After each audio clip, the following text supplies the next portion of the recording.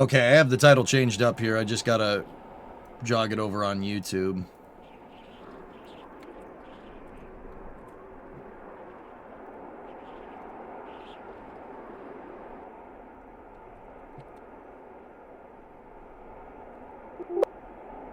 I love those Windows noises.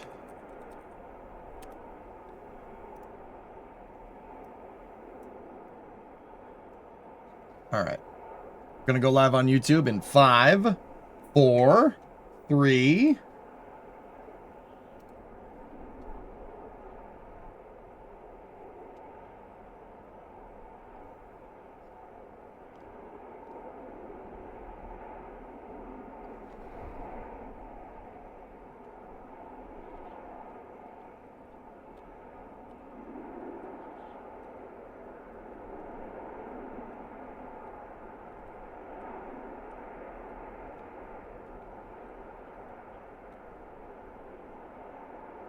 All right, what's going on, YouTube? We got EJ's Space and Tank Watching review. We're not reviewing anything, but we're gonna watch live. So my buddies over at NSF are also doing the coverage. You want to go check that out too. I'm just watching the back end channel here with no commentary.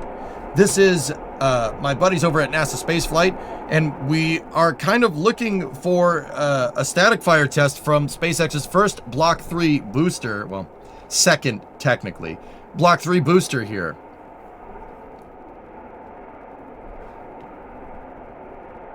Now, you see frost is already accumulated, indicating that they have started this thing. They have started fueling the vehicle with liquid oxygen and methane. Like I said, and we're hoping for a static fire today. We did see some igniter tests yesterday. If you go watch NASA Spaceflight, the tank watching stream from Sunday, which was March 15th. It is 2012, EJ. Hi, Mitch. Hello. So, yeah, actually, I'm gonna readjust. Frost mogged and chill maxing. Don't do that. Don't do that to me. Don't say that crap in here. Come on now.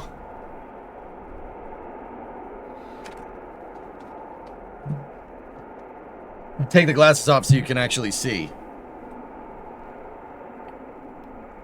Yeah, well, we'll see. We should be about... Ryan said about 20 minutes from now.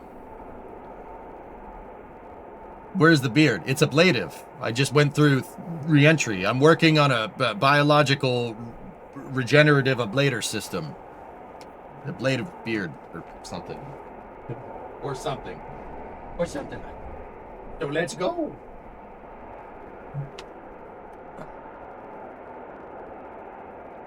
They will, Mitch. They will. Why are there visible gaps in the chines? Is that temporary, and will they be filled in? It's tape. It's tape on the seam, Dan. That tape is probably a placeholder, if I had to guess. But unlike the US Nova, my beard got scratched harder than the US. Unlike that, my beard will come back. Unlike Dad with coffee and smokes. He went to go get some milk.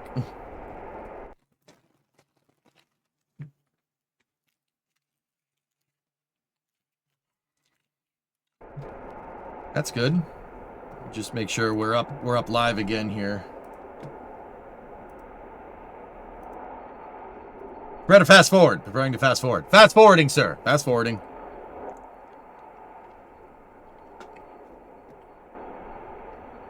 So yeah, you can, if you just sit there and kind of stare at it for a second, you can see that that frost level is going up. Actually,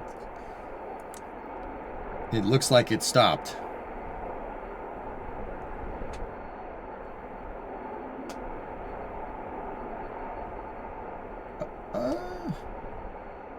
No, it's still going. Never mind. Have you stared at it? Marveled at its beauty, its genius. That's the Matrix, dude. Did you know that the first booster, Cerebral, was designed to be the perfect launch vehicle? It was a disaster. Stainless steel wouldn't accept the frost. Entire test articles were lost. No, it's going up. It definitely didn't stop. They're definitely fast filling. It made it to that seam right there.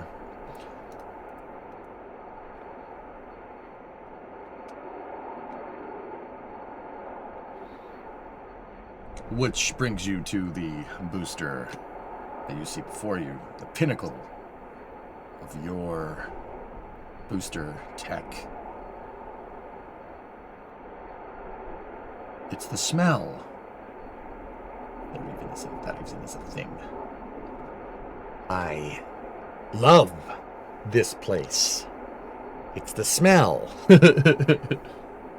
Yep. So they are loading liquid oxygen, and I'm gonna go ahead and assume, and you know, making assume makes you a jerk, chat. That's what it means. That's that saying, right? That they're filling up methane as well. Soon after we see the LOX tank get all the way to full, which would be up here somewhere, you'll start to see frost on the methane tank. They probably are priming them at the same time. They don't absolutely have to be at the same time, filling up liquid methane, so the fuel and the oxidizer. It doesn't have to be at the same time. They just need to be reasonably close to each other. Go at throttle up. Slackster, 61-month resub. Thank you. What does a rocket smell like, and can you lick it? I don't know. I've never been close to one fueling like that. Can you lick it? I wouldn't.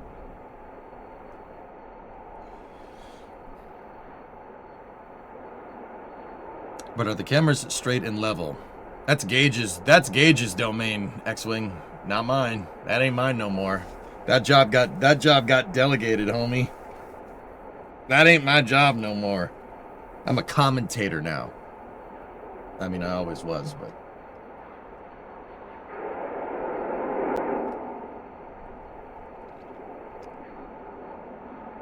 Blame Gage and Caesar. That's right.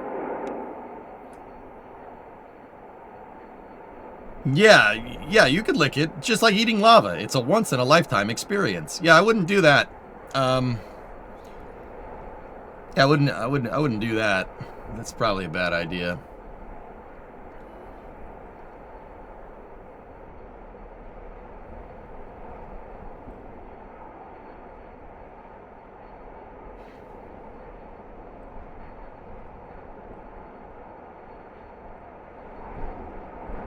I am reaching for a beard that is not there.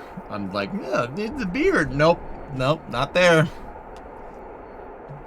It's snowing. No, I don't want snow, Midge. We don't want that. We had enough of that. We don't want that.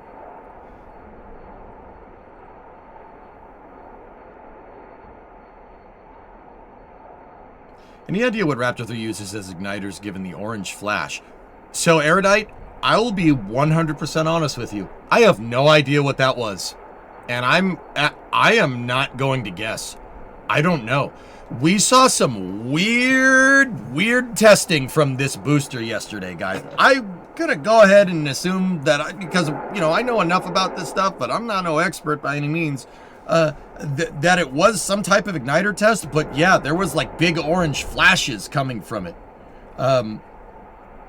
You know, NSF had kind of speculated, so Ryan over there kind of speculated that it was, you know, a different type of igniter, like they switched the igniter system on Raptor 3 from a torch igniter to something else. I don't know, dude. I'm going to have to wait and see. I'm not 100% sure what that was. Some black magic called an acoustic igniter. I keep hearing acoustic ignition in all of the usual insider circles.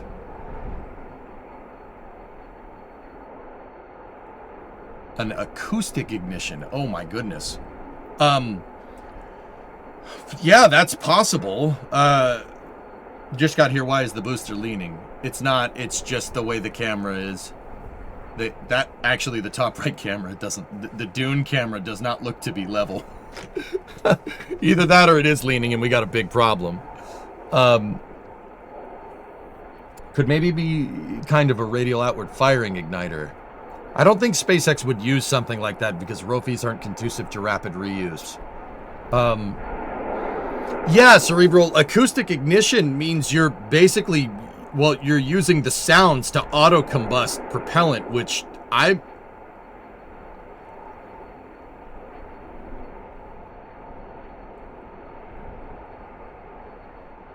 That is the way to,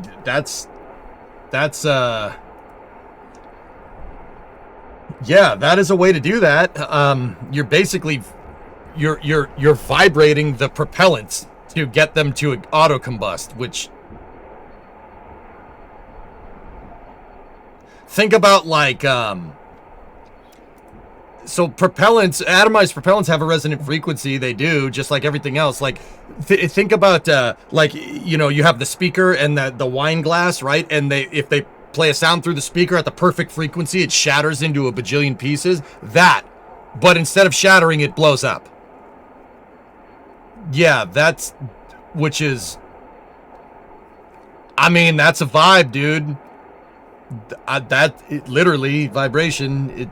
That is a way to do that. Sorry, it's not having a beard, you know, younger.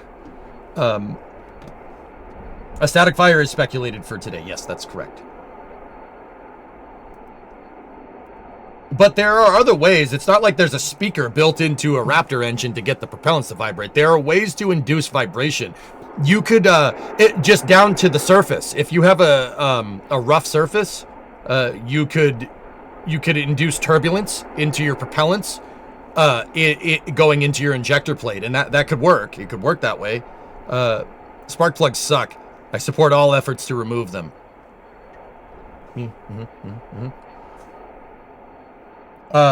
There's ways to induce turbulent vibrations into your atomized propellants. The reason why SpaceX, if they have gone with this, the reason why is because that's removing a part. If you can design the pipe that goes to the injector plate for a Raptor to just auto combust your propellants on the way in, yeah, that means you don't need a torch igniter.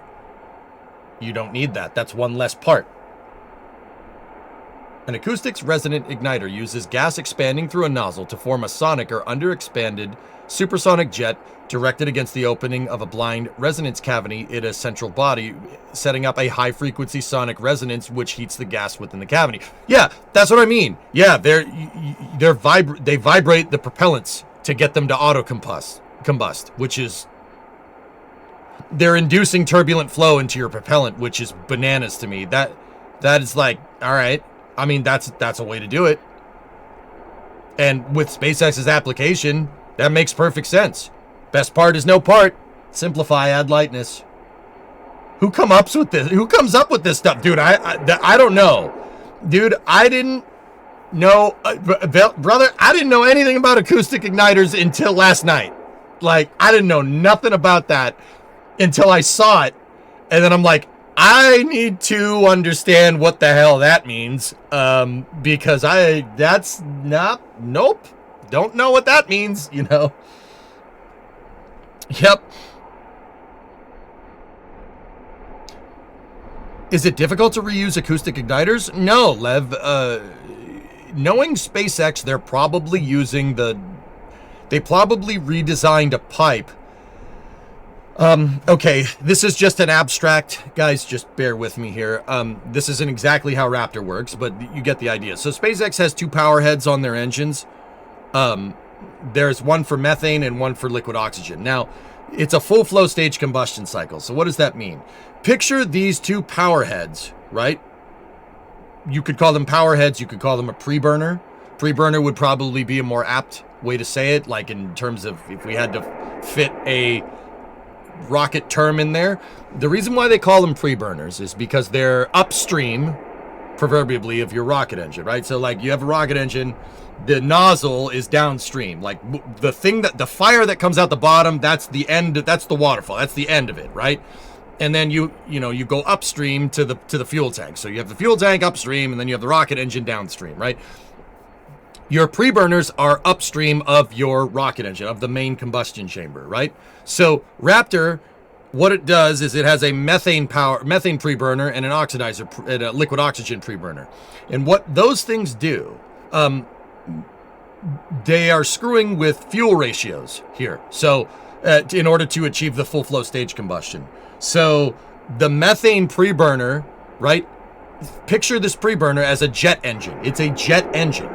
Okay, but it's a jet engine that its exhaust is extremely fuel rich. So the exhaust is extremely rich, meaning there's a little bit of liquid oxygen introduced, but a whole lot of methane introduced into the methane preburner. And what comes out of that is very, very, very fuel rich exhaust. It's not combusted. It's just that there's just a little bit, but it's not going to cause a huge explosion because all the methane combines with all the liquid oxygen in there. And there's way more methane than there is liquid oxygen. The ratios are all wrong. It's got to be at least like 1 to 3. Sausage fest. Cool. I am not a normie, so I wouldn't know nothing about that. Anyway, so you have an extremely fuel-rich jet engine here, and then you have an extremely oxidizer lean, right? Jet engine. The oxidizer preburner shoots out extremely gaseous oxygen, and the methane preburner shoots out extremely gaseous methane. And downstream of that, they meet in the main combustion chamber, and then they ignite from this acoustic igniter thingamajigger, and then they get ignited, they shoot out the rocket engine, shoots out the back, creates a huge jet, shoots out at really high speed, boom, Raptor engine. Boom out one side, not multiple sides. So the acoustic igniter in this analogy is between the two jet engines between the two jet engine exhausts, right?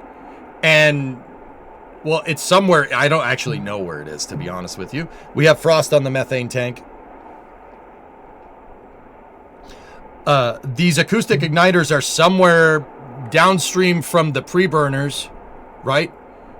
But upstream from your injector plate. They have to be. They're not in the, I mean, they could be in the main combustion chamber. Who knows? That it's possible. But this way, if you just incorporate your acoustic ignition system into your plumbing, into your pre-existing plumbing, it is a passive system. It'll just ignite because of vibrations, right? Comparatively to if they had a torch igniter or a spark igniter in there, which would be a part that makes a spark that blows up the atomized mixture in the combustion chamber. This acoustic ignition system that we theorize that SpaceX is using, right, is passive. It'll just do it. Right? Think like if you're into fluid mechanics at all, think a Tesla valve, same idea. It's a passive system. You don't need to touch it. There's no moving parts. It does what it needs to do. And that makes sense, guys. It makes sense for SpaceX because that's one less thing that you have to worry about on that Raptor engine. And let's be real, there's a lot of complicated things you need to worry about with a Raptor engine. Guys, I'm going to move over there so this jet so it doesn't look like smoke is blowing out my ears. I mean, wouldn't be that far off, but isn't the gas hot enough so it just ignites? So I would think they are in the preburners. It's possible, Milge.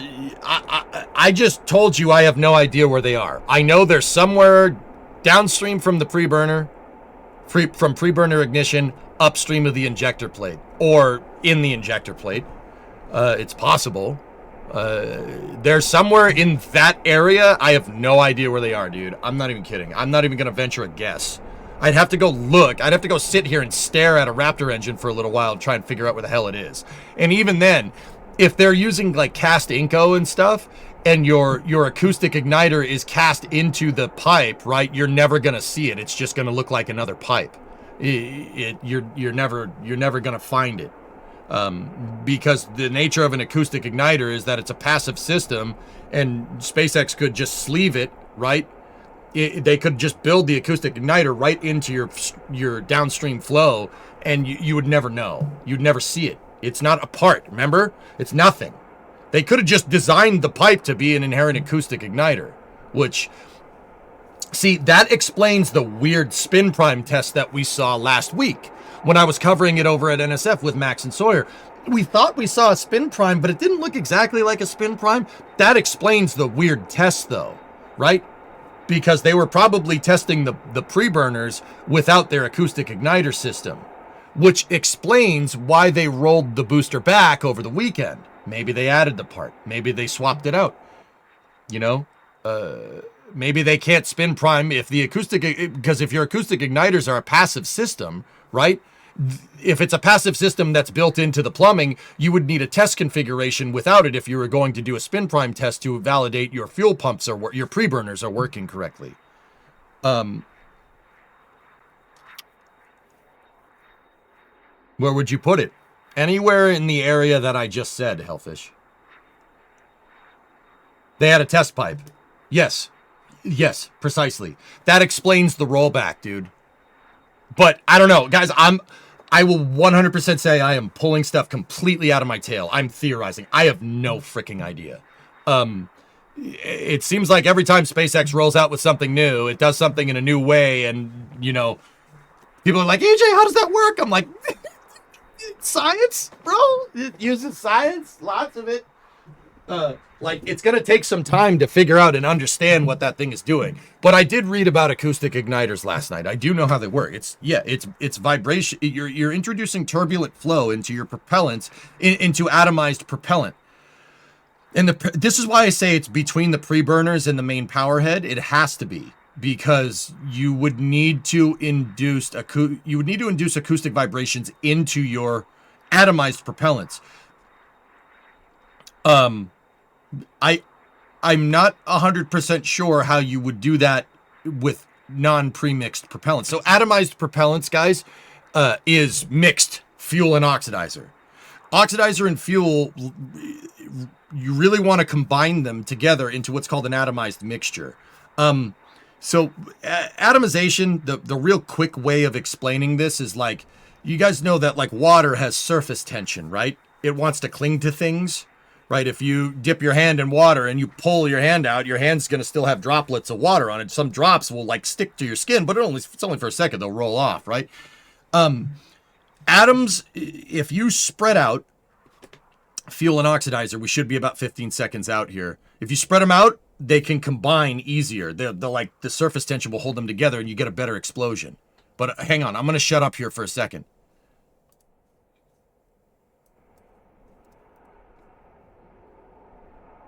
Let's see what happens. We're looking for the detonation suppression system to ignite in the top left corner. I don't know, Logan. We'll see. I'm going to guess 2 engines, but what do I know? All NSF's Starbase Live operator cameras are out now, all pointing at the flame trench here. I don't know, Dean. I'd have to read more, dude. I'll get you more on the subject as I read about them.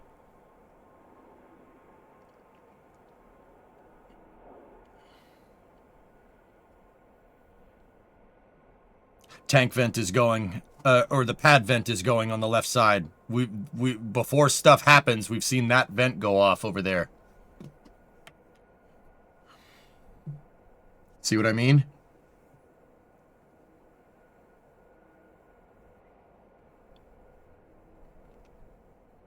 All right, we're waiting for the DSS and the water deluge system. You want to look right in this gap right here. If you start to see water flowing through there, keep your eyes peeled, because that means something's going to happen.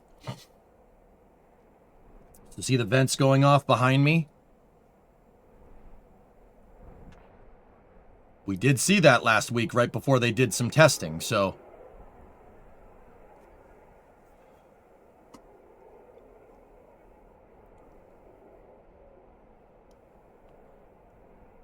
There we go. DSS is on.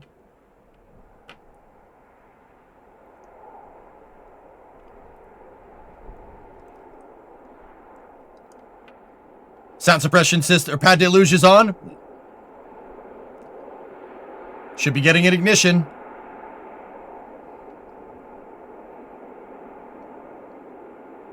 There it is. There's an ignition.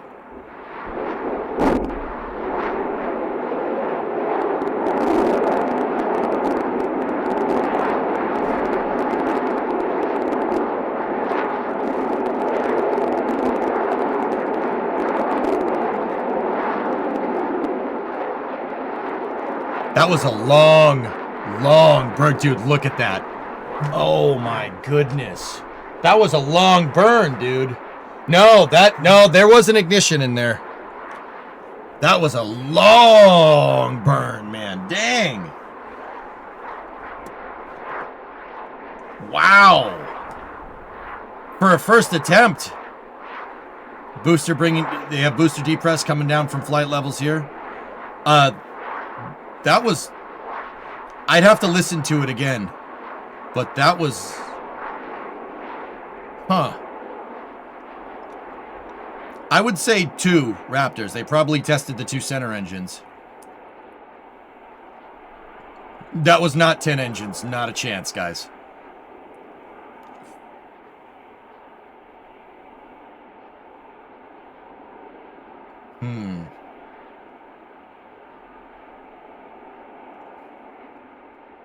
I'm going to have to back it up. Let me see. All right.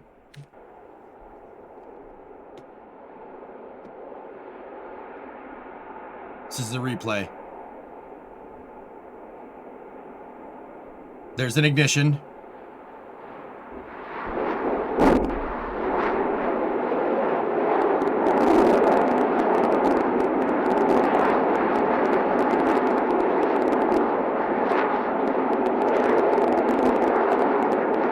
So guys, I originally thought that was a ignition. I think the booster depressed right at ignition.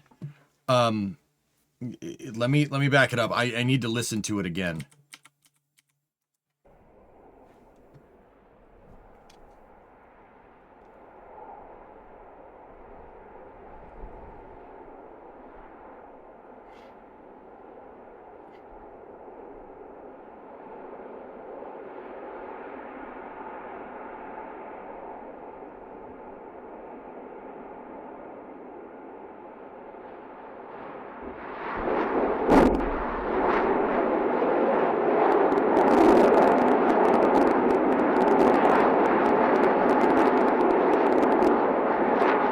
So this camera, the bottom right one is the one that tipped me off here. Watch that camera.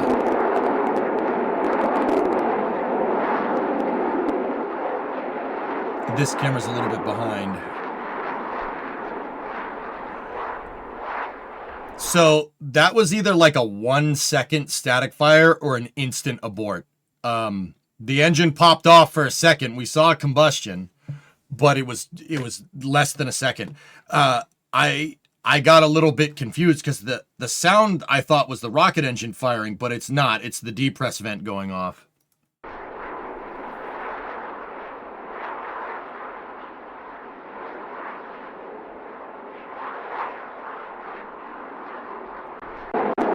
I mean, hearing that sound, this sound again during ignition, it sounds like something may have broken.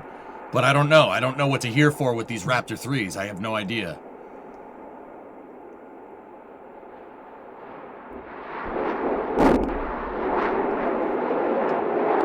Guys, the more I hear that doesn't sound good.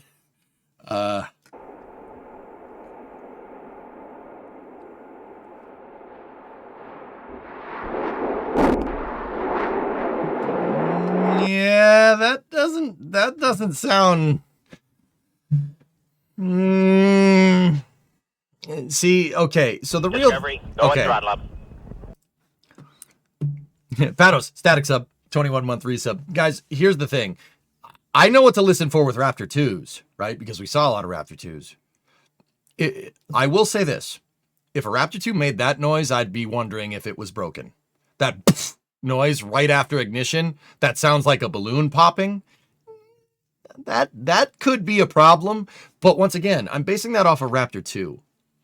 You know, we don't know for sure. Raptor 3 is a completely different engine. It's the same idea. You might as well call it a new thing, a new motor. So for all we know, that's what an abort sounds like for a Raptor 3.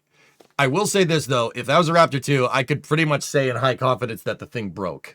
But I don't know what we're listening for with Raptor 3. We've never heard them until now.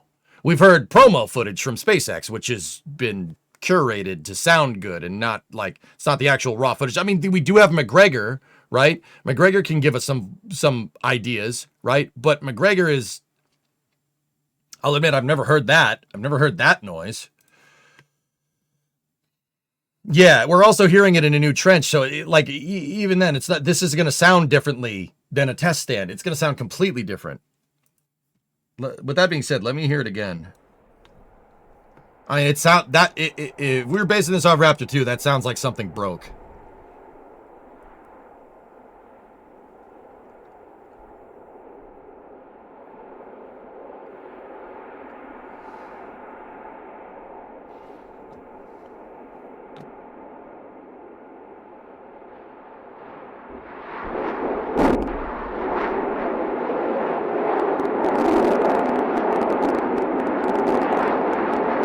See, the depress vent immediately goes. It immediately goes off there, dude. So watch down here. This is really easy to see. You'll see the gases start to accelerate, or the steam start to accelerate out the deflector, right? And when it gets out to here, and then it kind of stops. Watch that camera on the right.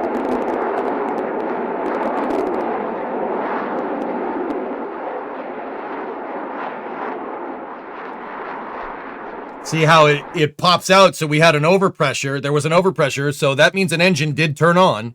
An engine absolutely turned on. For how long, though, and what happened after it turned on, that remains to be seen. Yeah,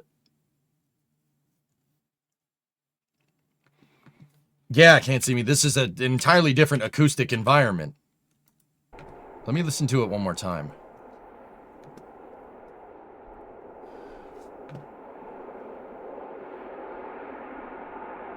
More steam on the right side. That just could be that the engines that they ignited were on this side, Erudite.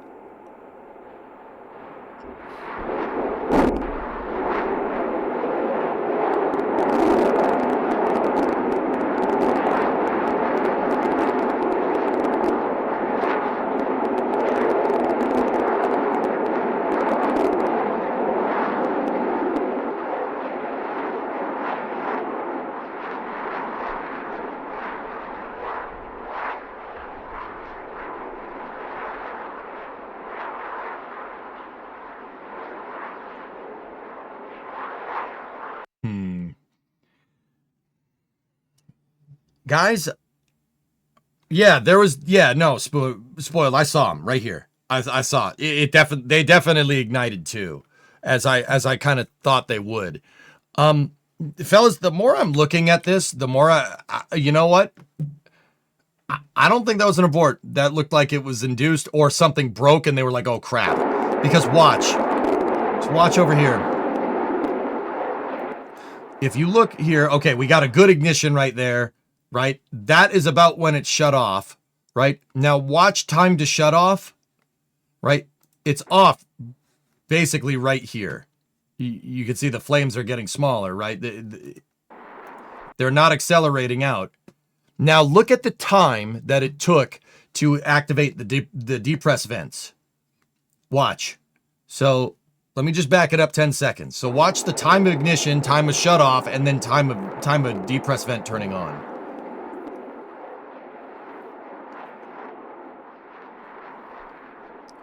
So engine is off. 1, 2, 3, 4, 5. The depress vent took 5 seconds to turn on. In the event of an abort, I don't think it would have taken that long.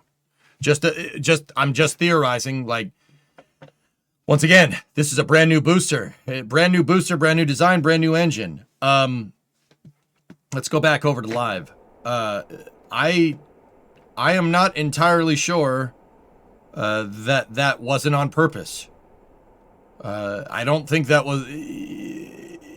Now, once again, here's the thing. This is so difficult right now because I'm basing what I know off of the Block 2 and the Block 1 starships. Block 1 starships we've seen abort, and when they abort, the depress vents turn on right away. Like, not 5 seconds after. They turn on right away. Like, it's instantaneous, right? That wasn't instantaneous. Those vents came on 5 seconds after post-ignition. Like 5 seconds exactly. That sounds sequenced to me. Meaning that's on purpose. Yeah, but I don't know. You don't depress the vent right away to prevent propellant bouncing and fluid hammering. Yeah, you say all that, but that's not what we saw with the earlier versions. Once again, it's hard to say. Spoiled. I'm saying that it's hard to say, and you're saying no, it's not. Which is funny to me because nobody knows anything about this unless you've been handed information that you shouldn't be privy to. Yeah, it's hard to say.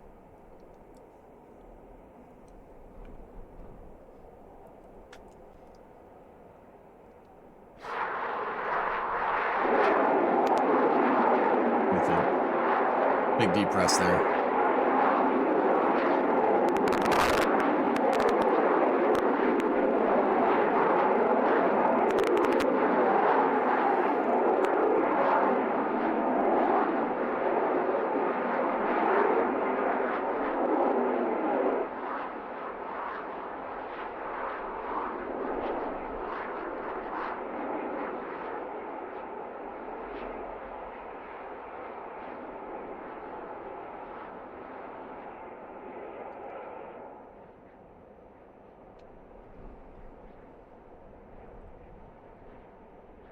It's hard to, dude. I don't know, man. I'm thinking about this. Like,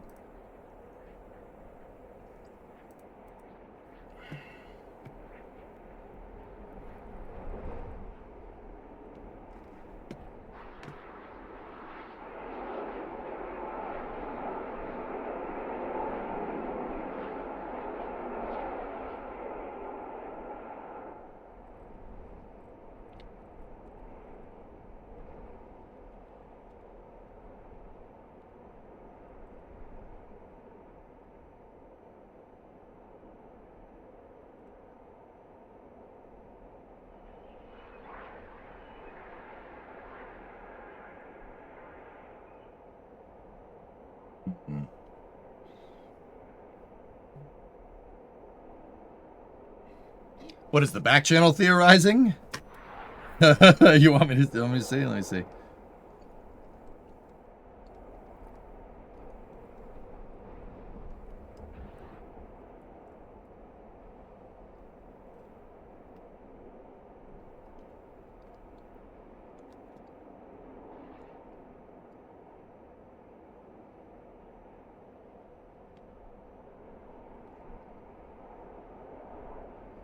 Well, Outdoorsman, that's what I'm saying. Like, if we're going, so what Spoil is saying over in the other chat is not too incredibly inaccurate, but that's only accurate if it was like, dude. Now I'm trying to rifle. So why I've been sitting here, kind of staring at the wall, is I'm trying to remember. I'm trying to rifle through my head all the different testing that we watched,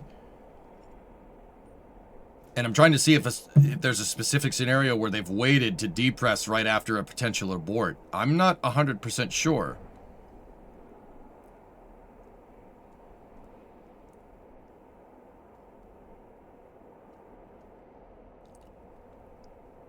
Crazy thought, but what if they were not trying to fire the engine, but a full throttle test that combusted in the trench? I mean, the trench that's full of water, MREX? It'd be difficult to find the ideal conditions for combustion in a stream full of water. But, once again, you don't know for sure. It's hard to say. Like, I'll be honest with you guys, like, I'm not sure. And I'm okay with saying, I usually am like, oh no, I'm pretty sure that's what this is. I don't know. I don't know for sure. There's really not enough conclusive tank watching data that we have on the Block 3 boosters. Like, you know, if I had the telemetry in front of me from SpaceX, I could probably point to you and tell you what happened, but I don't, right? Like, we haven't seen a lot of tank watching here with the new stuff. So you kind of have to relearn this. Like, all of my theories here are based off of what we have seen from the previous versions of Starship. And once again, this is a new pad, new booster, new Starship design, new engine design. Everything is different. This might as well be a new vehicle. Yeah, you're basically starting from scratch with timings and data and everything. Yeah, it didn't blow up. Yeah, that's good. But yeah, I'd be hard pressed to say if that was an abort or not. Yeah, it's also not detanking, They are... It's very much not detanking. They're just sitting there with the propellants right now. We saw it depress, but we didn't see a full depress either. So it's you know, it's... I'll be honest, I kind of have to wait and see what's going on here. Like, but I have the stones to say that I'm not 100% sure. It's hard, it's different, it's hard to say. Like, this is a totally new thing. Nothing is the same as before.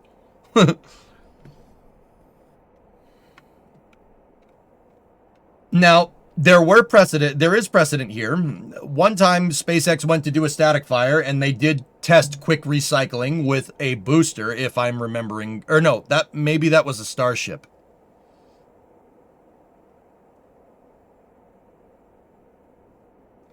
You missed the test. What happened? Oh, I will show you.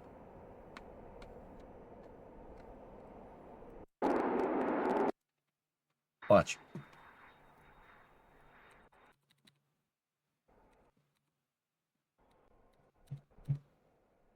So check it out. This is a replay. Watch. Watch particularly like right here.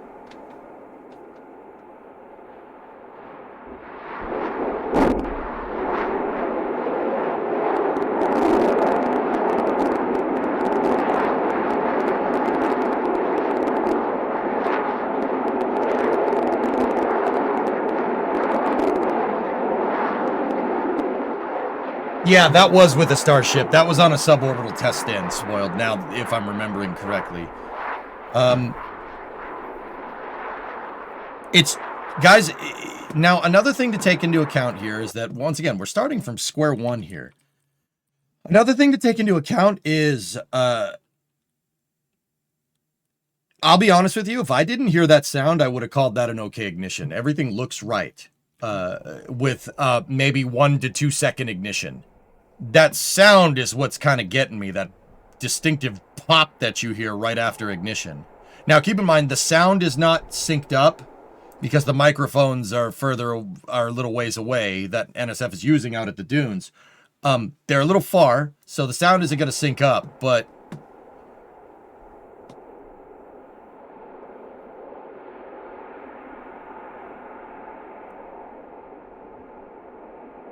that noise, that.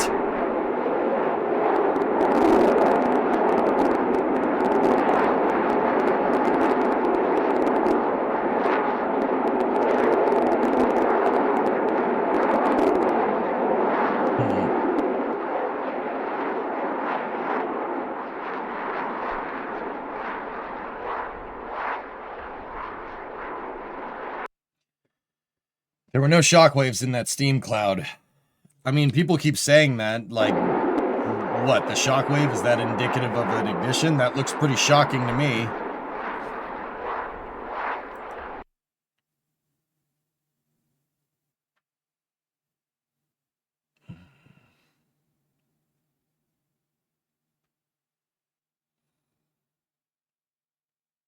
First time fire under the bucket, though, could be some acoustic resonance.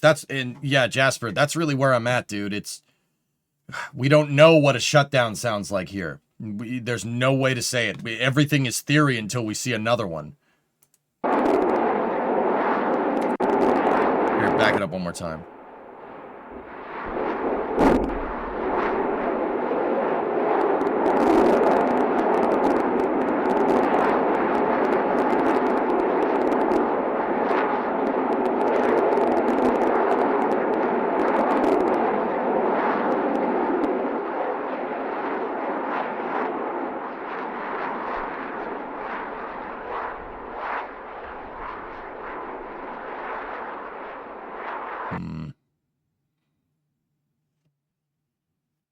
Yeah, smoke hooter. That's what we're trying to figure out. We don't know for sure.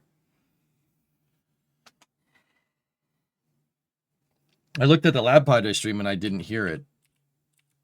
Yeah, NSF got it with a camera. But yeah, we don't know what that pop is.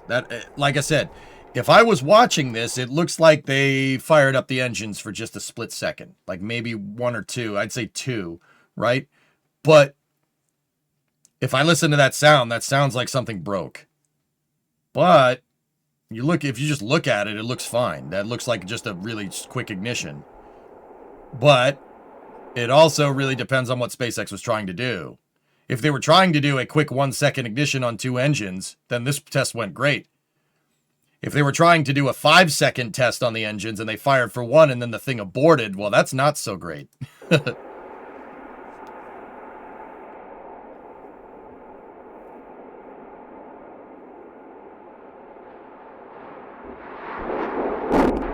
That's what I'm saying, Cyborg. You'd see a near instantaneous depress from flight pressure to try and get the vehicle to a stable state if it was a true abort. But then again, Starship is just so different. It's just so different to anything, right? It's hard to say.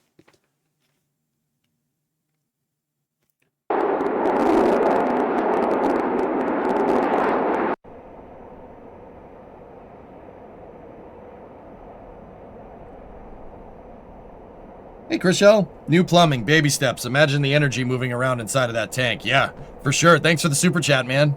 59 kroner. Thanks, man.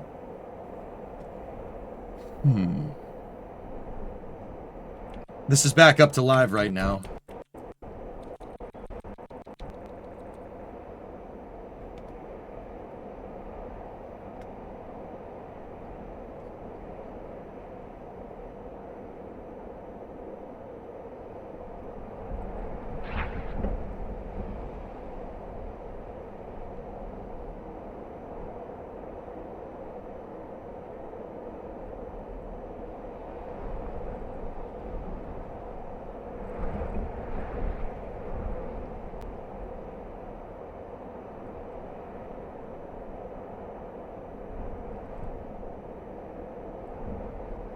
Is it possible it's an igniter test? Phil? Alright. Let me play this off of chat.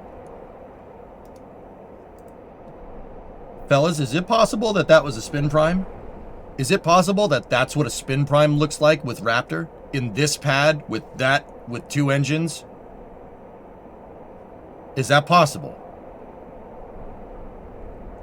Because, you know, if this was Starship Block 2, I would have said that's not a spin prime.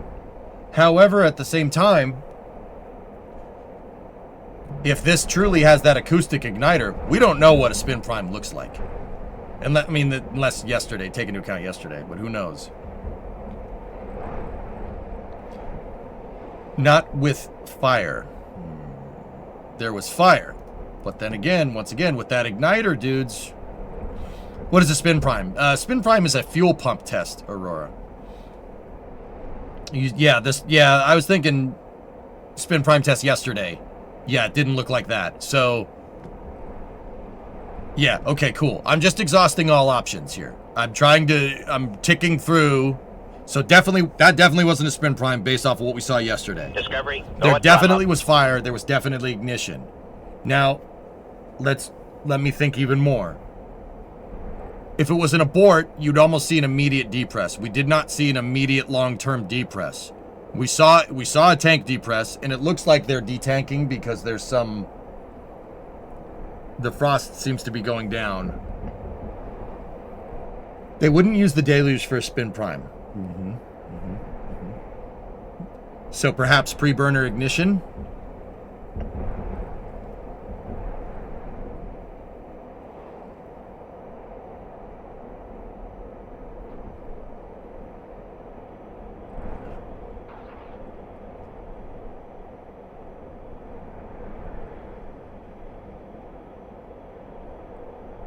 What are the NSF guys saying?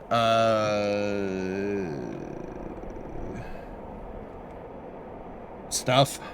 They're just talking about timing on the show, guys, on the live stream. It's not anything that concerns, like, you know, what we think this is.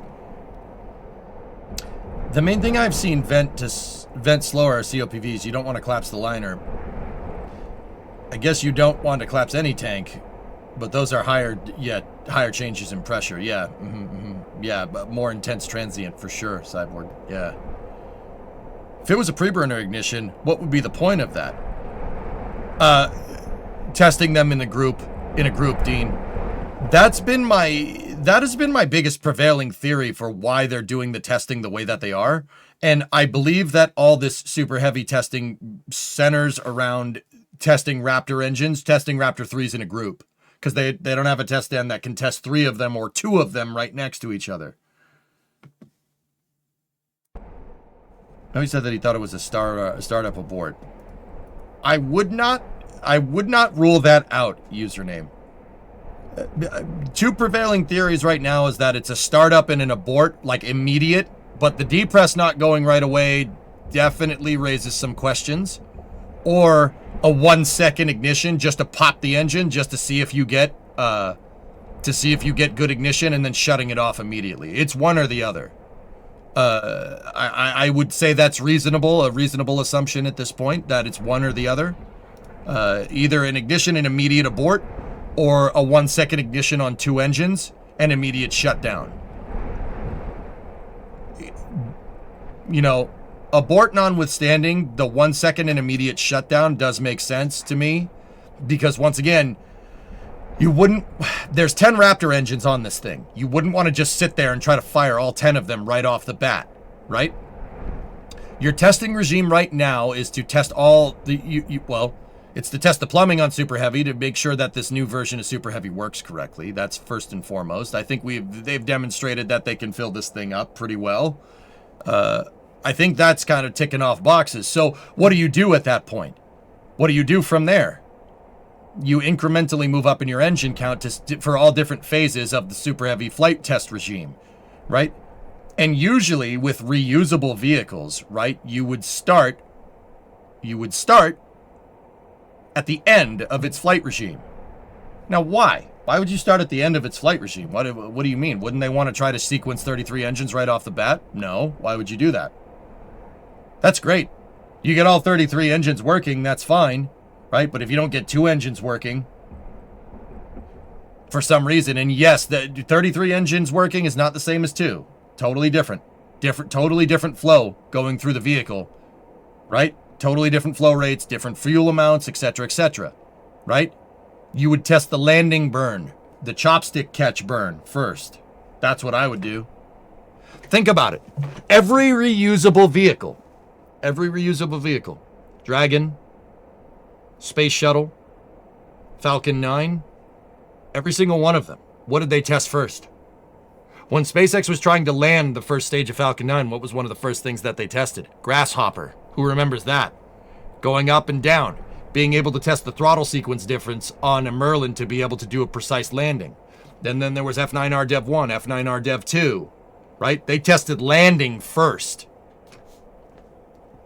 Now, they had the benefit of being able to test Falcon 9 on Ascent in expendable mode first, but my point is that once they decided to pursue reusability, right, they started with landing.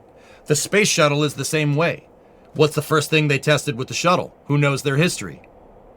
They tested landing first, because if it can't land, who cares? The rest of it is useless. If the shuttle couldn't touch down on a dry lake bed after being lopped off the back of a 747, who cares if it makes it into space? Because if it can't land, it's useless, right? Starhopper, great example with Starship program itself. There you guys go. First thing they tested was to be able to freaking land the thing. So if it was me, I would want to start with landing burns. 2 engines, 3 engines, then 5 engines, right? Test their engine out capability that they were talking about. Then go up to 13, then go up to 33.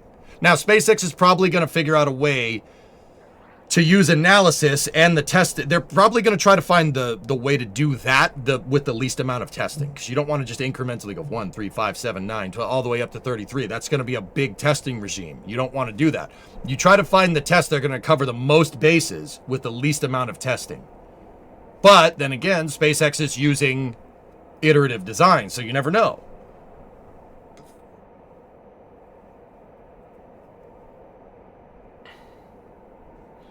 Right? But the first thing that I would test with this is to test the 2 engines turn on at the same time. Once again, landing regime. That's what you'd test first. If Super Heavy can't get caught by the chopsticks, who cares? It's useless. It's a really nice 220-story expendable booster. It's no better than an SLS core stage, right? If it can't do the chopstick land, who cares? Doesn't matter. That's what you'd test first, right? The other thing, too, you'd want to test two Raptors working together because SpaceX doesn't have a test stand that can simulate two rocket engines firing right next to each other. But the way SpaceX does things is that they don't build the test stand to simulate that. They just build the booster and then test it. Much easier. But this way does carry a little bit of a higher risk because now your pad is your proverbial test stand in this design. You don't see a booster, a super heavy test stand at Massey's, right? I mean, you do for cryo testing, but for static firing, it's only for the ships, right? So that's the test stand. The pad is the test stand, so you are carrying a little bit more risk. And if you're carrying a little bit more risk, i.e. not blowing up your entire launch complex, right? You would want to be a little bit more incremental with your testing. So it does make sense. Test the landing regime, test incrementally, because you don't want to risk the pad any more than you have to. 220 feet, 22 stories tall. Sorry, I forgot to zig when I should have zagged my math. So, once again, it's either an initial... It's an initial static fire test for like a second, or they tried to do something else and it aborted. It's one or the other. I really think like those are the two prevailing ones, and I don't know whether you're an optimist or a cynic. Really, is what that depends on. Your mission criteria or reaction to this is really dependent on how you look at the situation. If to me, guys, a 1 second 2-engine fire, that would be what I would test first if we were doing a static fire here. That's what I would test first.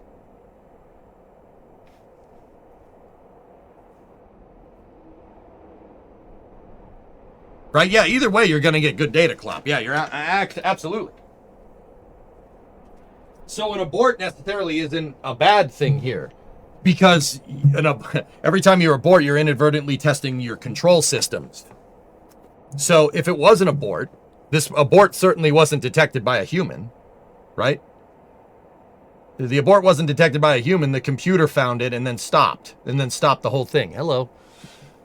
The computer found it and then stopped the whole thing. So it was this auto sequencer abort. Well, to use space shuttle terminology, that's not what their sequencer is not called an auto sequencer. That's shuttle terminology, but that would be the analog, right? Between the two things. The avionics caught whatever that abort was. A human is not gonna be able to see a split-second change in telemetry during ignition. The computer caught it. So that's a test of your control systems engineering to make sure that your abort criteria was the right abort criteria. Yep, something is okay. Now, another thing to take into account. That is tape on the booster flapping in the wind. Something came off. Or something's hanging. Now,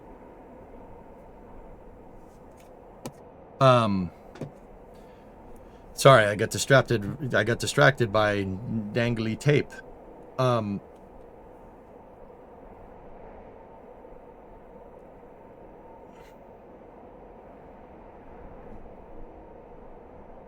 Yeah, Daytal, that's what I'm saying. Yeah, that sounds right. Dave was dangling before the static fire. Doesn't mean it's any less distracting. Jeez. Exactly, that's exactly what you would do. Yeah, Losky, yeah, exactly. That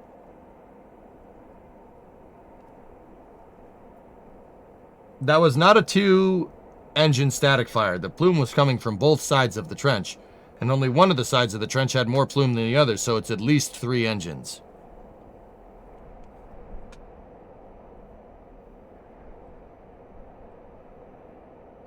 Lev, that sounds right in theory, but I'm going to disagree. Just because the engines are on one side of the diverter doesn't mean that you're not going to get overpressure on the other side. With that being said, with that all being said, yeah, you might be right. Look at the shuttles. When a space shuttle takes off, right? The 3 engines are on one side of the diverter and the SRBs are kind of on the other side. Even when the SRBs ignited, you still saw some overpressure coming out of the shuttle side of the diverter, right? So that's not entirely true. It's possible the jet from 2 Raptors did expand enough to be able to be ejected out of both sides of the trench. It's possible. once again, everything is a guess, dudes. Like, we don't know for sure. I mean, an educated guess would be, like I said, two things that we can really kind of hone in on. It was either they either went to test it and it aborted, or they did a quick incremental 2 or 3 engine test just for a second, just to see if it would work.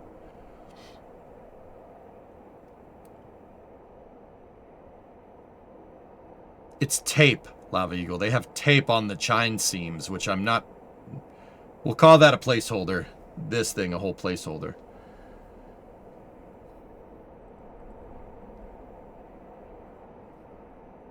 Yeah, the finalized design will probably not have tape.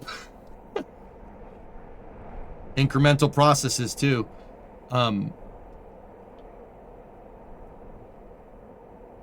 So yeah, that's what I was saying. Even an abort, guys, is still going to test your control systems.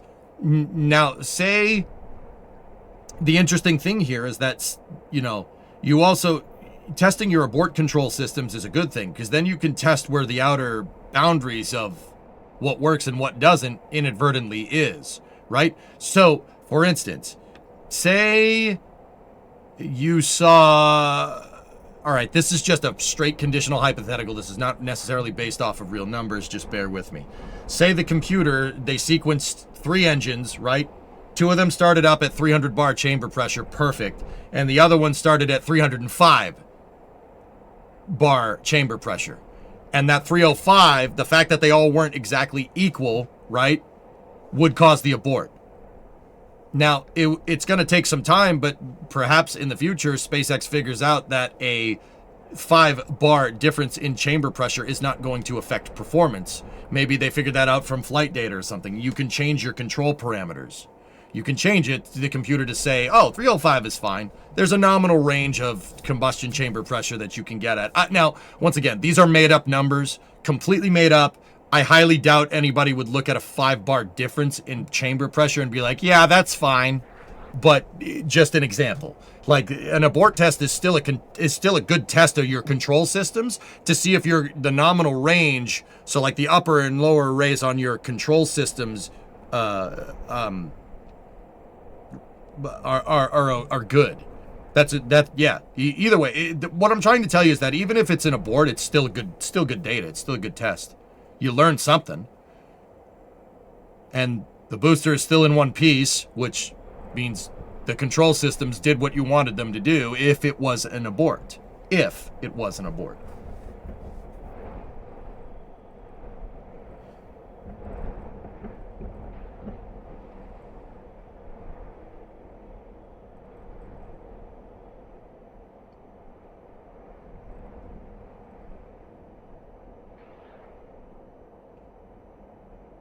Dollar Tree Kid Boga. I was wearing these before Kid Boga, man. Everybody says that. Started streaming with these on in 2012, Rob. I was wearing aviators on stream before. It was cool.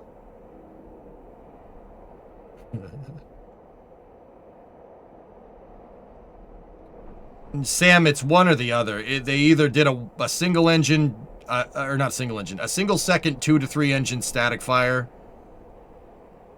or they tried to sequence an ignition and it aborted immediately. It's one or the other. You're still doing it before it's cool. Thank you.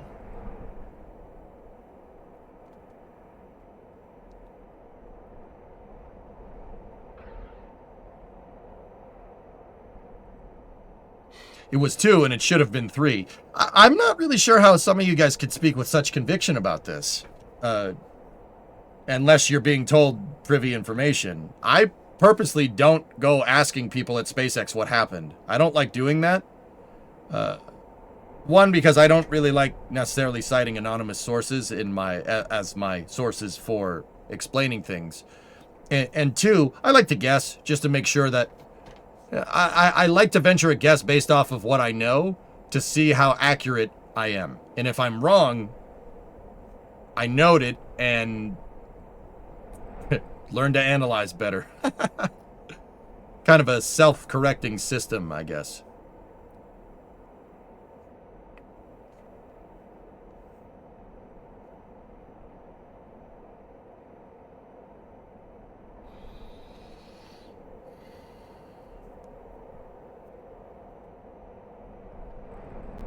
Yeah, Foz, I don't want to do that. I'll call Elon personally and have him. Yeah, all right. Sources say that EJ doesn't like to say sources say. You're not getting that from a secondary source or even an anonymous secondary source. It's a primary source because it's me, Entropy. I don't like doing that. There's your primary source. So it's not sources. It's a primary source from EJ himself saying he doesn't like to do that. Learn how to sauce things correctly, man. Jeez. And then make me a roux while you're at it. And maybe some spaghetti bolognese. I'm hungry. No? All right, cool. I'll make it myself. You saucing right now? Oh yeah, Grav? Did you learn it from the internet or?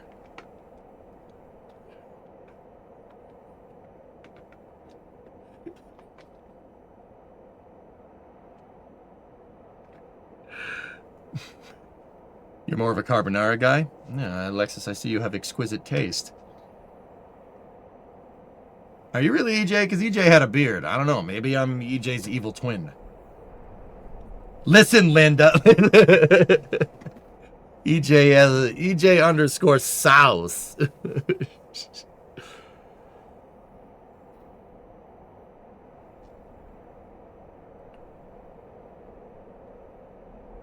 Evil twins have goatees.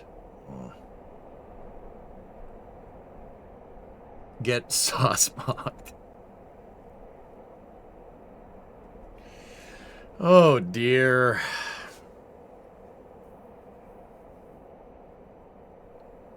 EJ sauce a saucer sauce.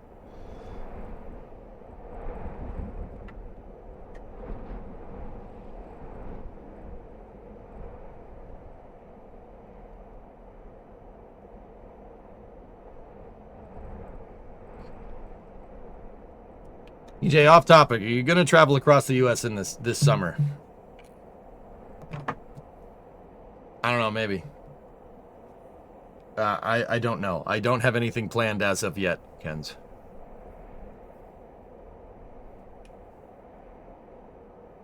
Are there vents on the chines? Yes. The anti-EJ. He thinks that canceling the shuttle program was a good idea to make way for better things, such as continuous construction. Oh, God. That timeline, that EJ from that timeline sucks, gamer. Yeah, that guy would be poo-poo. A drone is out? I don't see anything. Drone in the bottom left camera. Oh, yeah, I see it. I don't know if that's a light from Starbase. From the tower. Oh, no, there it is. Yep. Right there. It's in the flame trench. Huh.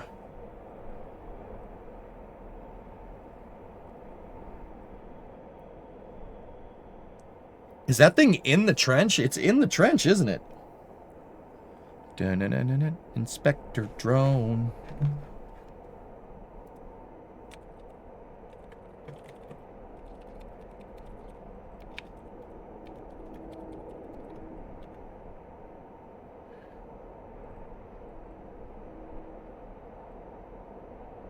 C-mod that they haven't detanked. It took a second during the other tests, Dean, to detank. I'm going to wait probably another 15 minutes. We'll see what happens. Chicken or lasagna? Chicken.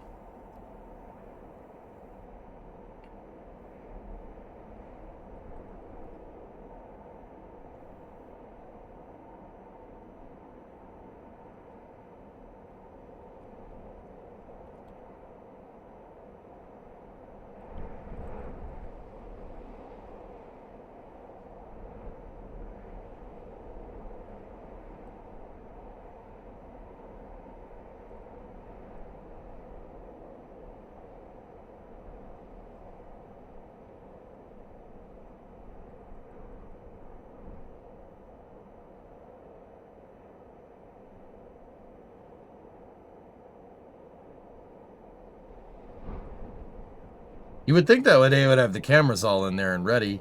Yeah. Oh, there he is. There's the drone. I mean, Wisp, yeah, the engineering camera, sure, but you got to think that the drone is something that you can fly in there and you can get an angle on anything. All the cameras that are in there are most likely not pivotable. Either that or they're using a wide angle on purpose. But yeah, the drone can get you an angle on anything. My guess is that they use the drone when they can't. They use the drone in a place where they can't necessarily put an engineering camera, you know? Or they just got an angle on one or the other. Now, it's very interesting to me, once again, that they'd be inspecting those engines, Wisp. But then again, I don't think that lends any credence to either theory here about it being a static fire or an abort. Because if it was a successful test the first time, you'd probably want to go get eyes on those things from, like, the bottom, like looking up at them for sure, right? But they'd do the same thing if it was an abort to go and look at the motors. So, yeah, hard to say.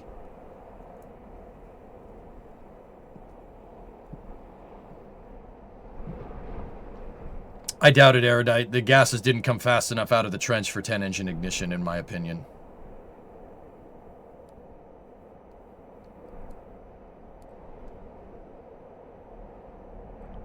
Yeah. Los Cavanos, yeah, that's going to be pretty cool.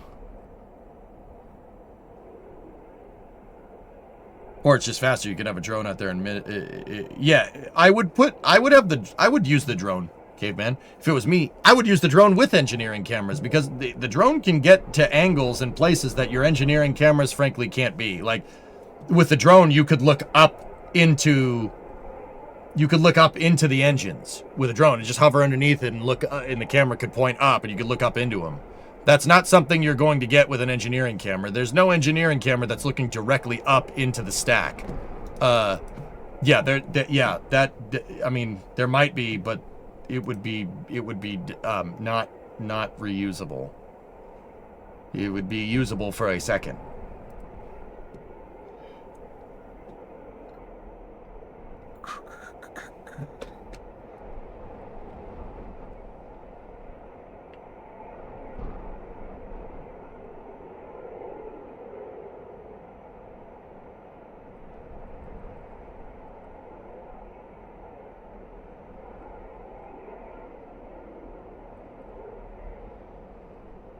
So once again, guys, we did see something happen here. It looked like it was either a static fire in an abort or a single engine ignition. I'll just go back and we'll check a replay here. So take a look. This was about 45 minutes ago. Watch. And once again, these views are brought from our buddies over at NSF. Go over there and support them, please. Supporting them allows me to keep watch their footage here on my stream. Like, please do that.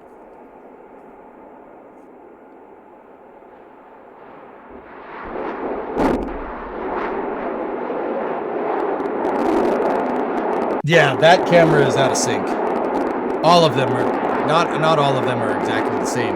It's because of the latency of the connections from all the cameras in different spots. Some cameras are hooked up on a hardline connection, some aren't.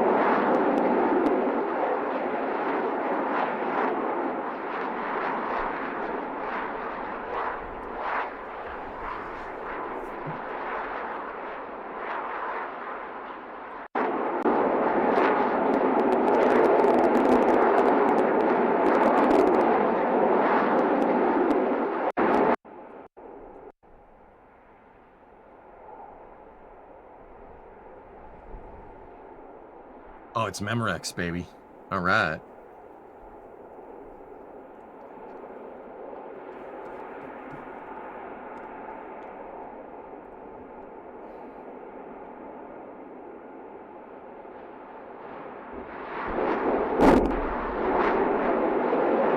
It's the pad deluge system turning on, MREX.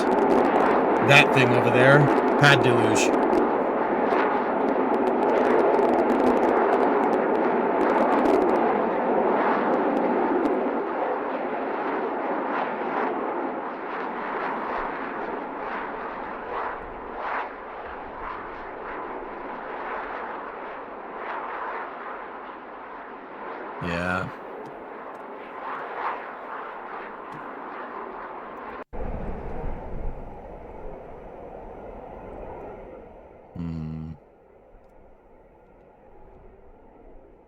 It looks like they're detanking, guys, from what I can tell here.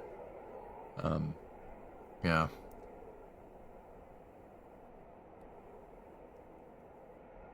NSF is reporting that the detanking would be over half done. That's why I said I wanted to wait 30 minutes, or another little bit of time, Mayor. Like, it is going down, but it looks like it's not going down at the rate that it was going down when I was doing the tank watching over on NSF side last week.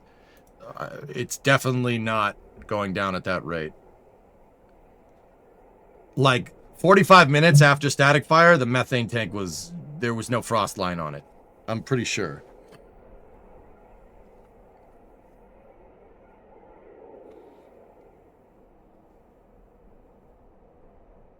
Yeah, Sam, but we don't know with Raptor 3. That's always been my thing, dude. Like, with Raptor 3, you don't know. You don't know what a shutdown sounds like. We haven't heard it. I mean, we've heard McGregor live, right? But this is a totally different pad, totally different acoustic environment with a detonation suppression and a pad deluge.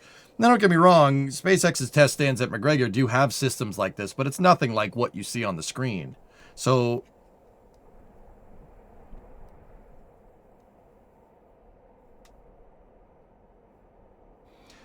sorry if I missed it, but why did they seemingly fill the bottom tank for a short static fire? Ballast, Grizz. Ballast. Having a full liquid oxygen tank and a slightly full methane tank increases the mass of the booster for where if you're doing not 33 engine ignition here, you don't have to worry about the booster ripping itself off the stand and actually going.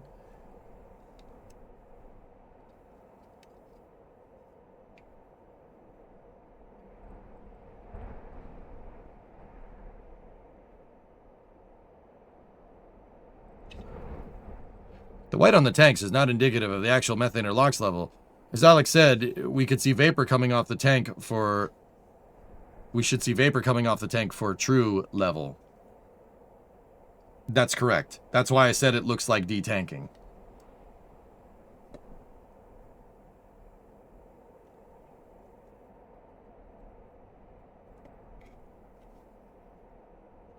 But the frost is not going down nearly as fast, which is very interesting.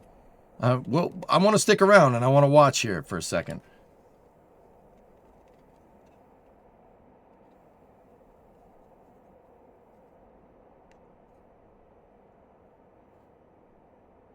Why do we need rockets?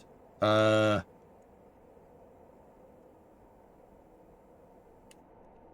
a vital piece of logistical transport for our civilization, similar to a train or an airplane or an automobile or a bicycle. I don't know. Rockets help move weather satellites. Those are good. I like knowing before a storm is going to absolutely obliterate my, house or something.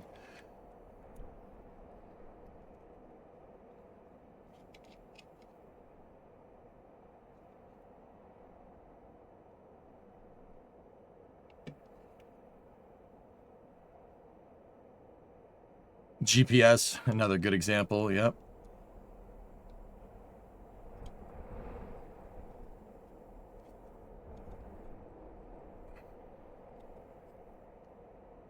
They're pretty important, dude. It's a vital piece of logistics transport that is, frankly, underutilized, in my opinion.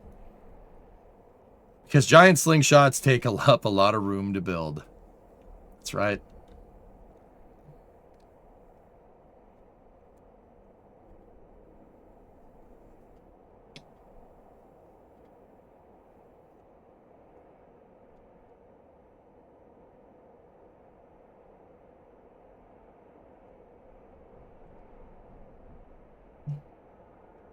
I just want to stick around here and we'll see what happens.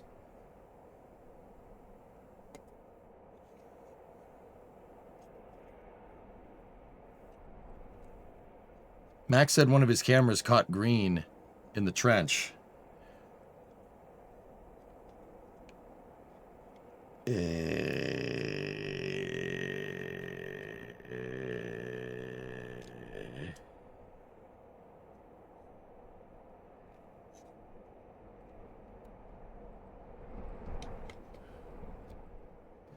Well,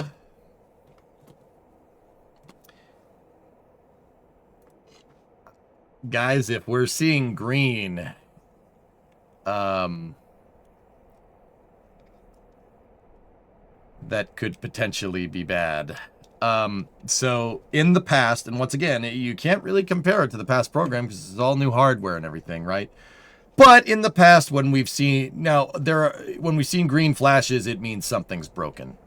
The green flashes from Starship are most. Keep in mind, this is based off of what we've seen in the past.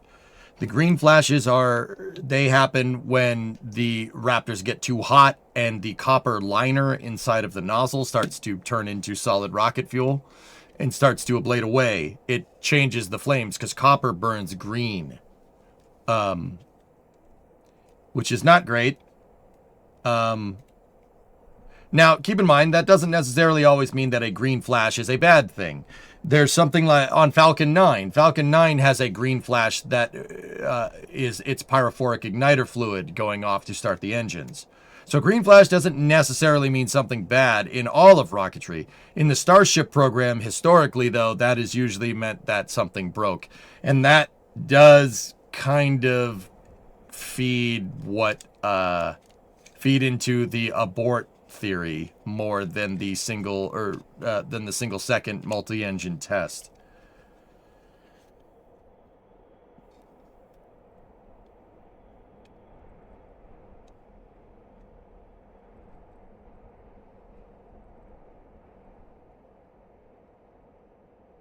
But I don't know. I haven't seen it myself. I'd want to see it myself before we get any further.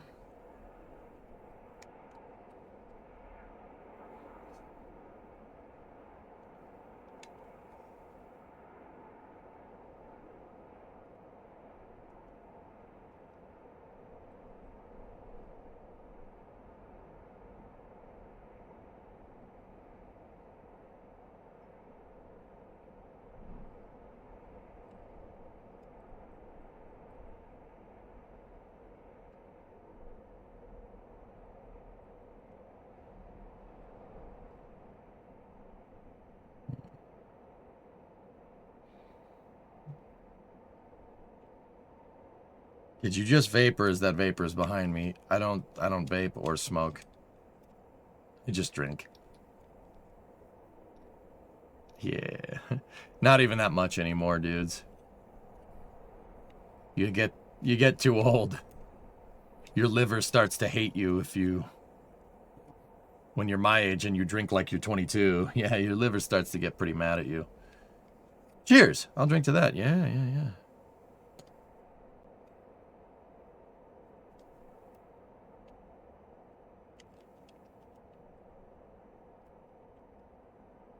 Yeah, gamer, for sure. With that being said, I'll probably grab a pint of Guinness for tomorrow.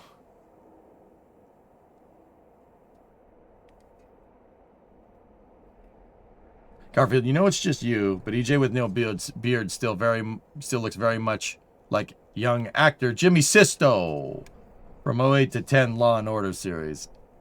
I didn't watch Law and Order, so I wouldn't be able to tell you, but all right, cool. What's tomorrow? St. Patrick's Day. I'm in New England and it's St. Patrick's Day. It's basically a law. You have to have a Guinness. Like it's basically a law. You started drinking Foster's because of the Bathurst 12-hour. All right. Hey, boo. So stream plan post take watching. Here's the plan. I don't have one.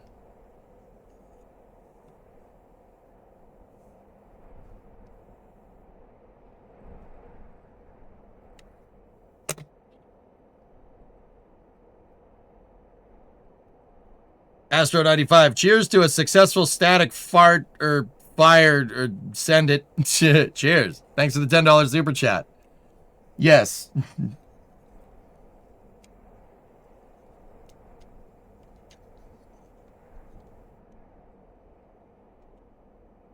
Yeah, boo, that I'm not on camera leveling duty. I haven't been on camera leveling duty in a long time, so yeah.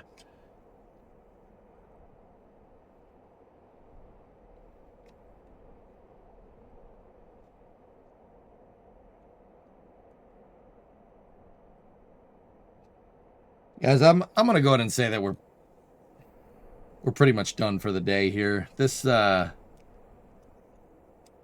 I think we're done.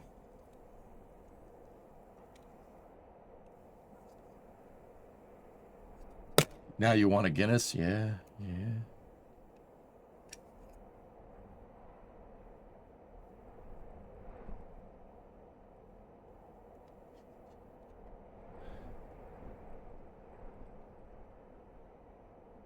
Medium rare done? Yeah. Something like that. Tank watching, Cientic. Yeah.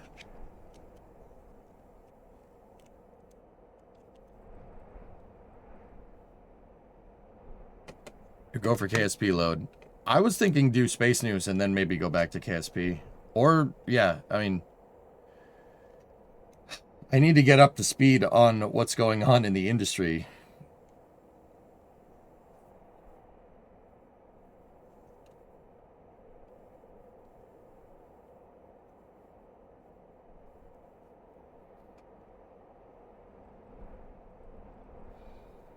But it's only 340, so 240 local at Brownsville. So we'll wait another 15, see what happens, but I'm pretty sure we're done here. It's all right, mate. We're done here. No, we're not done. This is number 50. You got a problem, take it up with Kalitri.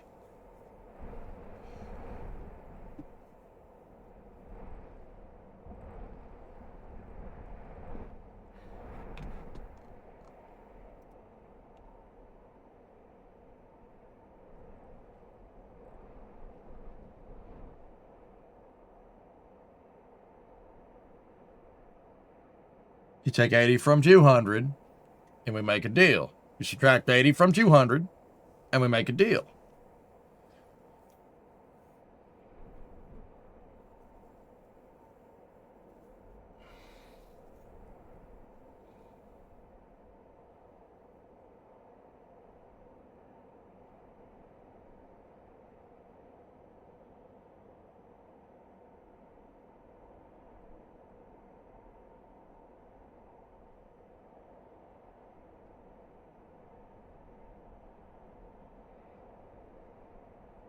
Kill him. Shred the cat.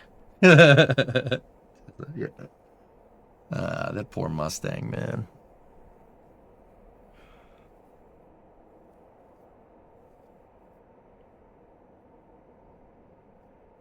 Eleanor's Memphis's unicorn. What's a unicorn? You know, fabled creature, impossible to capture. It's the one car you try to boost, something always goes wrong. You ever see the original? Yes. The remake's okay. The remake's pretty good. It's not the original, but it's still good. It's a good movie. Are you all right? You sure? Because you just went through a wall. By the time you get out, man, everyone's going to be, we ain't going to have cars. Everybody's going to be driving around in spaceships. That's going to suck.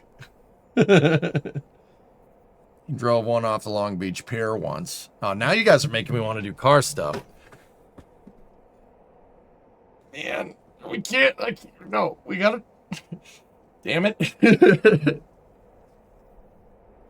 Flip one on the freeway. He drove one off the Long Beach Pier once. You did this. I didn't do this. You did this.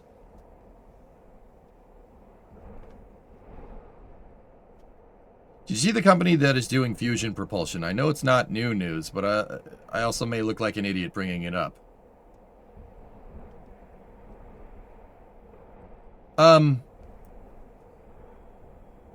Yeah, boo, I don't know. We'll see. We'll see where that goes. We'll see where it gets us.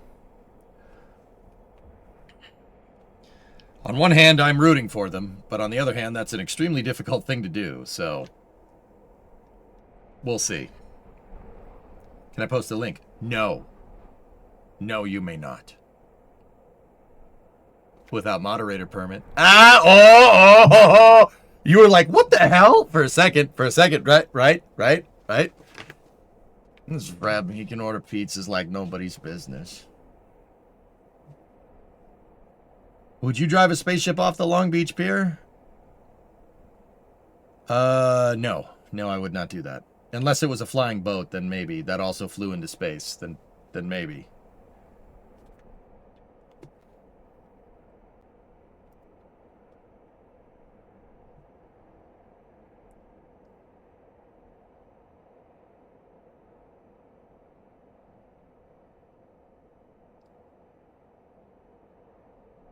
The Sunbird Fusion rocket from Pulsar Fusion. Yeah, that's...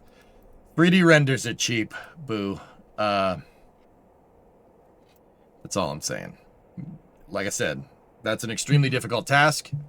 I'm not saying it's not solvable. We'll see. What are we watching? Well, we're watching NSF stream, but that's not important right now. No, Booster 19 did do some testing, Chief, but we're not exactly sure what happened. It did something, and that something sounded like something, but it also sounded like something broke. But we'll see. I'm gonna go back over here. Here. So this is a replay.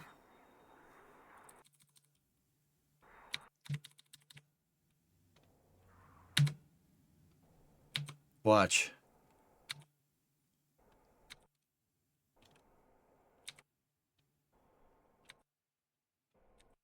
I'm getting to it.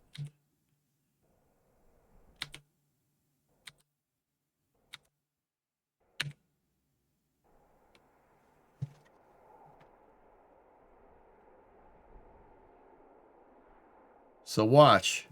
Particularly listen to the sound here.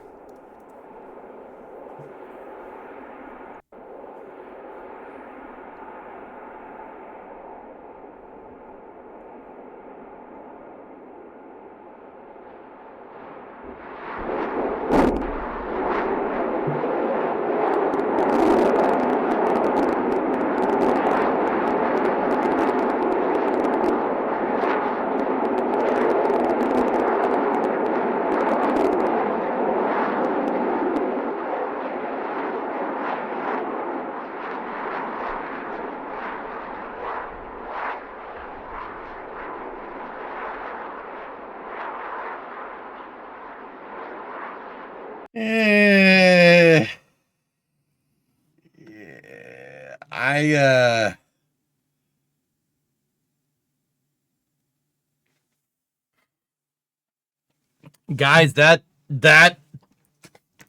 so on the English, the main conclusions here is that there really isn't one. It's one of two things just happened there. They went to fire it and something broke and they aborted immediately. Or they went to fire it and did a couple engines, maybe 2 to 3 engines, like a single second static fire just to make sure that everything works and then shut everything off. It's one or the other. That sounds like something broke, but we don't know what Raptor 3 sounds like on a super heavy booster operating with another Raptor next to it inside of that flame trench with the pad deluge system on. If that was Raptor 2, if a Raptor 2 made a noise like that, I would have told you it exploded because it probably would have exploded.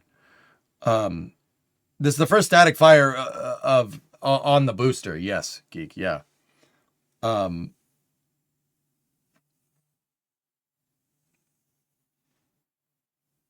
Check the SpaceX Raptor 3 video, the 6-minute one, and then compare the startup and start. The sound on those are super curated. It's not just raw sound later like it is on the live stream, so it's hard to compare. I mean, the things we know. The booster didn't blow up.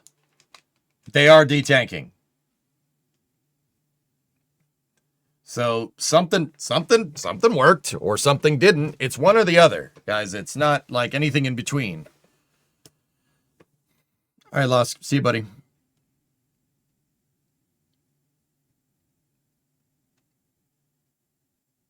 Yeah, that thump definitely doesn't sound ideal.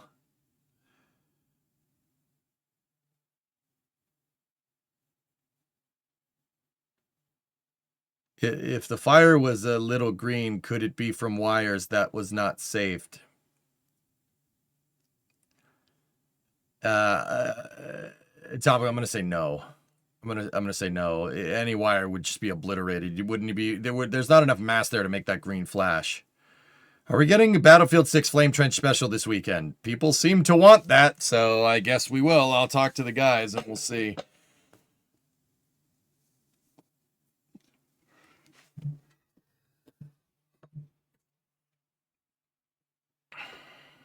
Love the gameplay. Yeah. Okay. Oh. Big D tank. All right. We're done here. See? We're done. We're done here, mate. Help? Help? Help? Yeah, beach is open. That's it. So that's gonna do it for the tank watching for the day. Yeah, that was good. Good stuff. So,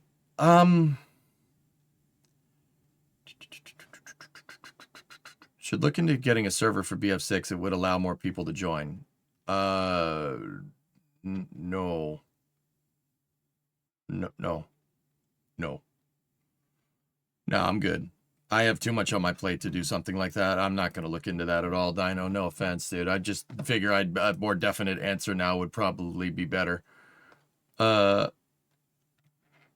You enjoy the tank watching? Yeah, man.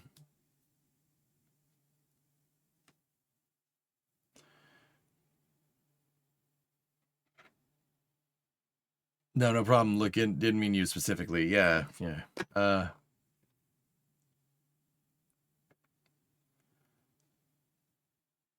You enjoy EJ watching the tank. You enjoy watching EJ watch the tank. Yeah, it's a good time. I don't know. We should do Space News, but we should also do KSP. I think it'd be better to get back into a habit of doing Space News on time. The problem is that Space News, I really try to start Space News around 5 Eastern, and it's 4 Eastern right now.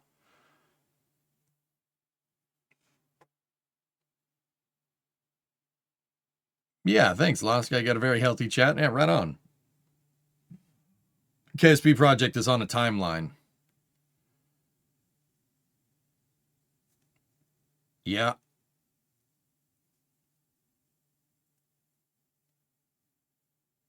Yeah, I think I'm going to opt for a longer Space News today. So let me take a quick break. I got to poop.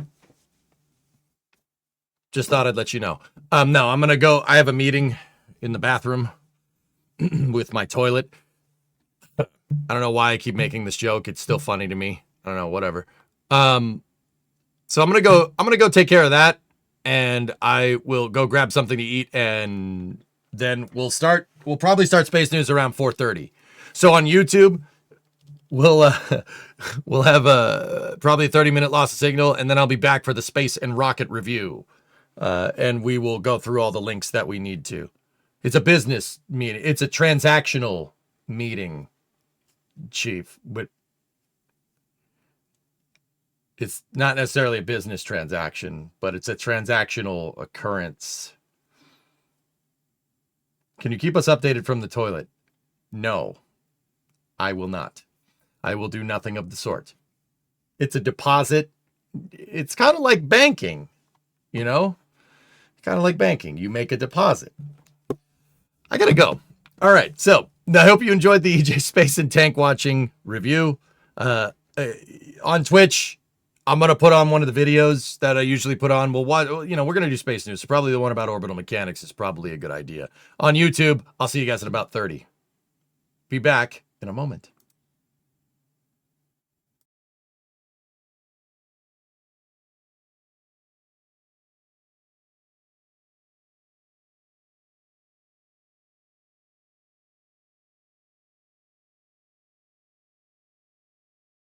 And we're clear. All right. Clear off of YouTube. All right. EJ is now going to be detanking. Let me put on a video for you guys, and I'll be back in a moment.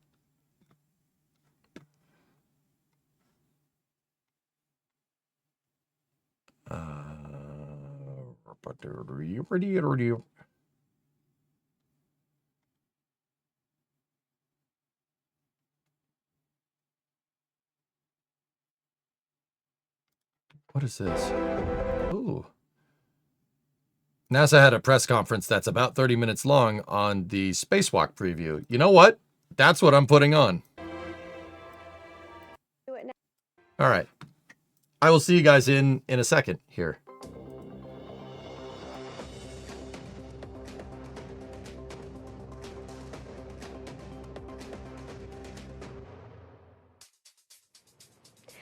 Good afternoon and welcome to NASA's Johnson Space Center in Houston, Texas. I'm Sandra Jones and we are here today to discuss an upcoming series of spacewalks outside the International Space Station focused on solar array upgrades.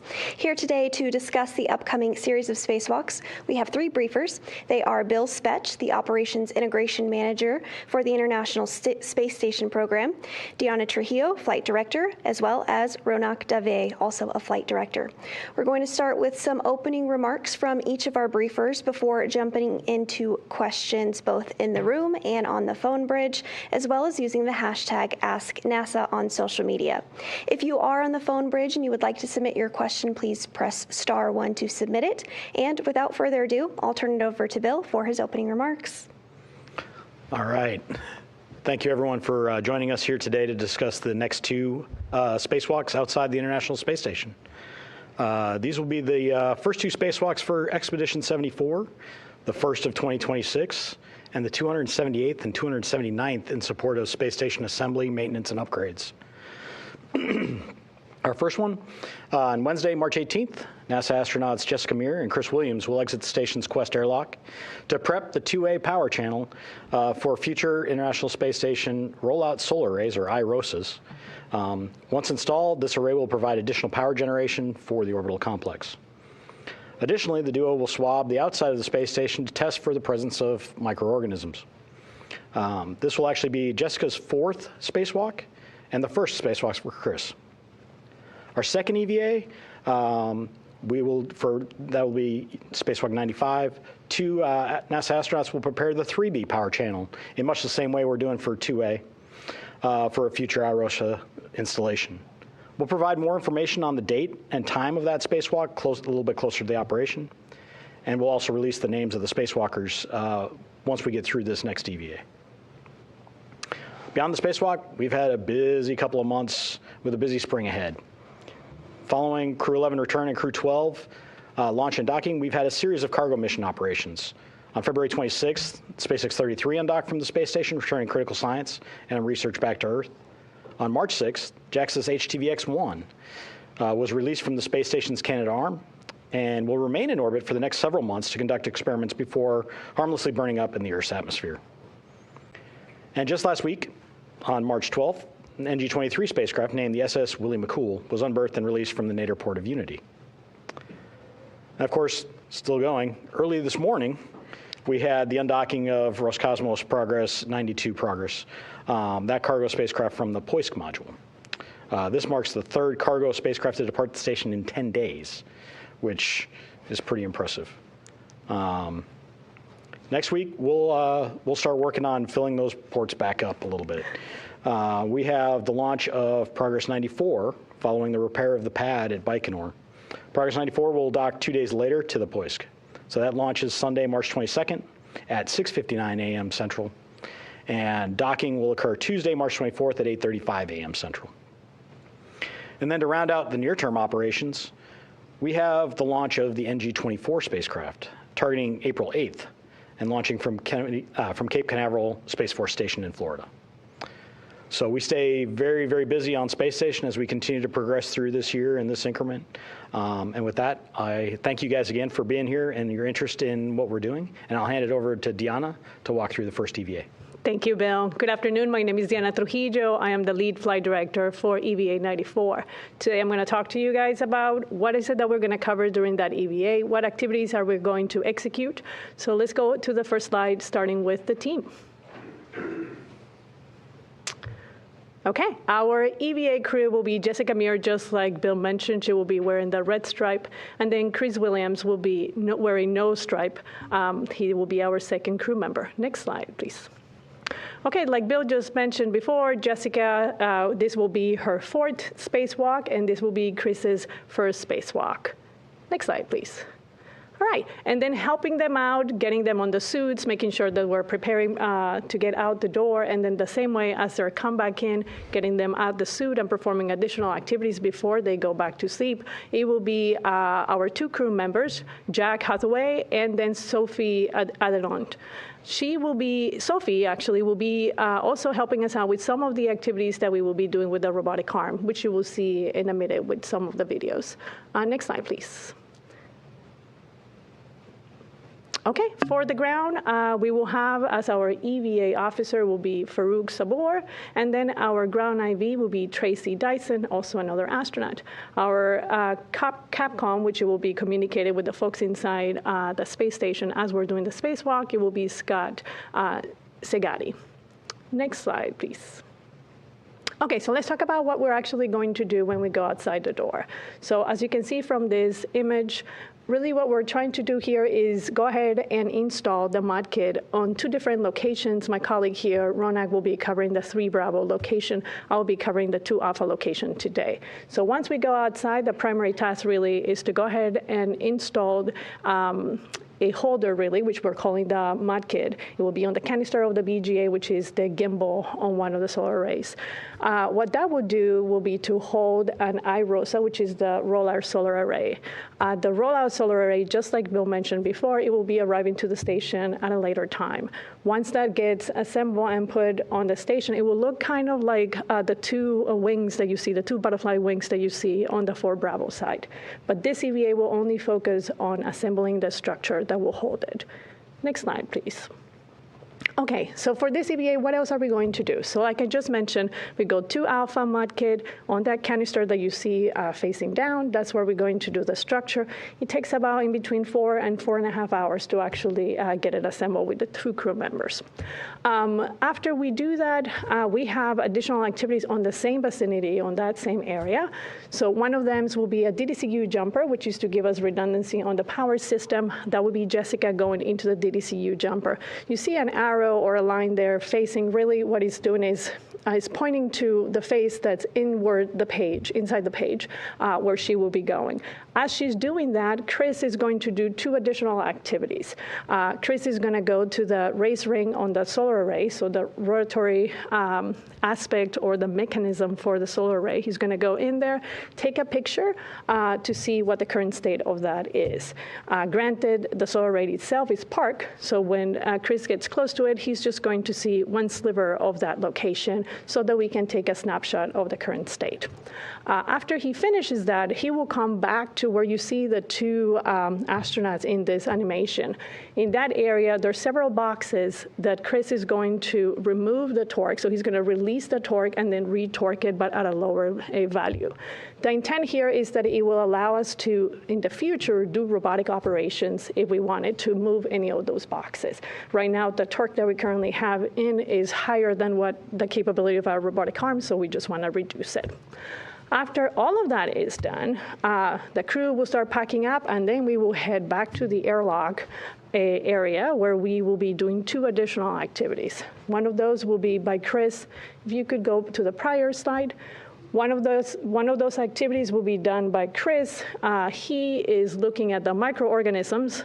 Thank you. So Chris will be doing the microorganisms, and Jessica, on the way back to the airlock, will stop and take care of a cover to one of the cameras that is on the robotic arm.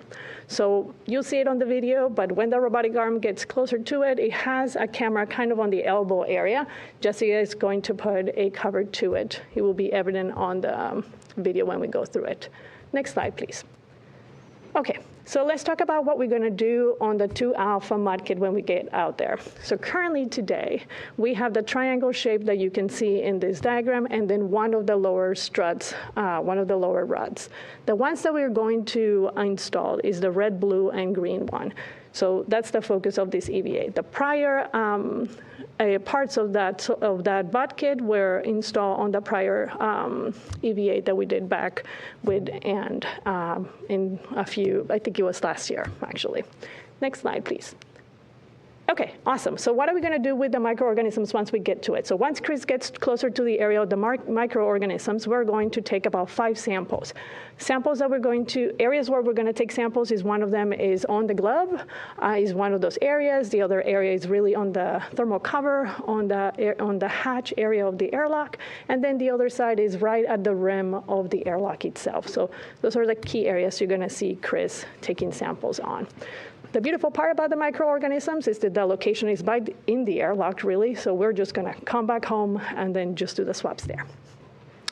Let's see. So with that is all the slides that I have for you today. Let's go ahead and cue up the video so I can walk folks through it. Okay, awesome. So like I was mentioning before, once the hatch open, we're going to have Jessica coming out. First, she gets the strut bag, which is an 8-foot long bag, and then she gets the cable bag. Then Chris comes out. After they're both outside, Jessica will be the first one that will start translation to the P4 area where the mud kit is located. So you'll see it here in the animation. She starts moving through the truss all the way. There goes Jessica all the way down to the mud kit. At the same time, Chris is going to do a quick stop, get a Wifix, which is an equipment that will give him more distance once he gets into the foot restraint, so he can reach to the mud kit itself. And so here goes Chris. Okay, great. Once they get there, they're going to cinch down the bags, and then they begin the installation. So they start with the mid strut, and then Jessica gets the other side, the left mid strut and the lower strut, hands it to Chris, who's already on the foot restraint. Then Jessica goes around, and Chris will then be turned so that he can be facing on the other side of the canister, where he will start now working with Jessica to put the mid struts themselves.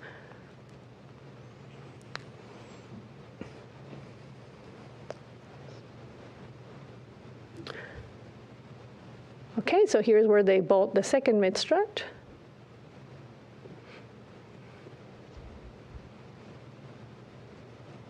Okay, and after that, the whole assembly of the mud kit is now completed with the cables that will be required for later on. And as I was mentioning, after that's completed, Jessica is going to go down on one side of the area where they were, put the DDCU jumpers, while Chris is moving now to the race ring, as I mentioned before, to take a snapshot of the current state. So here he goes. He takes a few pictures for us to understand the state. And then he comes back. Once he comes back to the same location where we had cinched down the 2 bags, he will begin now the torque reset, like I mentioned before. So open the cable bag, get the tool that he needs, and then he begins the torque resets for several of the boxes that you see here. And once that is completed, Chris is coming back to the airlock. Like I had mentioned before, here's where he starts doing the microorganisms. So you can see that he has the canisters on his side. He brings in the tool, he does the swabbing, and then he puts it back into the tool. At the moment he puts it on the tool, he locks in the sample, and so he goes for the next sample. There is 5 samples that we're going to do for a total of, there's 7 samples that we're going to go do. The minimum number for our activity this go around is 5 samples. So in this specific view, you'll see him going back inside the airlock to do 2 of the swaps that he has on his SCU.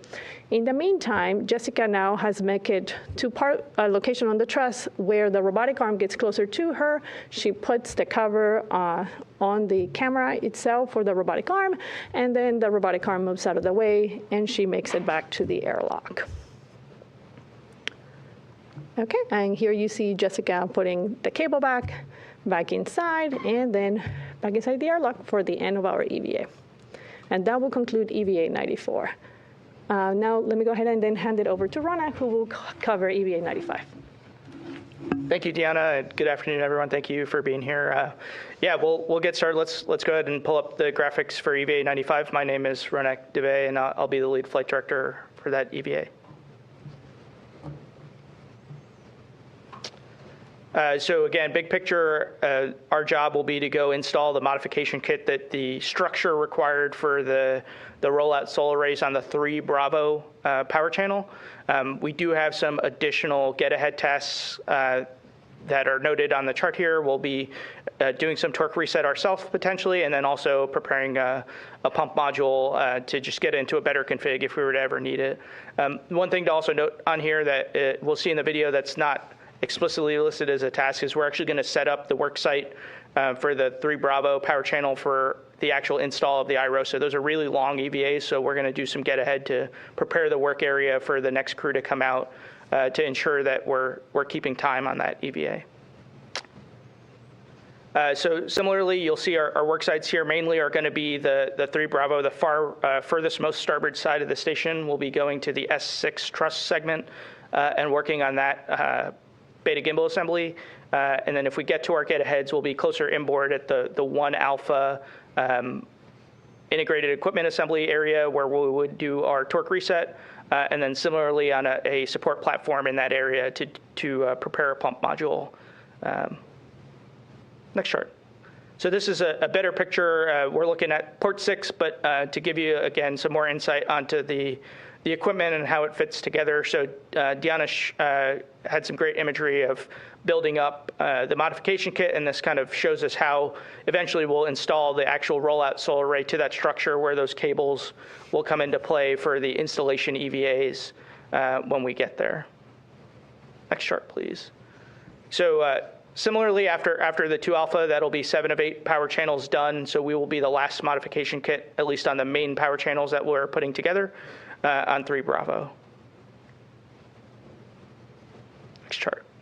Okay, those were all the graphics we had, so we'll go ahead and go to the video and kind of do a narration of our spacewalk, and I apologize for saying a lot of the things Deanna said again, but some of the choreography is very similar.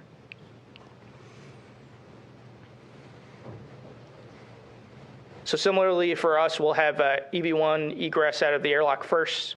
They'll get handed out the strut bag, which is a fairly substantial bag. It's about 8 feet long, along with the cable bag. Once EV2 egresses, they'll be handed the cable bag. And then EV1 will start heading out towards the starboard 6 location. This is pretty far, so they actually end up setting up safety tethers for both crew members and what we call slingshot to get both the crew members as far outboard as we do.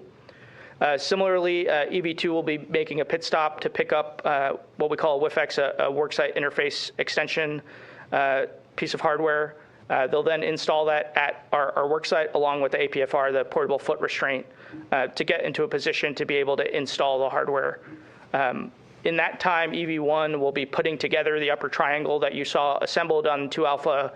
We will be actually building out at the worksite. So EV1 will go ahead and assemble that full upper triangle at that integrated equipment assembly.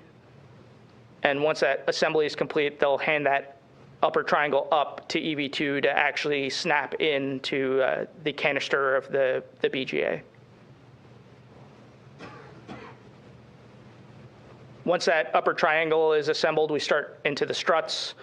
So we'll first fasten down that upper triangle, and then we'll, similarly to 2 Alpha, start building out the right strut and the left strut. So that'll first get handed up to the APFR, the foot restraint crew member, while the bottom spherical bolts are driven by EV1.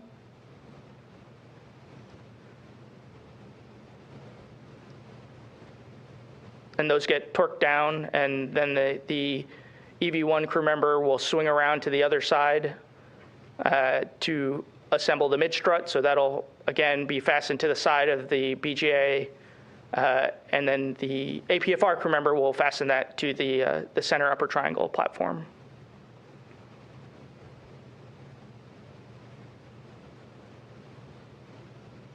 Once those are complete, the free-floating EV1 crew member will go grab the second, in this case the left strut, again fly over to the other side of the BGA, and we'll get those installed in a very similar fashion to the right strut.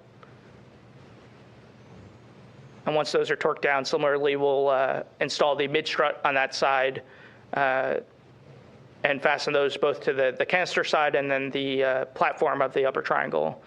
Once that's complete, we go ahead and route some cables for the eventual install of the rollout solar array.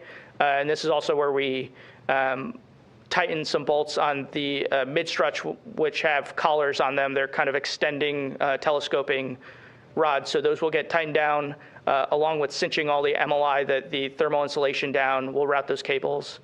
I noted preparing the worksite for the IROSA. So one of the big tasks we have after the full assembly is complete is actually relocating that equipment to different locations in the area of 3 Bravo to ensure that those are in adequate positions to save time for the installation EVA.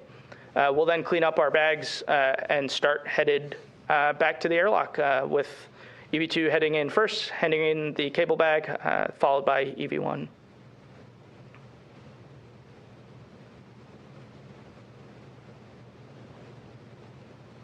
So that's all I had for you. Again, thank you guys so much for being here, and look forward to your questions. Great, and thank you to our briefers for those opening remarks. We will now start with some questions in the room and on the phone bridge as well as social media. Again, if you're on our phone bridge, you can press *1 to submit your name into the queue. If you do find your question has already been asked, simply press *2 to withdraw it. And on social media, use the hashtag #AskNASA to submit a question. Looks like we do have a question here in the room. Mark? Thank you. Mark Carreau with Aviation Week and Space Technology.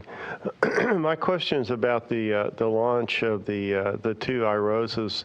Do you have like an approximate time frame for launching them to the space station? Will both of them go on the same cargo mission, or will it take 2? Yeah, sure. We're targeting later this year to get those flown. It actually flies as kind of a set of 2 rollout solar arrays on one pallet inside a Dragon trunk. So they stack one on top of each other, and they fly that way. So we'll have 2 of them show up at once. So we'll be able to do both the 2 Alpha and the 3 Bravo then once they arrive. The spacewalks that would follow, will that possibly be done this year, or you'll just have to see? Could go into next year. No, we'll do them when the arrays arrive. So whenever the IROSAs arrive on orbit is when we will go do those EVAs. We don't want to leave them sitting up there for a long period of time, uninstalled and rolled up. So we try to minimize the time that we have them there. Richard T. with the Post newspaper. Questions for you, Bill. So a couple of real quick questions about the different EVAs. One, capacity for the ISS as far as electrical capacity. Obviously, the IROSAs are being installed, those that have been installed in the past and the future, to increase capacity. What is that theoretical capacity, if you have that number? And also, the addition of these that are coming up, is that to handle future experiments that are going to require that extra capacity? It's a great question. I don't have the exact numbers off the top of my head. These are the IROSAs. As you can see, the size is much smaller, but they represent basically the same amount of power output of what we have on our solar arrays, the larger ones, because of the change in efficiency in cells over time. We have to wire them in a certain way, so there's only so much power we can get out, but it basically returns us to our original kind of power capability on a channel. Now, that capacity is used in a lot of different ways. So we can use it to maximize, so our architecture is channelized. So we have 8 power channels on board the space station, and each one feeds a certain set of loads. And so when one channel doesn't produce as much power, now I have to limit what I do on that channel. And so this will allow us to be more balanced in everything that we do. It provides us advantages for just trying to get the most out of station that we want to between now and the end of life, as well as providing advantages to us for the final disposal of ISS. As we've talked about previously, we have to, as we get really low in the atmosphere, we have to park our solar arrays, but we still have to power everything that we need for that final disposal. And so having these solar arrays up there actually really helps balance that load out as well for that. So it's twofold. We get the advantage today, and then we get the advantage eventually at the end of space station. Thank you. We are going to jump over to the phone bridge. We have a question from Will Robinson-Smith with Spaceflight Now. Hi, thanks so much for taking the time to talk with us today. Couple for Bill Fetch as well. Jumping off of the power augmentation question that was just asked, with Congress intending to extend station life out to 2032 at this point, obviously that legislation is still working its way through the Hill, but would this additional 2 IROSAs be enough to extend the station life to that extra 2 years, or do you imagine there may need to be additional power augmentation later down the road? And then secondly, as far as upcoming vehicles heading to the station, is NASA still protecting for the possibility of Starliner 1, the cargo version, flying sometime in April, or has that been adjusted? Thanks. So to your first one, it's not appropriate for us to comment on pending legislation. So from that aspect, I'm gonna stay away from that. We know how to address power on the ISS regardless, and we manage within the capabilities that we have. We have a lot of opportunities to throttle that if we need to for whatever situation we get into. On the question on Starliner, as the administrator said, we're still working through the corrective actions that came out of our investigation team, and we're going to fly that flight when we're ready to go fly it. So. Thank you. We do have another question on the phone bridge. This is from Bill Harwood with CBS News. Hey, Bill. Just following up on Will Robinson-Smith's question, and I'm trying to think of a way to answer this that you'll be comfortable answering. Regardless of what happens in legislation or political down the road, regardless of that, I remember talking to Mike Suffredini many years ago about certifying the station to get it to 2030 and all the things that had to be done to verify the vehicle would be good for that. Will some sort of analysis be required if you get direction to extend the life of the station? Anything you can tell me about that? Thanks. Oh, yeah. Now, we definitely have to do analytical work to go extend the station. There are a lot of factors that play into that. We look at one of the major life contributors to the station is actually just the orbital cycling of the thermal loads on the structure.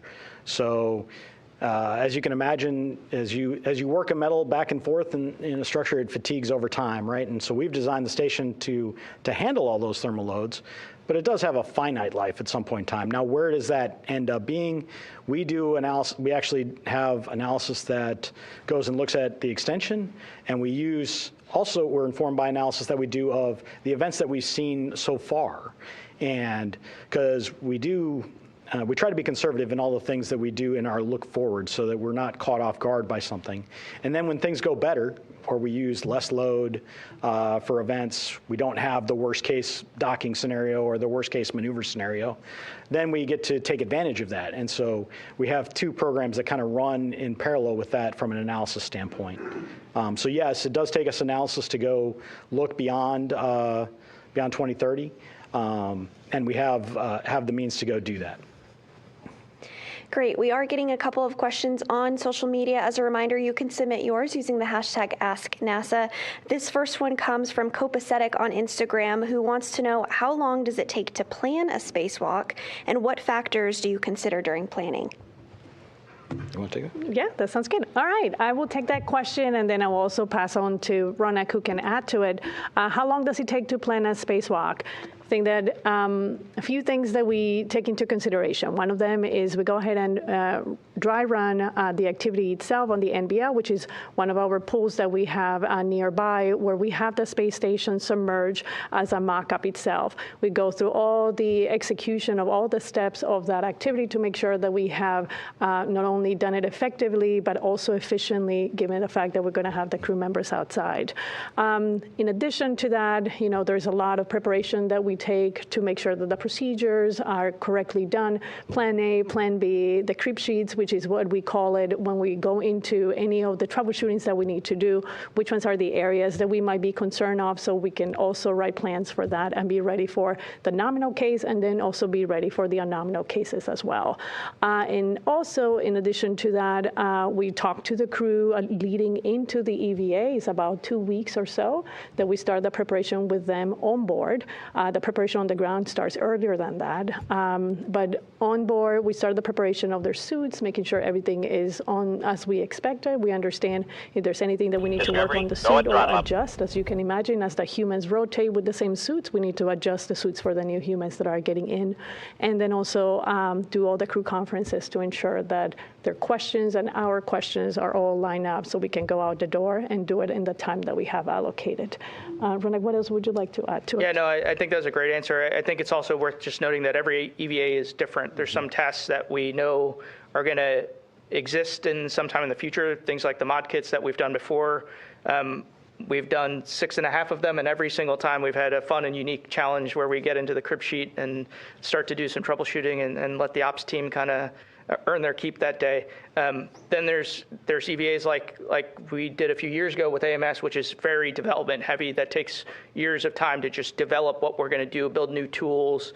So the timelines of all of those are really flexible and are driven by what objectives we're trying to accomplish outside. Yeah, it's a great way to look at it because not all EVAs are created equal in terms of what it takes to go plan one and what it takes to go execute one. We've done a lot of work ahead of time on what we call the contingency EVAs that we have planned for the big ones that we have to go do. If we have a major failure outside of ISS and we have to get out the door quickly to go fix that, we can get out the door very quickly to go resolve one of those. But when you get into a new task, it just depends on how complicated it is. It took us a long time to figure out how to go do these mod kits the first time through. Probably on the order of a year to a year and a half to go figure that out. Because again, you were in the middle of the design work at the same time and the build and everything that goes along with it. Other tasks where it's an ORU, an orbital replacement unit that we know how to replace, we built it to go do that. It can be a shorter planning time, but we still have to go look at all the tasks within an EVA, and it just takes some time to build that choreography, practice it, build the procedures, make sure that we're all in a good spot for all of the different what-ifs that could happen during a spacewalk. So the ops team does a great job of adapting to the program's priorities and fitting really within the timeline that we give them based on the urgency of the task. Thank you. And as a reminder, if you are on the phone bridge and would like to submit a question, please press *1. We do have another social media question from Al on Instagram who wants to know, how have spacewalk operations changed throughout the years? Yeah, that's an interesting one. I'll start and we'll pass it down the horn. I think one of the biggest things that has changed is actually how we prepare for spacewalks. So one of the big things that we are looking to mitigate when we go outside for a spacewalk is decompression sickness and the means in which we do to prepare the crew to not get into those circumstances. So over the years, we've gone through very many different permutations of a pre-breathe protocol. Or trying to eliminate bubbles of nitrogen in the blood to really preclude getting into those conditions. I think that's one of the places I'd say for sure that we've had learning and improvement over time. I think the tools and how we do spacewalks have really been changed and innovated by the unique and new objectives that we given outside, where there's some times where we've, like Bill mentioned, in some of these critical EVA situations where we're opening up new toothbrushes and 4-gauge wire to clean out bolt stanchions because this really was our only option to put all the tools on the table and create something over the course of a weekend to get a major power bus back up. So I think a lot of our change has been driven by innovation and need. Yeah, and I will add to that as well that some of the changes are also coming from the suits themselves. And what I mean with that is we've been using the suits, this specific generation of the suits for a while. And so what we need to do on the ground is be more agile at understanding what are the different ways that the suit can have more information, more data, different ways that they are behaving. And so now is the adjustment of the creep sheets or the cuff check, meaning how do we respond to a suit issue as new things are coming in.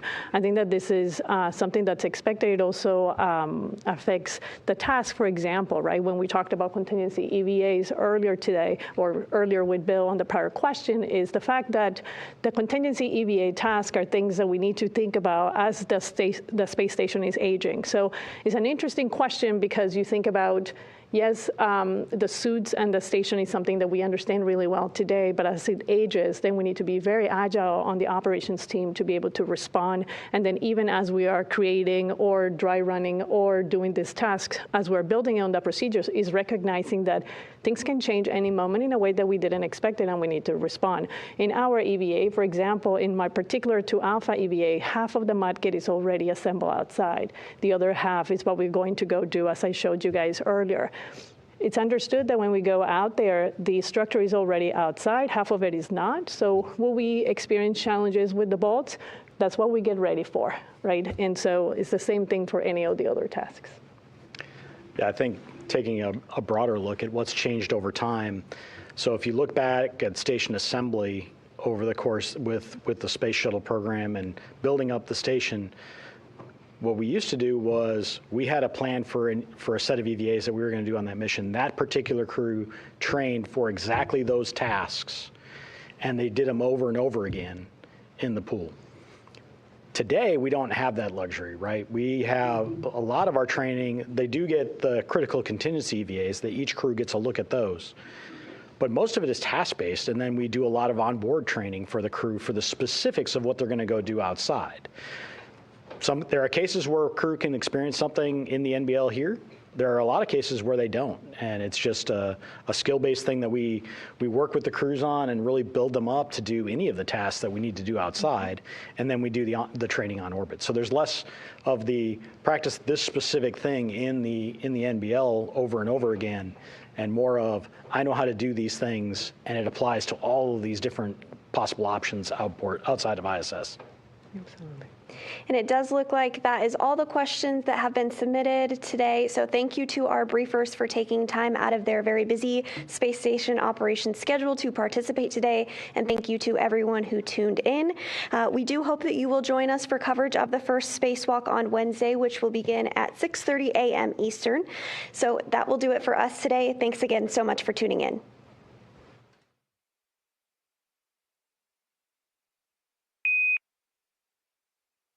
I'm not done eating, damn it. All right, well. It's going to have to wait until later. And I survived, yes. Mm-hmm. It was a good transactional meeting.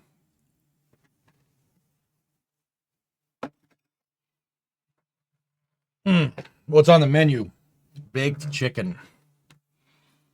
Baked chicken, carrots, broccoli, potatoes. Eat faster.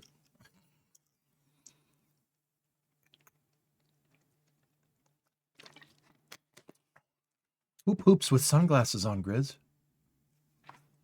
What's wrong with you? What's wrong with him? So that was I had it on when I was in my meeting, I guess.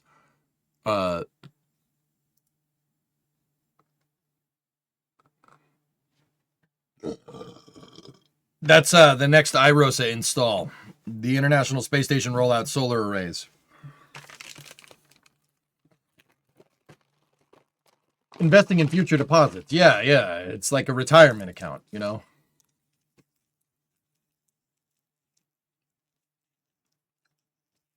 It kind of like it's not like that at all, is it? All right. Let me get sweatshirt off here. Because it's actually kind of warm up here today, but it's superbly windy. 60-mile-an-hour winds. I'm kind of worried a tree comes down. Like, guys, if I suddenly lose power, or the stream suddenly goes off, it's probably because I lost power. So just, play the schedule by ear.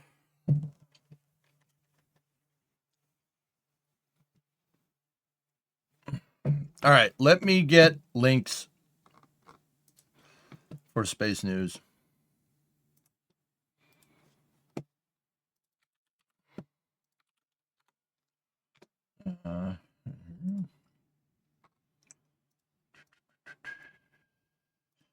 It's warm, windy, and raining. Yeah, it's very peculiar because it's like 60 degrees out. Yeah, I don't know that. Let's not do that. I don't want to do that. Yeah, you know what? Maybe we can.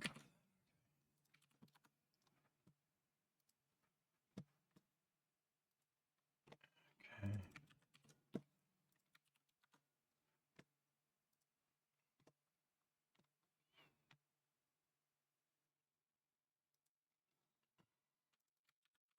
I'm just getting all the links ready, and then we go live on YouTube.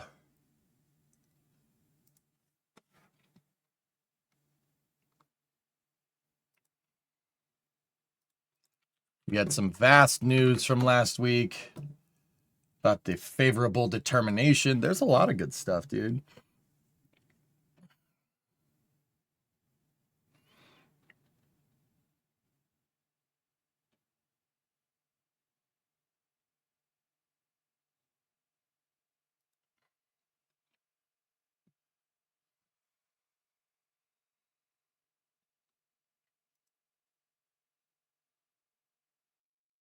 Yeah, exactly. Like, yeah. Well, not my property. It could be down the street, but who knows?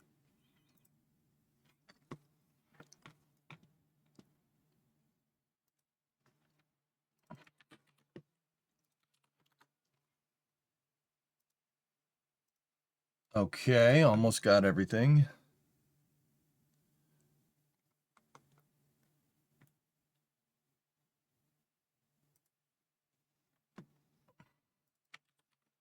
I think I got to get a little bit more.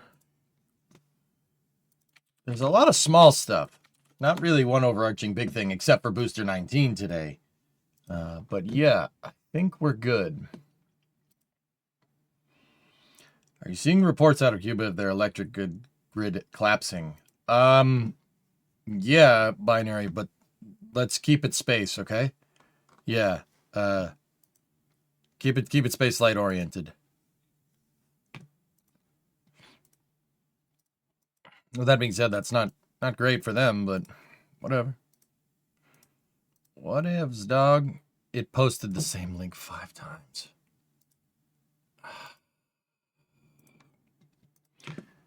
Apparently my copy and paste is not working.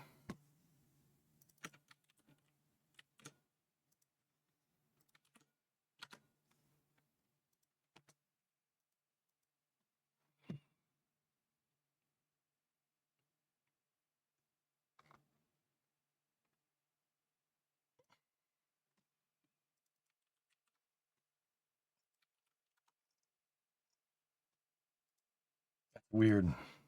I ended up copy and pasting the same link like 5 times because it doesn't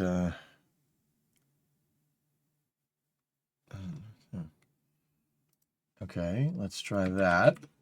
Let's put that there like that.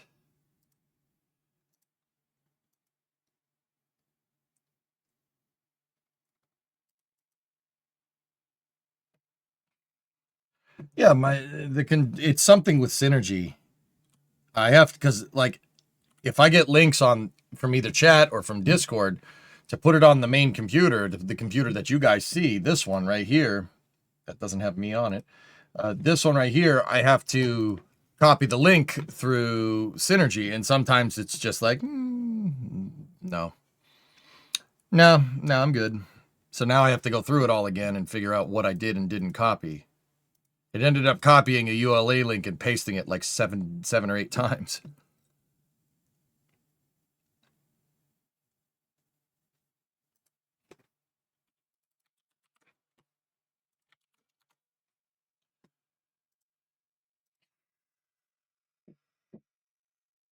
Just gotta make sure none of these are all duplicates.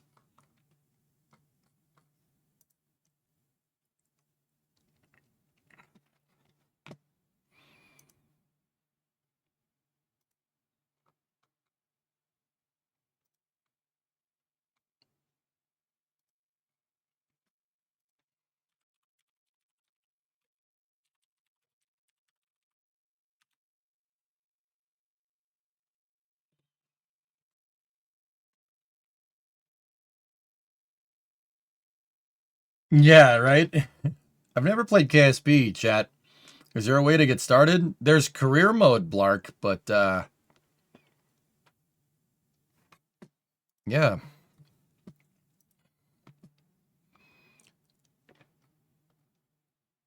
There's plenty of tutorials, or you could just ask me. Just ask me. I used to have a lot of tutorials about it, but, yeah, they all got deleted. Weird. Yeah, a little while back, Twitch decided to, because of DMCA stuff, to delete everybody's VODs. Which sucks. I had to delete probably... Let's see, that was like... Well, when was that, guys? 2019? 2020? Somewhere in there. I had to delete the first 8 years of my streaming career. That sucks. Yeah, it's lame.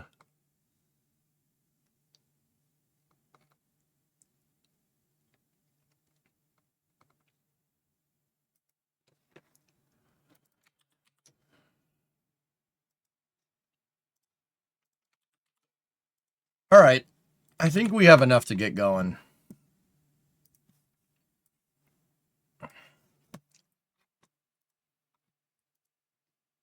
You ever tried Mouses Without Borders? No, Mouses Without Borders is terrible. It's terrible. It's worse than Synergy. Yes, I have tried it. When I switched the streaming setup, I tried it, dude. I hate it. Synergy's way better. I don't know what to tell you. My older surviving clip here is from 2020. Yeah. Synergy is pretty good most of the time. It has problems with windowed borderless in some games here and there, but for the most part, it's okay. It desyncs from time to time, and it does stuff like that from time to time. For the vast majority of the time, it's actually pretty good, despite all the crap that I give it. All right, so let's Space and Rocket review.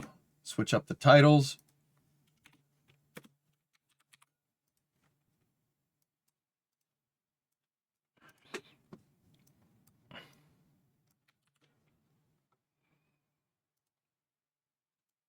Save it, and we're going live on YouTube in 5, 4, 3.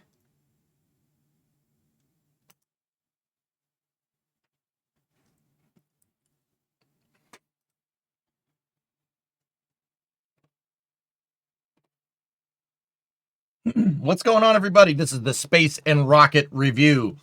It is March 16th, 2026. I'm EJ for the Space and Rocket Review. I got a bunch of small stuff here, mostly just catching up from last week, because with last week's tank watching schedule, we didn't really get to a lot of interesting things. So party on, mate. Party on, Garth. Yeah. It's Space and Rocket Review. Party on. Excellent.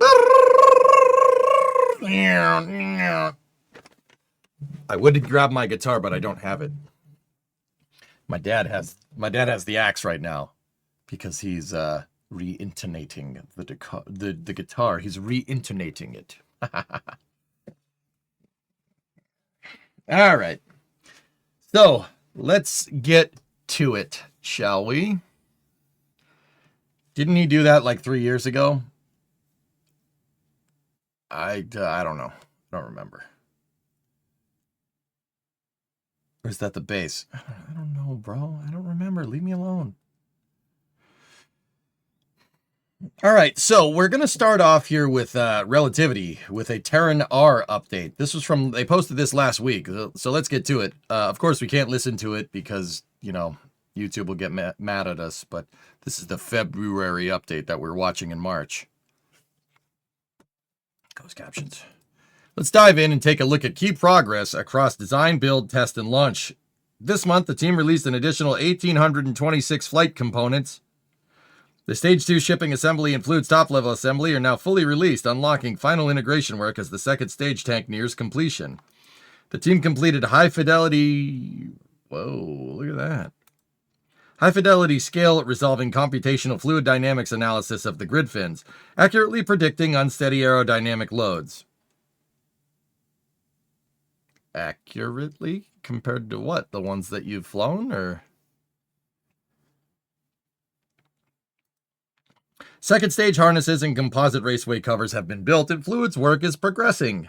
The common dome baffle is being installed, and a composite overwrap pressure vessel leak test was successfully run. Integration roll rings have been installed to support upcoming handling and detailed integration operations, and the second stage headband is complete and ready for vehicle integration. Integration work also continues on the first stage tank.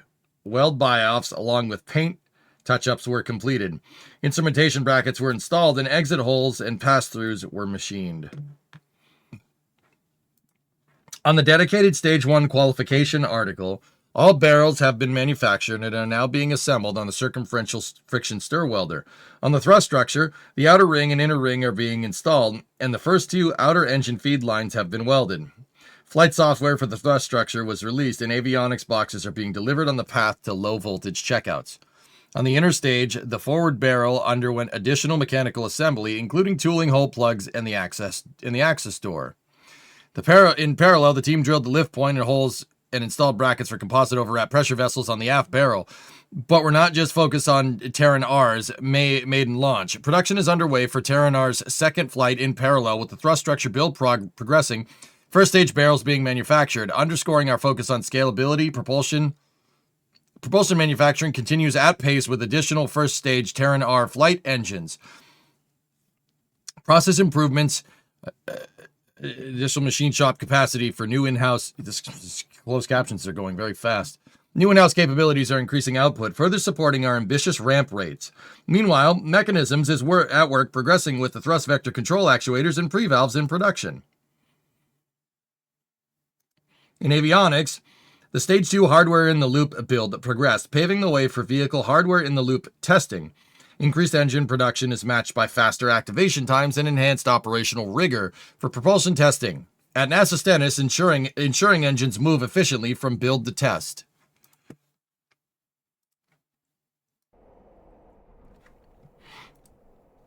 Acceptance testing of first-stage engines continues alongside development testing for the second-stage Aeon engine. Infrastructure development on site continues on the old A2 test stand. The live ring structural interface that supports the stage while allowing controlled movement during testing operations was lifted into the stand, and construction of the plume progressed ahead of the diverter installation. Framing for the nearby hangar is complete, laying the groundwork for the next phase of construction at Cape Canaveral. The launch site is visibly coming to life. Insulation and siding work continue on the horizontal integration facility, and lightning protection system piles have been installed 98 feet underground, providing a secure path to safely dissipate lightning strikes away from the pad and vehicle. The $1.1 million pound launch mount and transporter erector upper strongback arrived with installation and outfitting work to follow. The engineering support building has been advancing rapidly, with steel framing complete and the outer shell added. That wraps up this month's update. All right, now I want to go back and look at the pictures because I was reading this the whole time.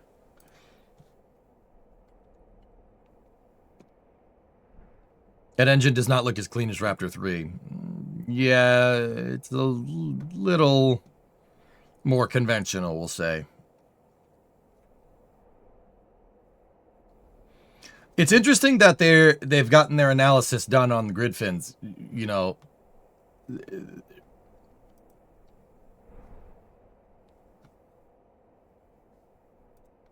Because they say the team completed high-fidelity scale resolving computational fluid dynamics analysis of the grid fins, accurately predicting unsteady aerodynamic loads. Usually you need to fly them to do that, but all right, whatever.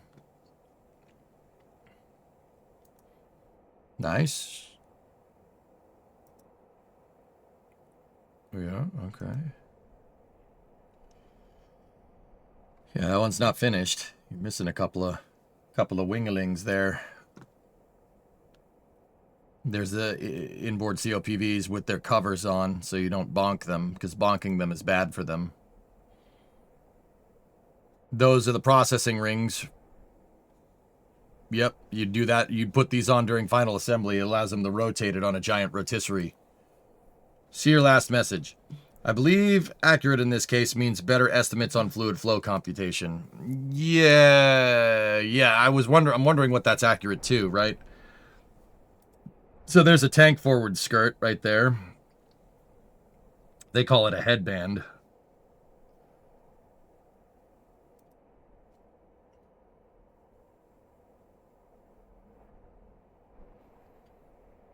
These are all mounts for different lines or avionics.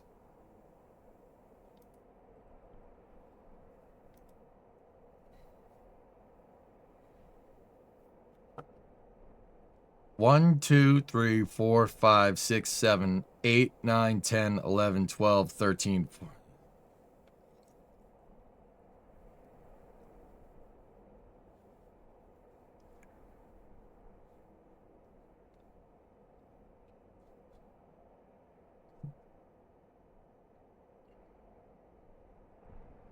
I currently look like Ness from Earthbound. Okay.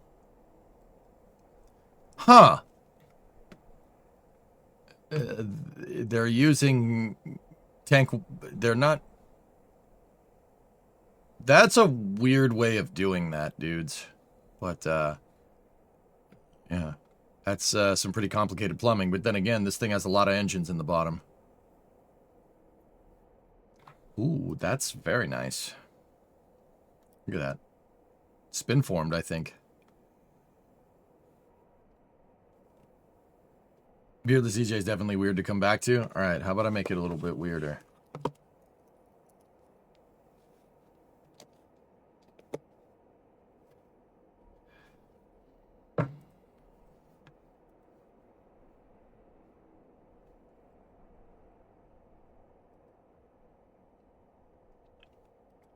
So this is their engine section. Yeah. Oh, that guy's TIG welding. He's TIG welding some pipes. There we go. Sargonized in pairs on a hexagonal pattern, but it's missing 2 ports. Yeah. Interesting. These are computers. Okay, so we got interstage here. That's the interstage. This is the structural carrier that connects the first and second stage.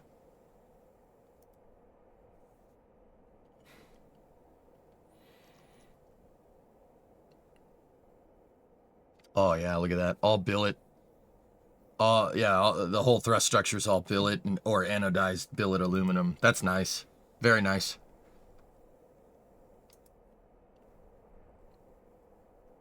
This is the Flight 2 thrust structure. It's being built in parallel. Very nice.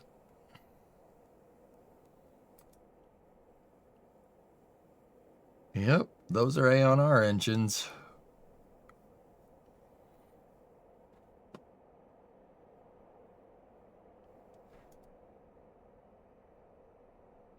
They're still using the 3D printed-ish nozzles. See that? See the lines?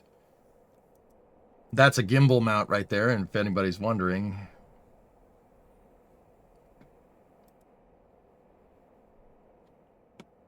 That's the A&R vacuum engine. Or A-on V is what they call it, that's right. See, it has the recirculator manifold. Nice flex joints. Those are dudes sitting at a desk. That's a thrust vector actuator.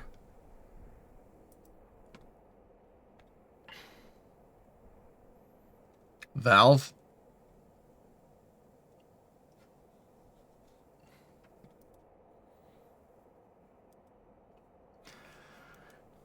Hardware in the loop testing. That looked like a server rack, if I had to guess.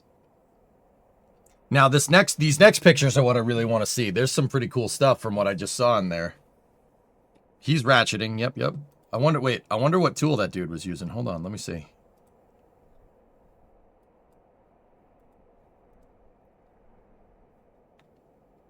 What are you ratcheting? What? Nah, not a Tang. That's a shame. He's got a crow's foot, though, on a breaker bar. Crow's foot on a breaker bar and a 3/8 torque wrench. It's not Tang. That's a Tang shame. Snap on. Yeah, that would be my guess. Yeah, I worked with that guy during my internship. Oh, yeah? Oh, yeah? Nice dude? Yeah, I own one of the snap-on torque wrenches. That's great. It's not Tang's. It's not a Tang, son. No.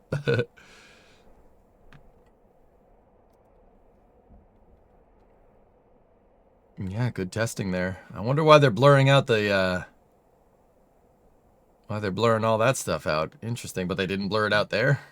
All right, whatever. This is what, see, this is what I want to see. So that's the old A2 test stand at Stennis.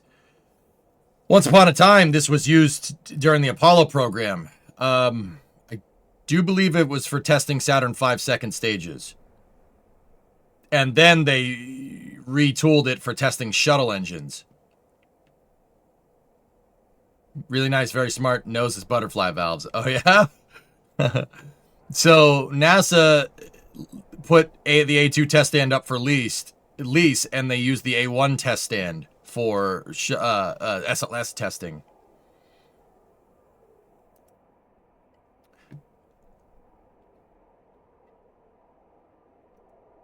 Look, they put a launch mount in there. So that tells me that they're doing first stage testing with this thing.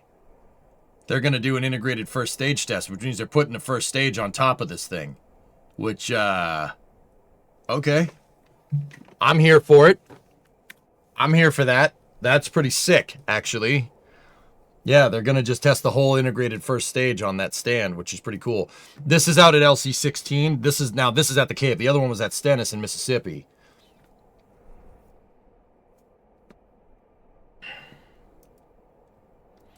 Let me go back. I want to see that even more. I want to see how old this picture is. Yeah, that picture's still a ways away. They've started moving that water tower up. The water tower isn't finished. They're going to lift it, and then they're going to put supports under it, lift it again, put supports under it, lift it again, put supports under it. But very interesting here to look at. That horizontal integration facility is the size of Terran R, and this horizontal integration facility, that little guy right there, is Terran 1. Terran 1's old pad is right there.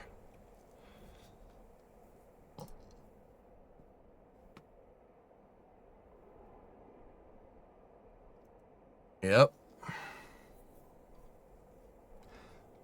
Okay, they're going to have lightning towers. 30 meters tall. Okay. See that little guy? I wasn't worried about that little guy. Now this, the receive the launch mount and transporter erector upper strong back assembly. Look at this. All right. Huh.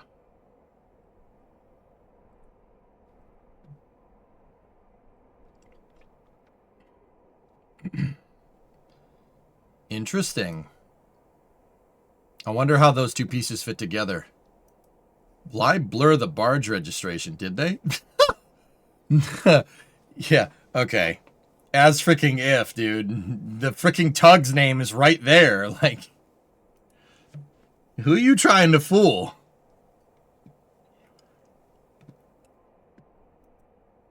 Erected steel framing for engineering support building. Interesting. I don't know where that is. I don't know where that building is. If you guys are wondering where this factory is, that's their factory in Long Beach. This is the old C-17 production line. In fact, yeah, you can see that this area right here is wide enough for a C-17 to roll out, and then the hangar door in the back right there is wide enough for it.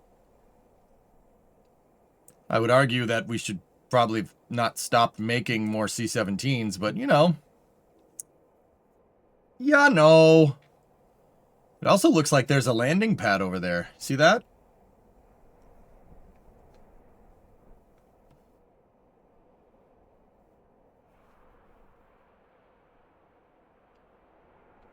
I didn't know Terranar has 13 engines and produce 3.5 million pounds of thrust. It's way bigger than I thought. It's bigger than a Falcon 9. Yeah. Terranar is supposed to be able to do with reuse, Trey, with the landable first stage, what Falcon 9 can do in expendable. That was the idea.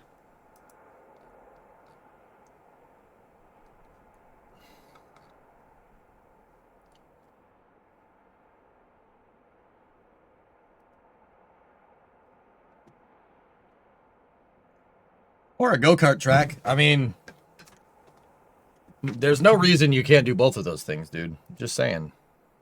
Yeah, you could see Terran 1's old launch mount is right there. This is a little bit bigger. Still sad that 747s aren't being produced anymore. Yeah, because why keep making the thing that's awesome? You know, we have to make stuff that sucks. That seems to be the job now. Like, oh no, why keep making this awesome thing? Let's keep making things that suck. All right. Anyway, speaking of things that don't suck, Firefly has a recap video of the Stairway to 7 mission, which went off last week. It has music on it, so I can't really listen to it. But, yeah, the Stairway to 7 was Firefly's Alpha Block 1 last flight. In anticipation of Firefly Alpha Block 2. This carried a lot of Block 2 components that were being tested. So this is actually a pretty high profile flight for Firefly, and it seems to have gone off without a hitch. You can unmute the audio at the 40-second mark. Oh, all right. I'm pretty happy for Firefly. They haven't had the best success with Alpha, but this mission seemed to...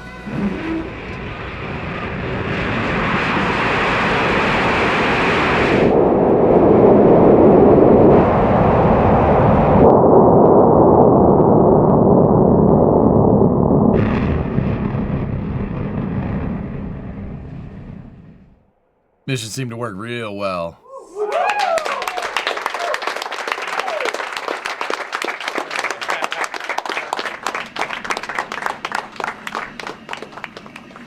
Nice. Hats off to everybody over there. That's really good. I was getting a little worried with all the scrubs, man. I was like, something's got to be wrong with this thing if it's going to scrub so many dang times. But teams there showed some pretty good grit, and they actually got the thing up into space. So that's huge for them. Real big deal. Good stuff. Good stuff to see. Okay. Now, the next thing I got for you is coming from Nordspace. Nordspace is a Canadian commercial satellite launcher here. Let's see what they have to say. It looks like it's a lot. All right. So, today marks the most significant milestone in Nordspace's history. We have been awarded an $8.3 million Canadian in Phase 1 grant funding as selected as a winner of Canada's Department of National Defence Launch North Ideas Challenge towards the development of our Tundra orbital launch vehicle. Launch the North represents Canada's most significant investment in sovereign space launch. As part of the government's $182.6 million investment in sovereign space launch, Dungeons and Dragons and the Canadian Air Force aim to secure Canada's strategic autonomy in space, reduce dependence on foreign launch providers, and position Canada as a global leader in the commercial and defense-oriented space launch.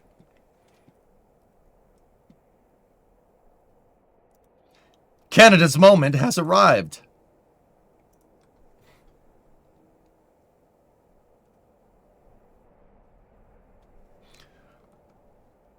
What distinguishes Nordspace is the depth of its vertical integration. We design and manufacture our own engines and vehicles, develop and operate our own spaceport, build and fly our own satellites, and invest in the broader Canadian space ecosystems. This end-to-end architecture stands unique in Canada, inspired by industry leaders such as SpaceX and Rocket Lab, and constitutes the foundational infrastructure upon which a durable, truly sovereign Canadian space industry can be built. Department of National Defense. Guys, for the love of Christ, I know what it means, and I know it doesn't mean Dungeons and Dragons. Holy fook. Something wrong.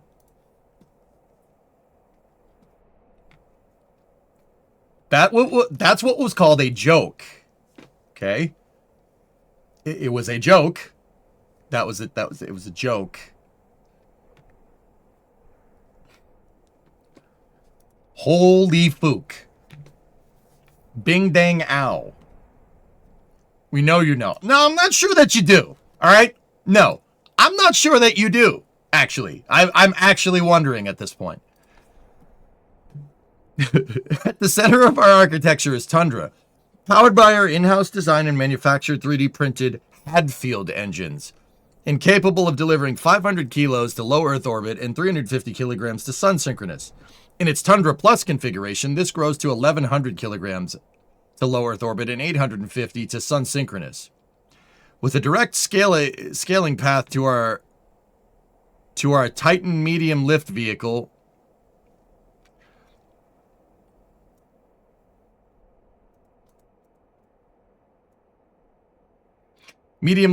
targeting 5,000 kilograms to LEO. A proven modular 3D printed engine architecture reduces development time and risk while ensuring Canada's sovereign launch capability grows in step with national defense, commercial, and allied demand over the coming decade.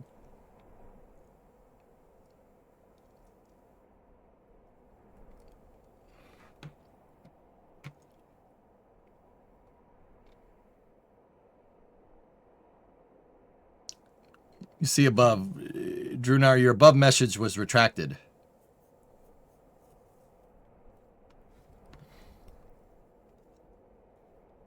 Our Atlantic Spaceport Complex, ASX, in Newfoundland and Labrador is the only purpose-built commercial orbital launch facility in Canada and one of the most strategically advanced launch sites in the Western Hemisphere.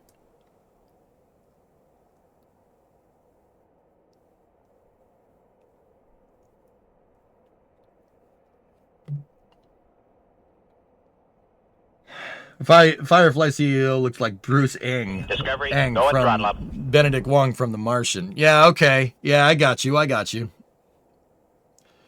The ASX supports launch inclinations of 44 to 105 degrees out over the Atlantic Ocean, the widest range available from any Canadian site. It also offers the largest safety distances of any spaceport in Canada and the highest approved launch cadence, lending to our medium lift future. The ASX received its landmark environmental approval from the government of Newfoundland and Labrador and is already under rapid construction with its first launch planned this spring of our Tiger rocket.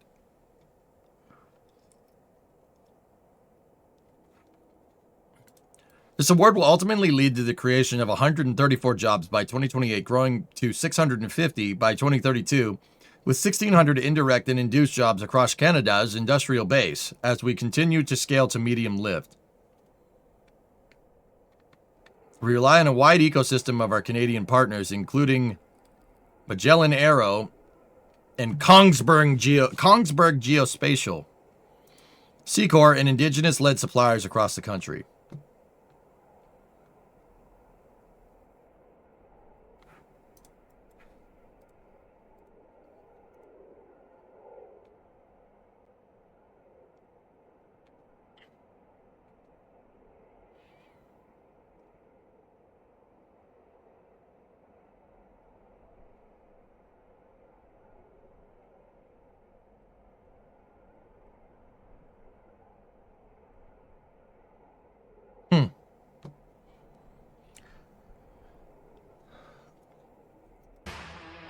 No, go away. It looks like the Mahia Peninsula launch site in New Zealand, only colder.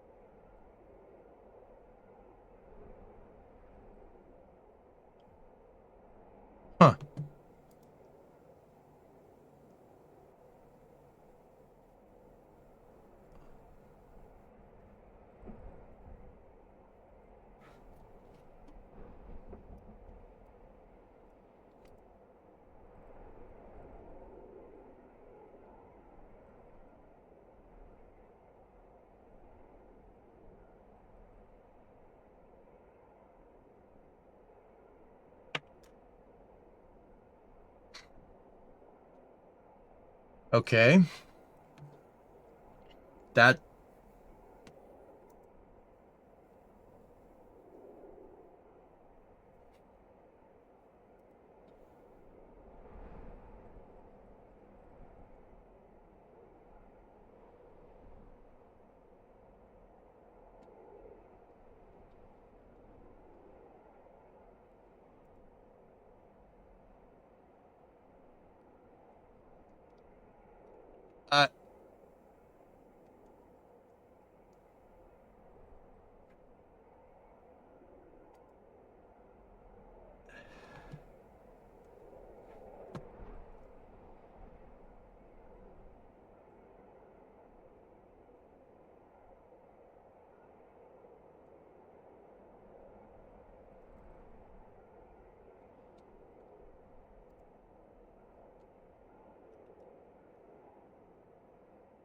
Okay. Discovery, go at throttle up. Look, I'm seeing things. I'm seeing things. I'm seeing things that I'm like, what are you doing? Hey, it's a 40-month resub. A subscription is never late, nor is it early. It arrives precisely when it means to. Yeah, I'm not... Okay, look. It's not that any of these plans are bad, okay? It's not that any of these plans are bad. Having an indigenous launch capability for your country, that's all good. Totally understand that. Wanting to scale from your Taiga to your Tundra to your Titan. Why name it that? I don't know. Rockets, that's all fine and dandy. $8.3 million is not enough to do any of that. First of all. Now, that's Series A funding, so that means whatever the Canadian equivalent of a government investment in a program is.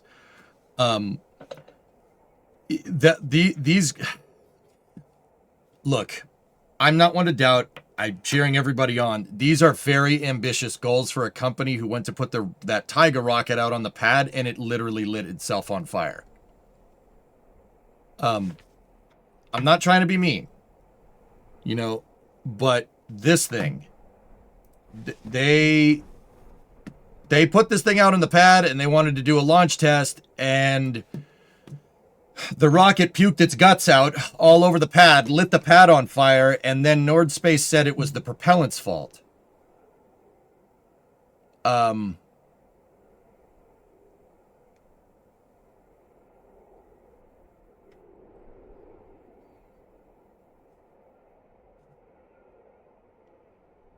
So that happened. And we haven't heard anything from them until this. Now, once again, rocket science is difficult. I understand that and I get it. But, they announced all these goals for 3 different types of rockets, total all-up vertical integration, right? And their pad is a concrete slab with some metal. And it looks like some scuba tanks. Now, once again, that's not to be mean. I'm not saying that to be mean. This stuff is difficult, okay? Could I do any better? Probably not. Could I do any better with $8 million? Probably not. Yeah, probably not. I'm going to go ahead and say that. Could I do it better? No, absolutely not. But here's the thing. Look, man. They want fully reusable or partially reusable rockets in the coming decade. And right now, in the year of Jeb 2026, you got a concrete slab in Newfoundland with a rocket that lit itself on fire, and that's about it.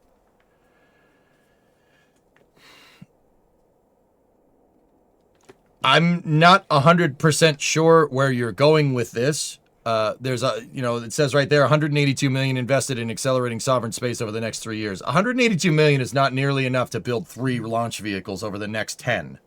That's not even close. And I understand they're preparing to scale up, but look, it's very easy in the spaceflight industry for your eyes to be bigger than your stomach. It is very, very, very easy. I'm going to do all this great stuff. I'm going to do this, and you're not going to get anywhere. It's very easy.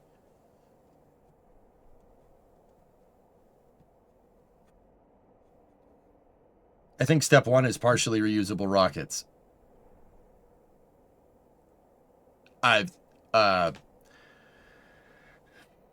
don't have to be a good cook to know the food you're served sucks. Yeah, look, I wish them the best. I hope they do well. But once again, dudes, what happened with this thing during the last test that they did, when they intended to launch and all they did was have the rocket puke propellants all over the pad and then light the pad on fire, and then proceed to blame the quality of the liquid oxygen for, comparatively to their test stand. That does not give me high hopes.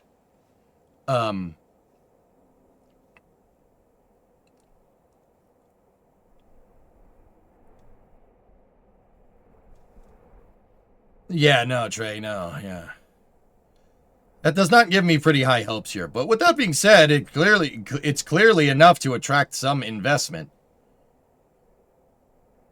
Shut a Kickstarter and make a rocket company. Well, like Cpon's sister, where my mind is going with this is that look, these guys don't even have a functioning demonstrator, and they got investment. Like, clearly you can talk your way into getting seed money. So, like, I'm good at talking, like, maybe we should do maybe we should do that,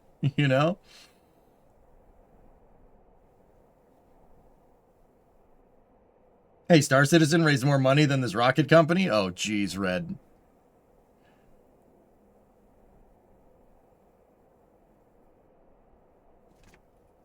Star Citizen. Oh, you're right.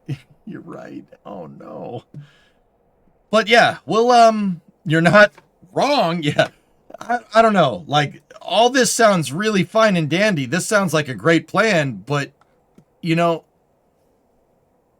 I'll admit, they haven't gotten off to the greatest start. And this isn't like, they went to launch the rocket, right? And they went to launch the rocket and it failed on ascent, or it failed at max Q, or it blew up or something. Like, this thing, they went to fuel it on the pad. One of the valves got sticky, puked fuel all over the place. The fuel lit on fire, and then they blamed the quality of the locks, which is... Look, you cannot blame... Okay, playing the blame game in commercial spaceflight is not a good idea. That is not a good way to do things. You could sit there, right? You could sit there and say, well, it's the locks. It's not their fault. The quality of their propellants weren't as tested. Well, whose fault is that? Whose fault is that for putting that in the vehicle? Whose fault is that? Seriously, whose fault is it? You wouldn't see Rocket Lab or Relativity or anyone else saying stuff like this.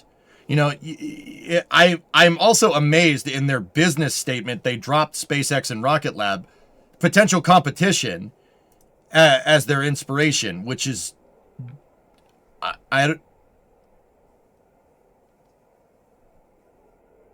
don't know who your legal counsel is, but you probably shouldn't have done that. Like, that's a little weird. But yeah, that's a little peculiar. Yeah, little peculiar. But hey, once again, I'm not trying to be mean. It's phase 1 funding. It's phase 1 grant funding from the Canadians Dungeons and Dragons. All right, the Department of National Defense for the Canadians. That's cool. And the more companies, the better. With that being said, yeah, these ideas are all fine and dandy. Please do them. Do them. Because the last time you tried to do it, it didn't work.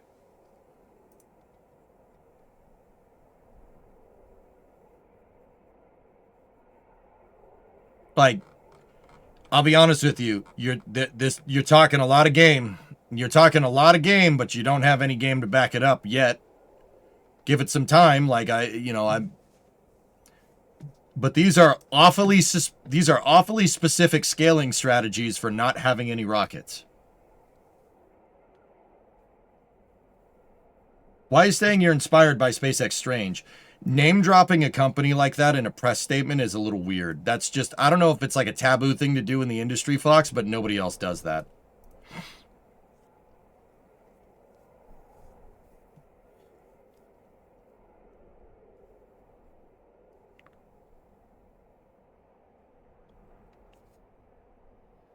Did Flame Trench already cover the lunar trail? No, we didn't. We never covered that for Flame Trench. Yeah, do hardware in the loop testing to make sure your solar panels point actually at the sun, so you don't lose emission. Is probably the moral of that story.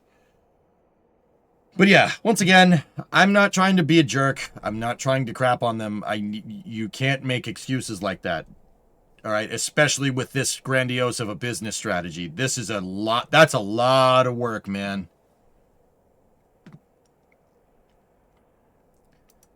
You want to scale to 5,000 kilos to Leo, okay? 5-ton Leo, that is approaching medium duty lift. And so far, the Tiger rocket, a subscale demonstrator, has never launched. And it last time it launched, they made a bunch of excuses about the propellant, which is very weird.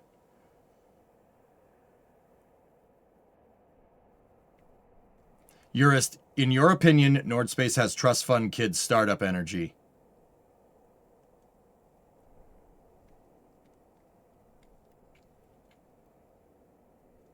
Yeah. That's very much what it feels like. These are super ambitious goals. And honestly, like if it was me, dudes, if it was me, I would not even say stuff like this. No. I would focus on the task at hand. Now, in your proposals for grant funding, right? For grant funding in your proposals, that's what you'd ultimately say. But I wouldn't be telling people this. That sets up really poor expectations for you to fail.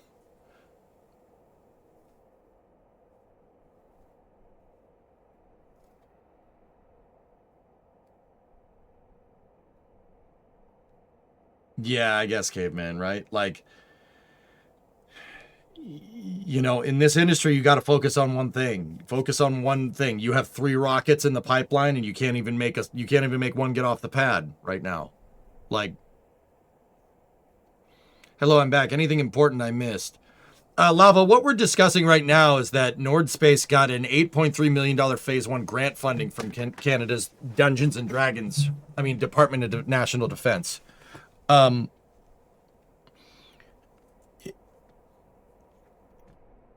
part of the government's $182.6 million investment in the Sovereign Strategy space launch, as part of the government's $182.6 investment. I'd be curious to see where that $182 million went, if it went all to Nordspace or went to anywhere else, because they cited that number in their promo video, which is...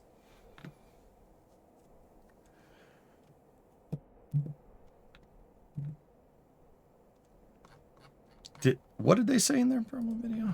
Hold on, let me look.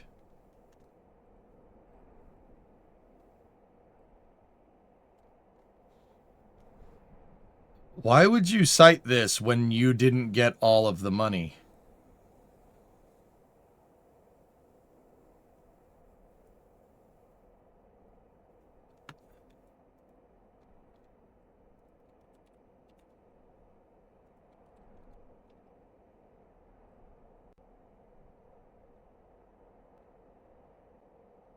Let me see.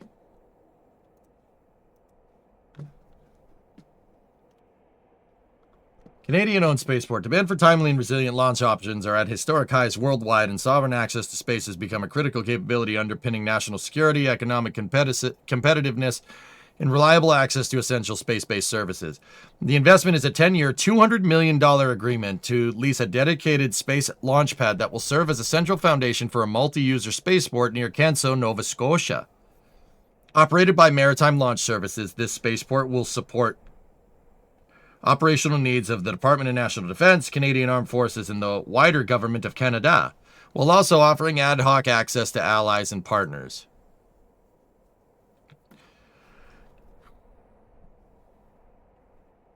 Also announced was the selection of innovations for the first round of the Innovation for Defense, Excellence, and Security Ideas program.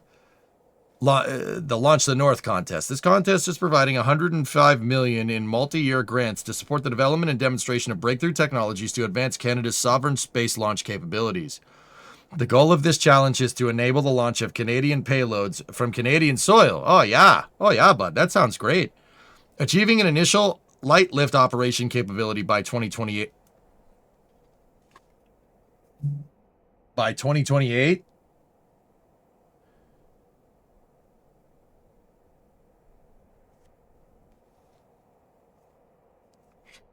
Okay. For the first round of this contest, the following 3 highly ranked applicants have been each conditionally approved for $8.3 million in funding: Nordspace, CRC, and Reaction Dynamics.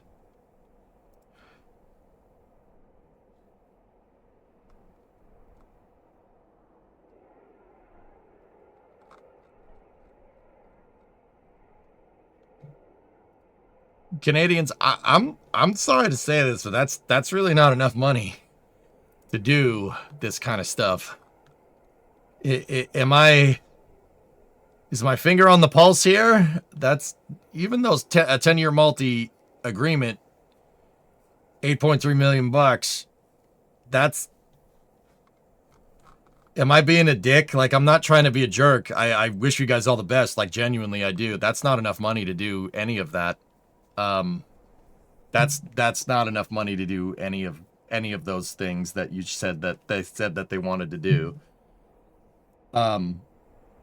We'll show you. We'll fuel our stuff with maple syrup and moose farts, bud. Oh yeah, do it. You should. That'd be great. Yeah. 8.3 million is not going to get you very far in spaceflight. Like, you're not going to walk a very long distance with that amount of money. Even on I mean, if it's on a yearly basis and companies like Nordspace are getting 8.3 million a year, then maybe, yeah, that's enough. But that's 8.3 million a year for like the next 10 years, that might get you there. But they want operational light lift capability in 2 years. Nope. That's not that, like, dude, look, unless Canada has some super rocket that runs off maple syrup that they can scale extremely quickly, that's very unlikely. It allows them to brag about it. That's the whole point.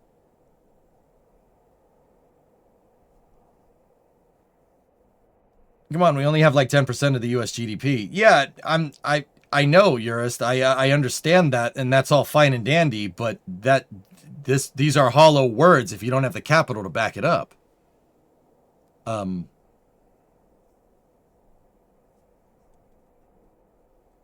mean, you could use glucose as fuel.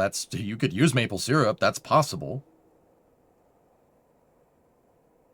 There isn't a market to sustain it, and Canada isn't willing to spend the money to subsidize it to the point where it could actually work. That's kind of what I'm worried about here. Like,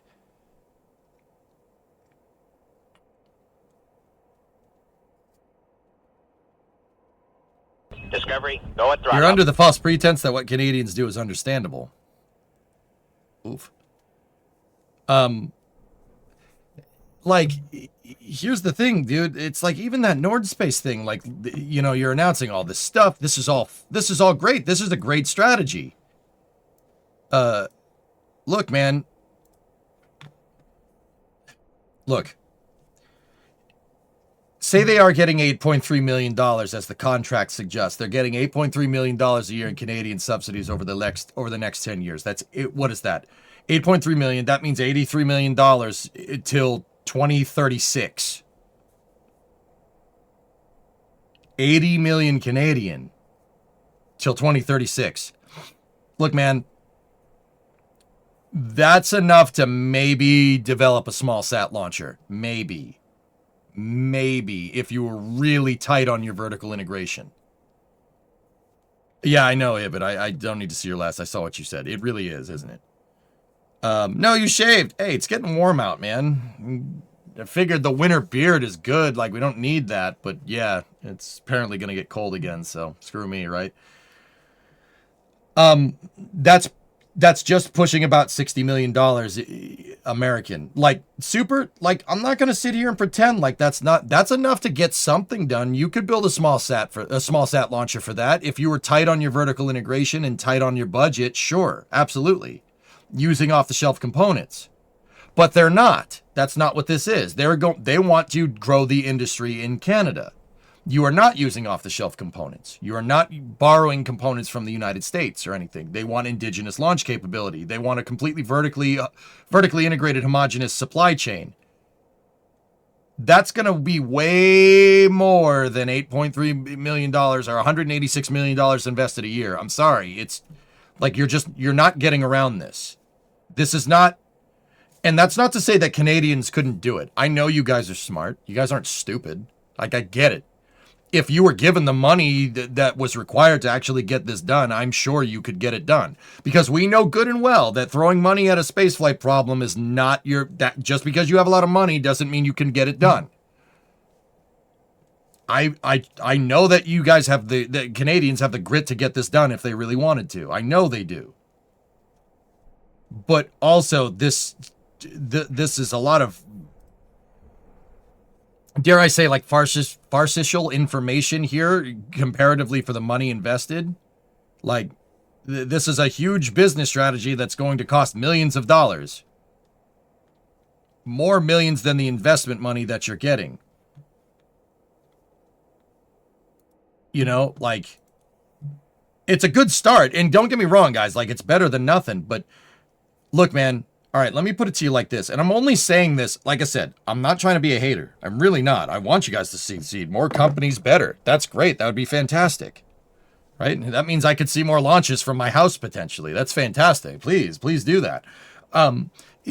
Look, if I am running a company and we're getting an investment to the tune of $8.3 million a year, I would be very, very tight with my business strategy. I'd be very tight with my testing. And what do I mean by that? I would not hire a lot of people. I would not hire a lot of people. This would be a very small team of people. Very small team with very, dare I say, like, not rudimentary goals, but I'd be like, yo, let's move 10 kilos to space. That would be a good start. 10 kilograms to orbit. 8.3 million, that's about right. You should be able to do that. And then you can scale that technology from there. But we don't see that. We see 3 rockets here in development. 3 rockets over the next 10 years for $60 million US. And that's just going off grant investment. That is not a very sound business strategy, dudes. I'm not gonna lie to you. That is not. Your scope is way, way too big for having just that right now. That's way too big of a scope. You got to dial it back. And maybe they know that. Maybe they're just saying this to drum up investment. There's a lot of promo and there's a lot of buzzwords in the rocket industry, in the commercial rocket industry nowadays. Like rapid reuse and rapidly deployable and mega constellation. Like, there's a lot of buzzwords to get finance bros' attentions in the commercial space industry nowadays. So, you have to drum up some stuff, but yeah, I don't know, man.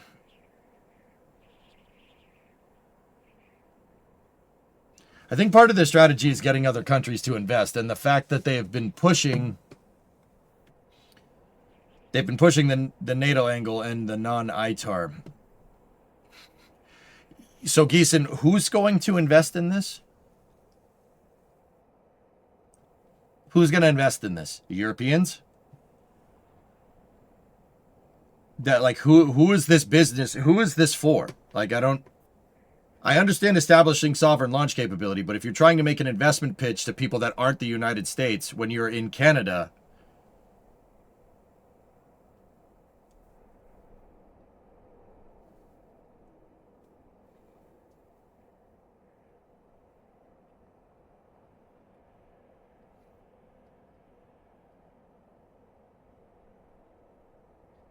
like, guys, not even Elon and SpaceX had this goal before Falcon 1 flew.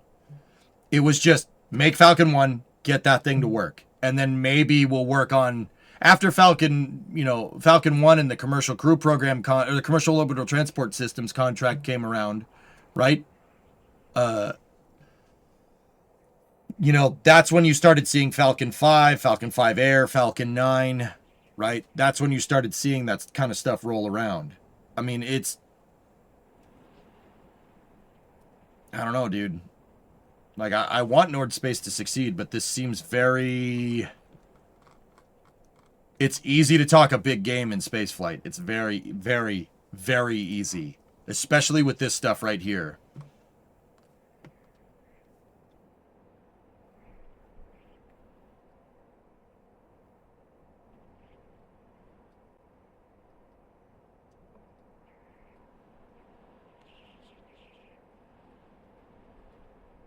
Yeah, guys, I understand the context for wanting to establish your own sovereign launch capability. I don't think we need to get into the weeds at all with the reason why Canada wants their own launch capability. All right, that's pretty self-evident, given the circumstances. However, you're going to need to ramp up investment if you really want this. Like,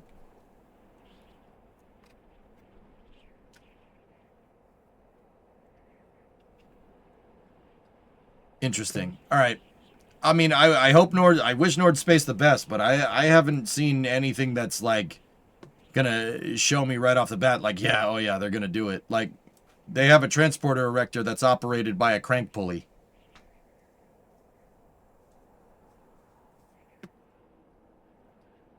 Not saying that's bad. I'm just saying if you want to move a 5-ton, if you want eventually 5-ton to, even the next vehicle, the vehicle that's supposed to be better than this, the Tundra rocket is, yeah, that's not going to roll that way.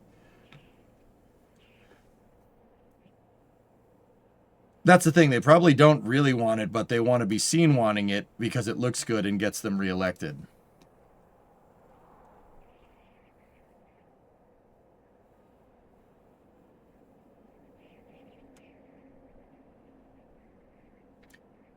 Yeah. All right. Next bit of news. Anyway, yeah, I wish Nord Space the best. I really do. I mean, they put a lot of food on their plate. Let's see if they can do it.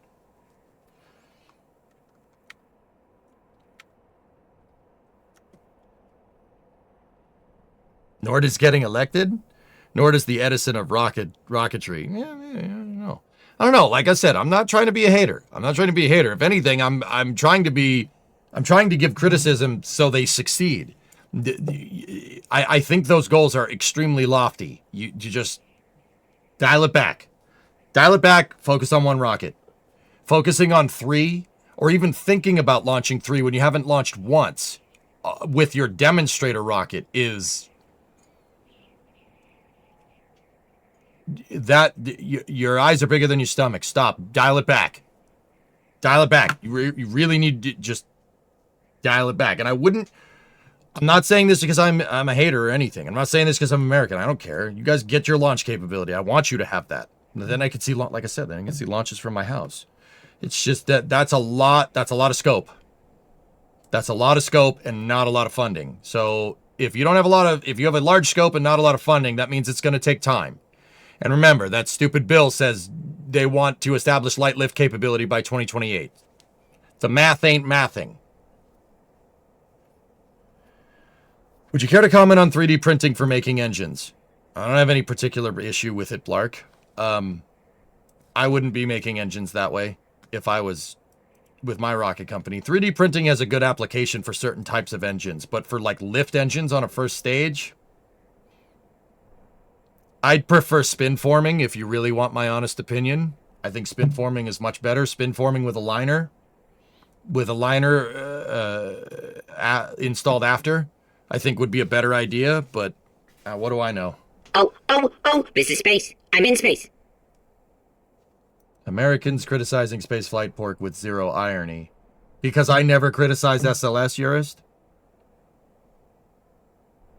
If you're gonna make a joke, at least make it good, man. Here, how about this for criticism? Fucking launch something. Oh, wait, you won't. Boom. Let's go back to the rest of the space news. Processing continues at Cape Canaveral, where the Atlas V rocket team is preparing for its 5th Amazon LEO mission. The rocket has completed initial buildup and will undergo system checkout before the payload is attached. Liftoff is targeted... I'm just kidding, by the way. Jesus Christ, just in case anybody took that seriously. Liftoff is targeted for March 30th at 3:31 a.m. All right, we got another Atlas V with Amazon LEO.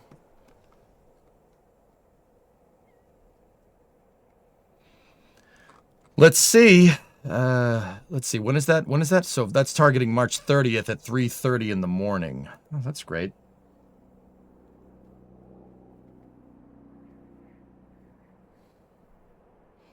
Monday. All right, Monday morning. I'll try to be around for that. We'll see. Because there's only so many Atlas V launches left. Oh boy, 3 a.m. Yeah, let's see. I'm thinking, how many Atlas Vs do we realistically have left? Like 12 or 13, something like that. There's not a lot.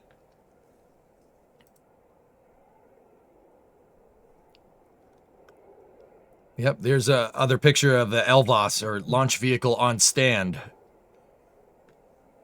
There it is. So that's the Atlas V CCB, the Common Core Booster.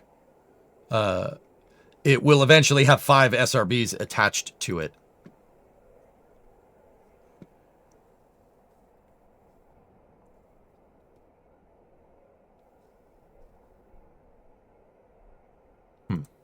Interesting. Yeah, there's only so many of these left. Yeah, see, actually, in this picture, these pictures were taken before. So that's LVOS, a launch vehicle on stand. It's called LVOS for short. And then in the next picture, they're installing the Centaur. The Centaur in the Centaur in the interstage with the CFLR, forward load reactor. The next thing that happens is on top of this is the payload fairing. In this picture, the CCB already has the solid rocket boosters attached. There's 3 on one side and 2 on the other.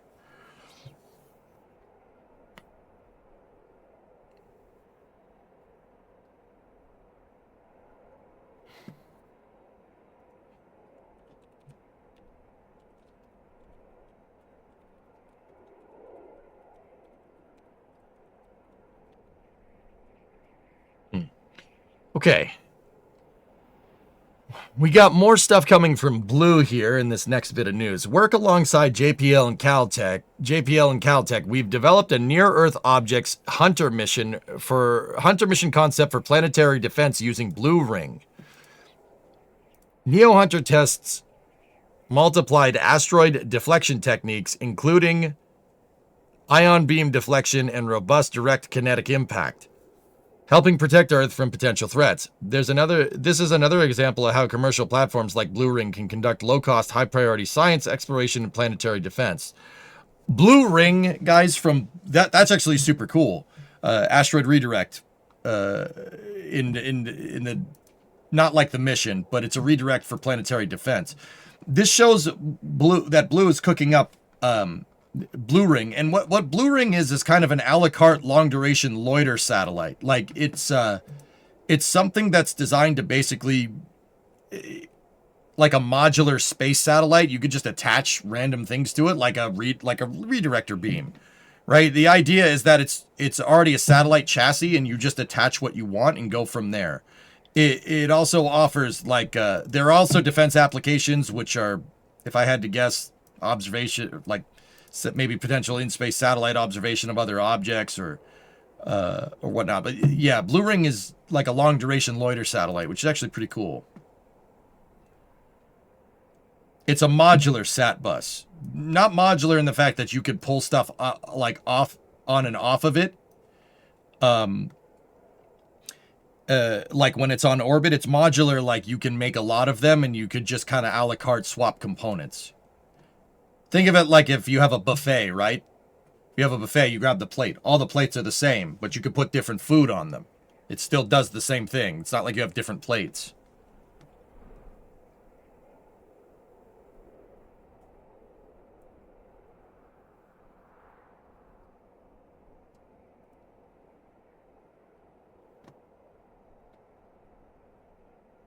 Anyway, that's cool. They're working on a Neo Hunter mission. So we don't have to send up Bruce Willis up there if there's an asteroid coming at us. Rocket Lab is kind of doing that with sat buses. Yes, they are offering a la carte sat bus services. That seems to be where the industry is trending, Shaw. I bring my own plate. Buffet plates are too small. Do you really bring your own plate to a buffet, Tessa? Do you really do that? Or were you making a joke? Because that's borderline, like, psychopath behavior.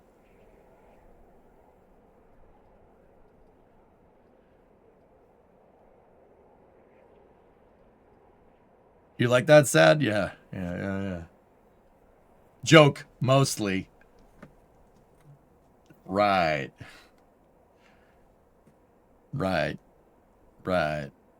Take some Ziploc so you can take the leftovers home.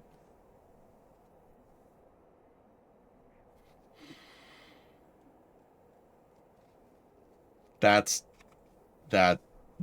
Okay. All right. All right. Okay. That's just y'all are sick. Y'all are sick. Y'all are sick. Not a bad idea. You'll do that next time. I'm just gonna go to the next bit of space news, huh? ESAR Aerospace. Demand for launches is surging.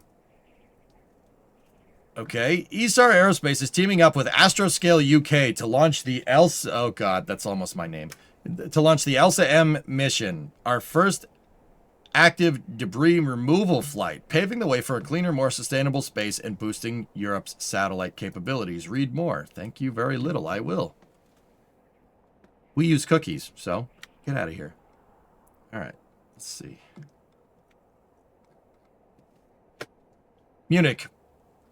München, March 16th, 2026. Spaceflight company ESA Aerospace has signed a launch services agreement with Astroscale Limited, the UK subsidiary of Astroscale Holdings Incorporated, to launch the ELSA-M in-orbit demonstration IOD mission.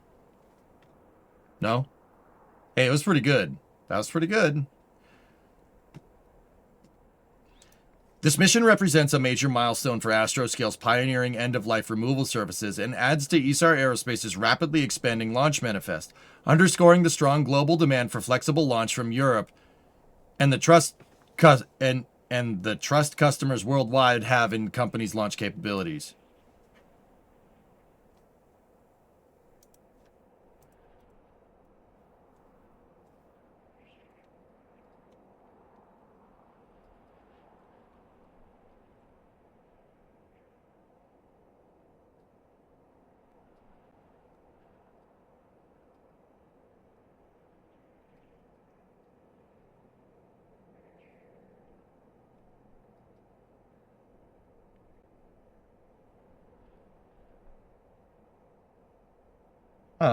Okay.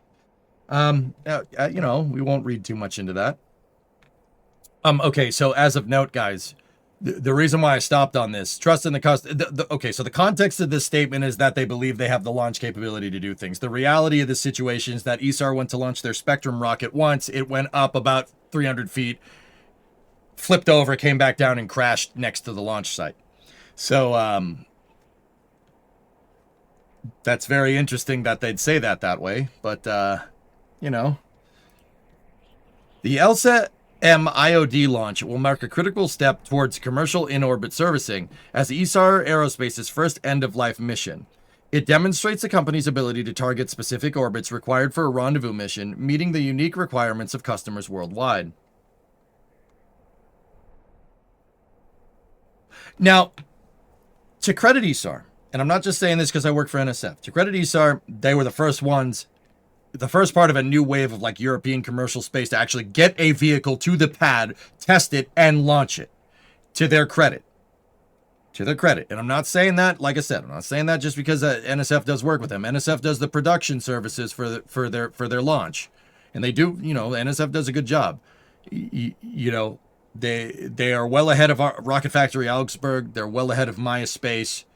I would say they're probably racing PLD, which PLD is a Spanish company. But yeah, you know, it's just interesting to manage that they're, you know, they say this, you know, I thought it'd be interesting to mention that as a matter of factly. Like, it's not a slight against ESAR. They actually had the balls to put a vehicle on the pad and send it. And it made, dude, getting a vehicle off the pad for your first try, cold turkey, like no launch experience at all with any vehicle, and having it get even 30 seconds into flight is fantastic. That is a huge capability. But it is a launch capability, but it's very, I mean, like I said, the context of this statement is that the company, that Astroscale thinks they can do it, you know. And I'm not going to sit here and pretend like ESAR doesn't know what they're doing. They're pretty damn good. They run that, from what I understand, from what I've heard through the grapevine, they run a pretty damn tight ship over there, which is what you need to do when you're in this industry. Unlike, you know, past mentions of other companies in this space news. Would not a shuttle-type ship and crew... What is that, Shogun? Would not a shuttle-type ship and crew with butterfly nets work better as a space junk collection system?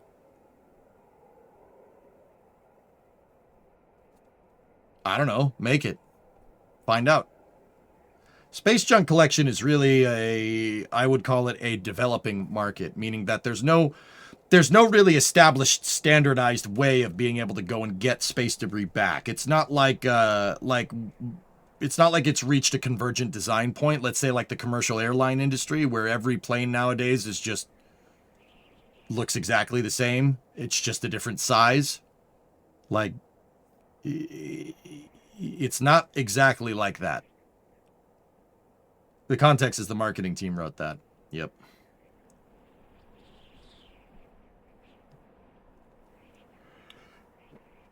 Yeah.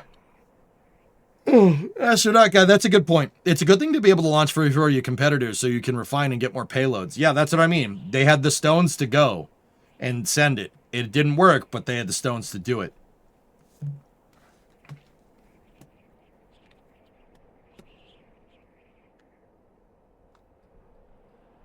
This mission will be launched aboard ESAR Aerospace's Spectrum launch vehicle from the company's dedicated launch site at Endoya Space.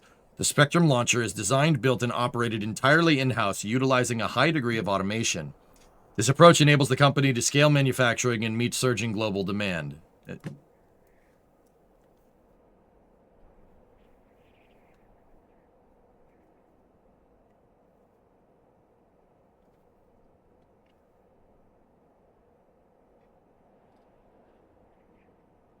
Okay.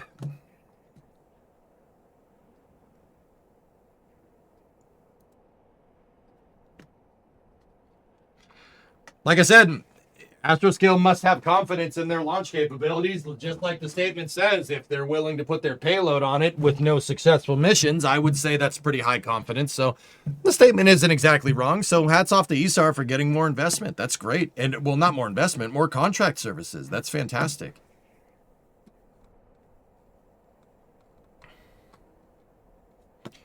All right. Let's see. What else do we got? Oh, yes. This space news article from last week. Check this out. Starlab Space fully books commercial payload space on planned space station. Check this out. The Starlab Commercial Space Station has booked its commercial payload space as the joint venture... The Starlab Commercial Space Station has fully booked its commercial payload space as the joint venture developing it waits for the next phase of the NASA program. This is coming from Space News. This is by Jeff Faust. In a March 10th earnings call, Dylan Taylor, chief executive of Voyager Technologies, whose company is leading the development of the station, said Starlab was seeing strong commercial demand. I'm excited to share with you that Starlab's commercial payload capacity is fully reserved, providing early visibility into the future utilization and revenue potential of the station. I think it's a fantastic outcome given the fact that we won't be on orbit for another 36 months. He did not disclose details about how much payload space was reserved or by whom. However, the announcement coincided with a release by Starlab Space saying that Yuri, a German space biotech company, had reserved an unspecified amount of payload space on Starlab for the station's first full year of commercial space operations. Yuri has secured a dedicated capacity for the entire first year of Star Labs operations. It's not a single campaign or a short duration mission, but more sustained year-round access. Huh. Brad Henderson, Chief Commercial Officer of Starlab Space, said in the statement, Starlab was designed to support exactly this kind of persistent commercial activity, moving the market beyond episodic access and towards reliable, scalable infrastructure in space.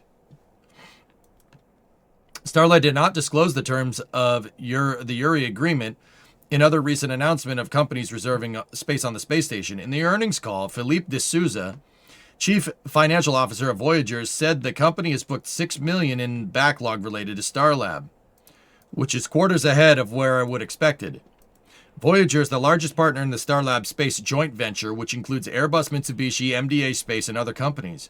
Voyager has a 61.9% stake in the joint venture as of the end of 2025, according to Voyager's Form 10-K filing with the Securities and Exchange Commission on March 10th. Work on Starlab has been supported by a NASA Space Act agreement through the first phase of the agency's Commercial Low Earth Orbit Destinations, or CLD, program. Voyager said NASA has disbursed $183 million to date under that agreement, which has a total value of $218.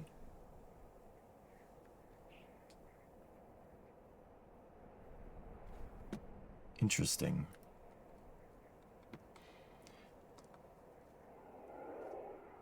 Now, this is an excerpt from this. The company, so commitments and contingencies, non-cancelable service contract commitments. Company has a commitment for launch services for the Starlab program. As of December 31st, 2025, the company had a commitment for one launch at a future estimated launch date for $90 million. The terms arranged allow the company to terminate the agreement for convenience for 25% of the contract value, less what has been paid inception to date.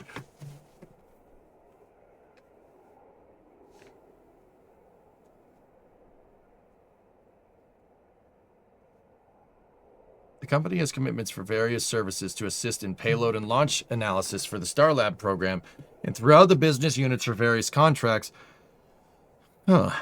So this post that Creeper, I have a question. This post that you linked, one Starship launch equals 90 million.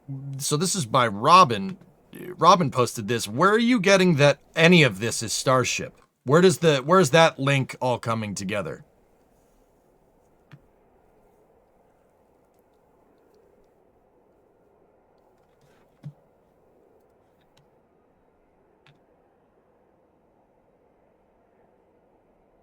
I'm trying to figure this out. There's no mention of Starship at all. Starlab is set to launch on Starship. Can you give me that is there like a direct link saying that they're going to do that?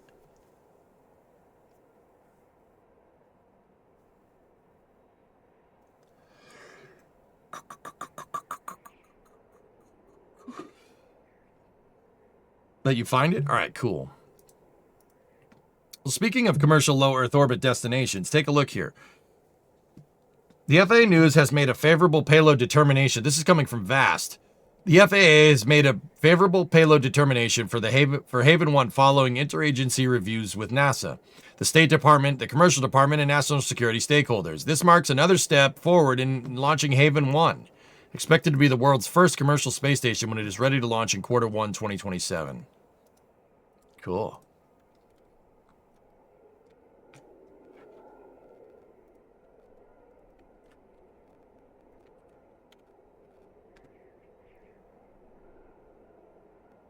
This is off of Next Space Flight. Okay.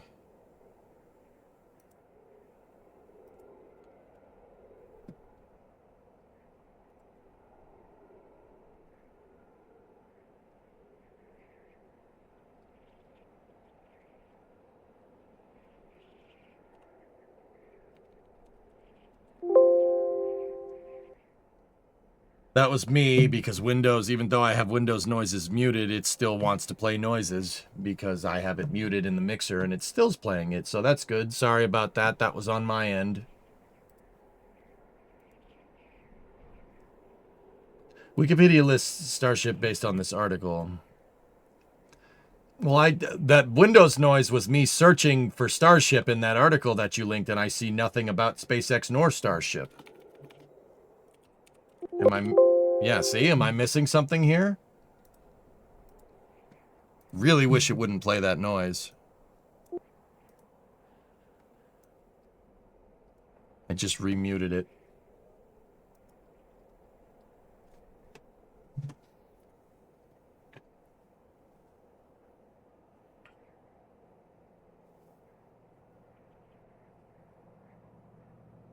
That was a Control F. It can't find what it's looking for.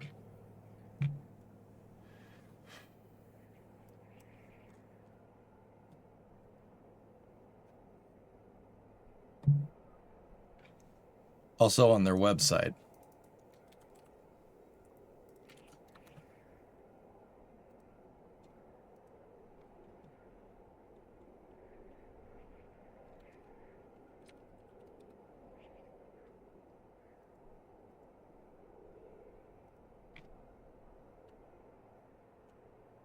We selected SpaceX's Starship to launch Starlab into orbit on a single flight prior to ISS decommissioning. Oh, well, that's good enough for me. That's off their website. Cool. That's all I wanted to see. I just didn't really see any official confirmation of it anywhere. But yeah, very interesting. Orbits, what do you got? I am going to Florida from the 30th to the 6th. I wouldn't bet on it, but gosh, it'd be cool if your first in-person rocket launch was Artemis 2. I'd say there's a strong likelihood of that happening. Orbits, if you are going to try and see that launch, get there early. That's all I'm going to say. Get there early. Artemis 2 will be by far and away the busiest the Space Coast has ever been. Or has been probably since the last shuttle mission. Yeah, okay. There's plenty of references. I was just wondering, because like I didn't read any references about it in that article or anything. But yeah, still cool. Now, fellas, I'm just going to pop into what we were doing I was about to say this morning, but it was more this afternoon. So here's a live shot of Starship, or Super Heavy, over on Starbase Live from my buddies over at NSF. This morning, dudes, this is a live shot right now, but there was something that happened, and well, here, let me get a link to it.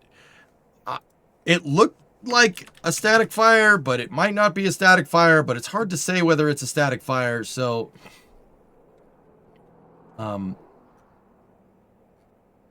let me here, check this out. This was from the official NSF cast. I wasn't able to get in there. They had a full house before I was able to sign in over there. So it was Ryan, Sawyer, and Max today. Let's see.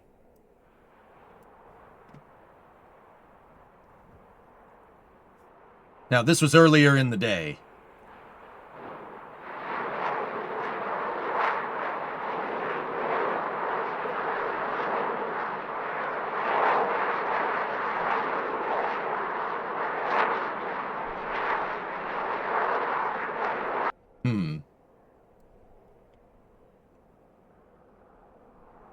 I may have super chatted, help, help, help. Alex was there too. Yep. Now,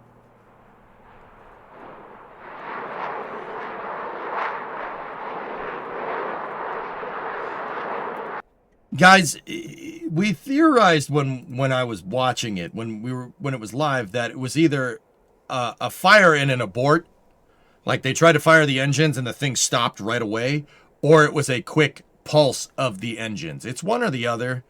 The more I watch this, the more I'm kind of coming down in favor that it may have been an abort. But I'm not going to rule out that it could have been a quick pulse of the engines either. The big reason why I'm not going to be like, no, it was this, or no, it was this, is because we don't know. Nobody knows. It's really hard to say. And now I'm not just saying that to be intentionally vague. This is a new pad, new rocket, new engines. Yeah, it carries the Starship Super Heavy name, but this is a complete redesign comparatively to what we've seen in the past. We have a 1 in 2 chance that it was one or the other. Yeah, exactly, right? I'm not going to say one way or the other till I see more conclusive evidence or something from SpaceX about this. But I can very much see how it looks like a fire in an abort immediately, but I can also see how it looks like it's pulsing the engines as well. I do not think it's a spin prime. No, we ruled that out pretty conclusively. There's 10 engines on board. Aqualex, yeah.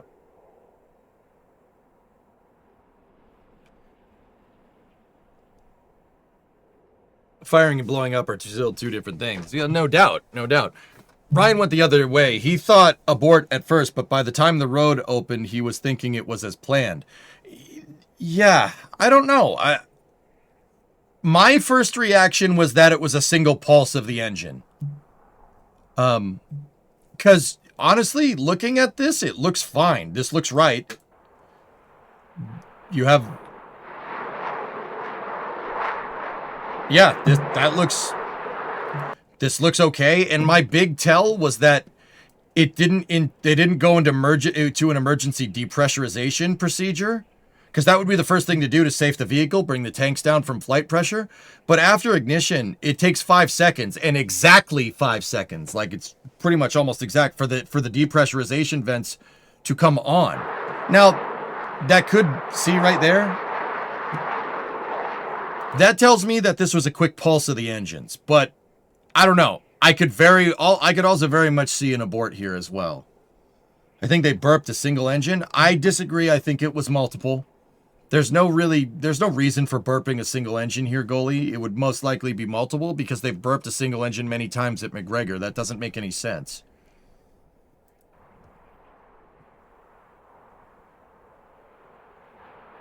But dang, dude, did that kick up a lot of dust. Well, steam. It looks like it dissipates too fast to be exhaust. Yeah, Mutter, it's all... Like, once again, this is all unproven. We don't know. It's hard to say. Like, it's hard to say conclusively what this is, because this is, like I said, new pad, new everything. We're gonna need more tests. We're gonna need more testing so we can kind of sequence these events and figure out what's what. It's definitely... It's like watching Starhopper for the first time, like back in the day.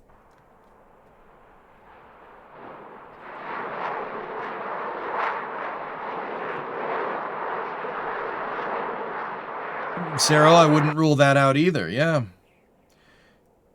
Engines for pad validation, mostly because it's what they mentioned was up next. Yeah, that's a good point. You know, considering that, I would say this is more of a routine test. They burped the engines on purpose.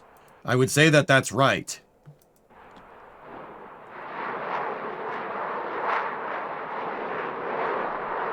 Google Lab Padres cam for the thing on the chine. There's some tape that came loose, blocks, but yeah, it seems alright. I have to read up on acoustic igniters, but do you think they could have a higher chance of a hard start?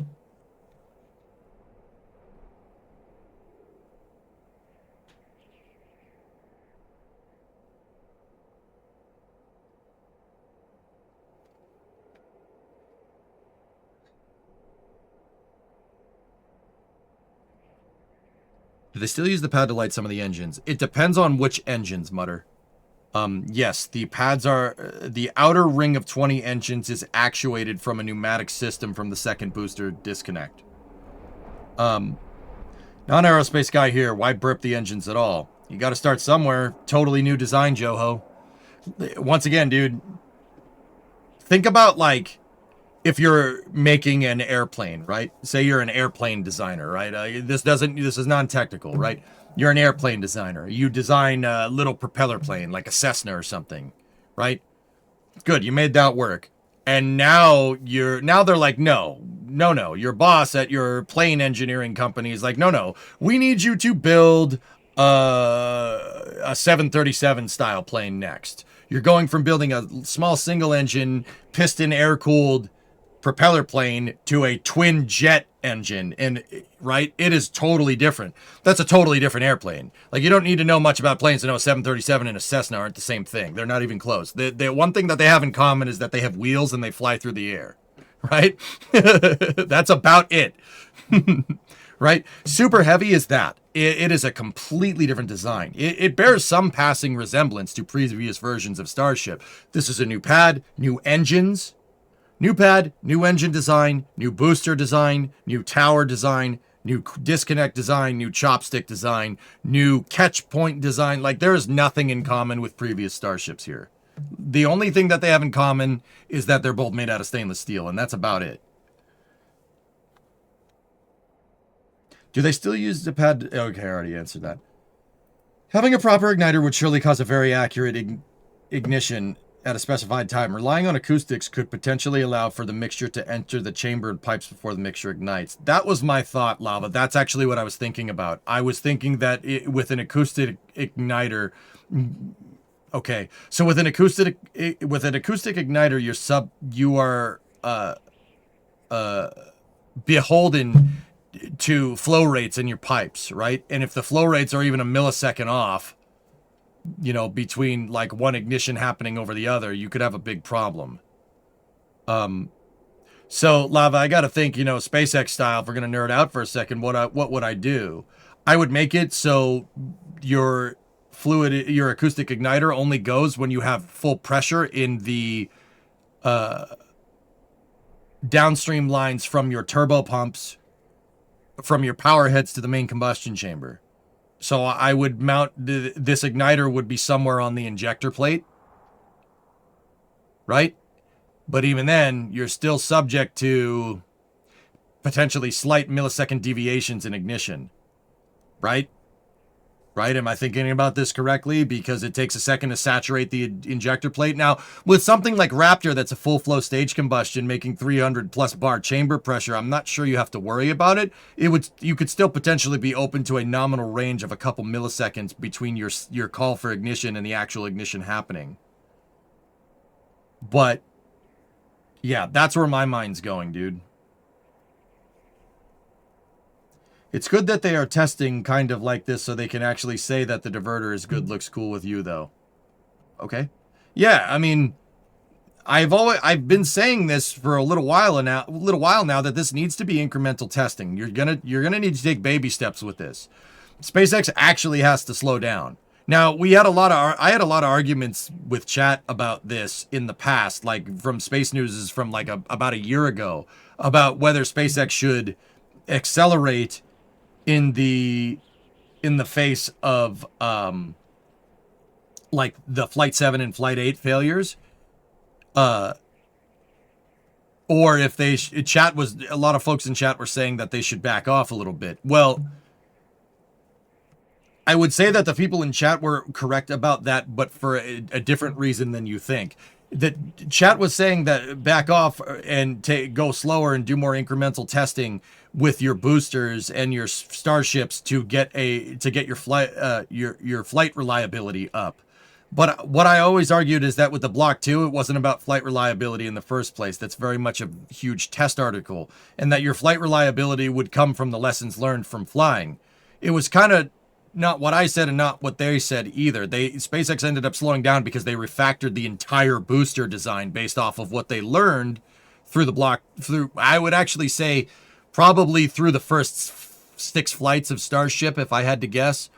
I think the Block 2 Starship part of the program, so late 2024, basically to the end of 2025, was just getting rid of architecture that they knew wasn't going to work, so they could get some data on thermal protection system, reusing potential super heavies, chopsticks, catching stuff, etc., etc.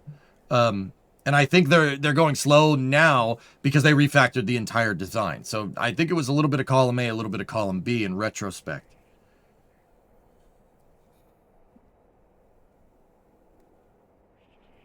But yeah, I've been saying that incremental steps are probably the right move here, especially new pad, new booster, new engines, new everything. Baby steps right now. That'll make it so, you know, you got to crawl before you can walk, right? That'll make it so, you know, later you go from crawling to walking to running. Check Baron's link. Oh, Baron's here? He was the person I was arguing with a year ago. I want to talk to you. You suck. No, what's up, man? What do we got? I'm just messing with you. I'm just messing. Sorry. Sorry. My New Englander came out there for a second.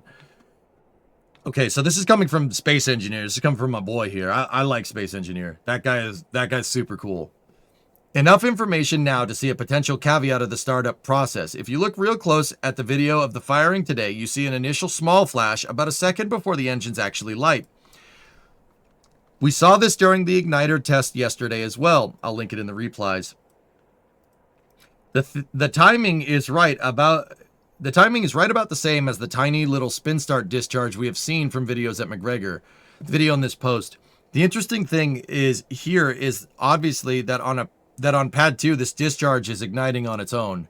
Not sure why it's igniting like this, but it does confirm the usage of gaseous oxygen and gaseous methane to spin up their respective turbines, opposed to nitrogen previously used by R2, given that flash is even possible. Go figure that fire suppression is really needed now. I hate you too. All right, cool.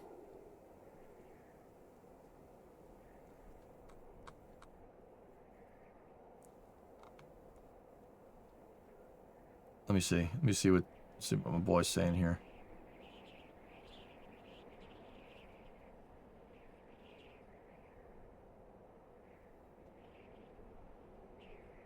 Is it possible that that's an acoustic igniter? Okay, I'm not trying to teach you guys anything. Nerds, let's nerd out. Is it possible that that residual ignition that Space Engineer is talking about is the acoustic igniter?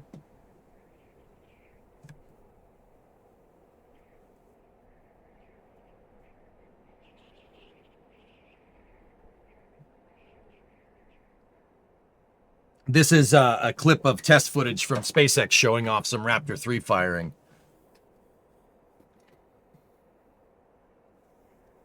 EJ, but the next day's road closures were revoked. Interesting.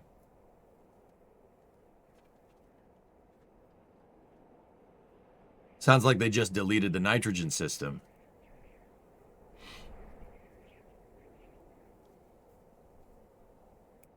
If I recall correctly, there was only white gas coming out of the nozzle before ignition on Raptor 2 and Raptor 1, so maybe.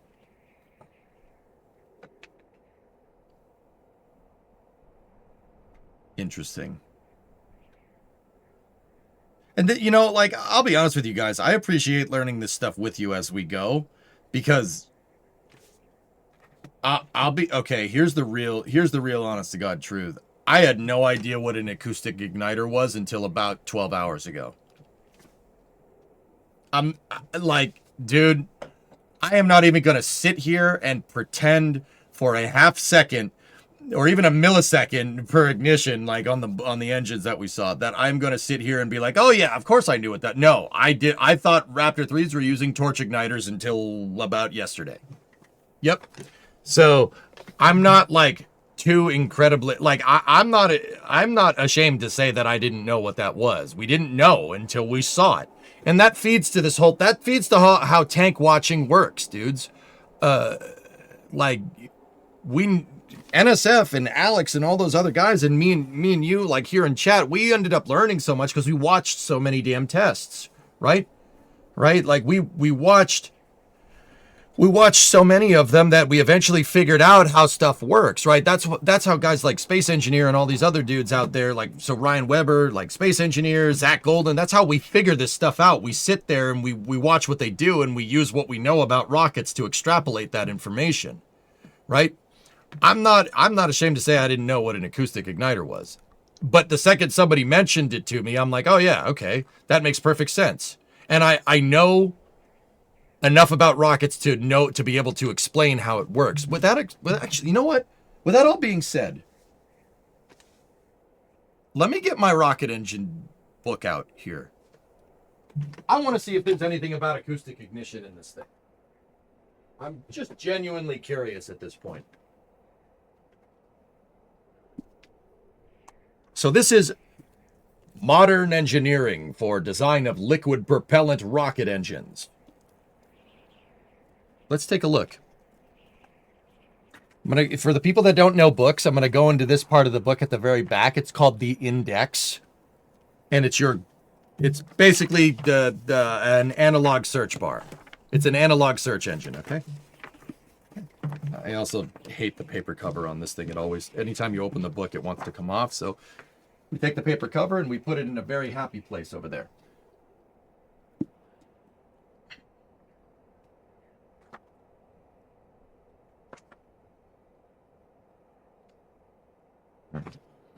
So let's go to A. I got my reading glasses on.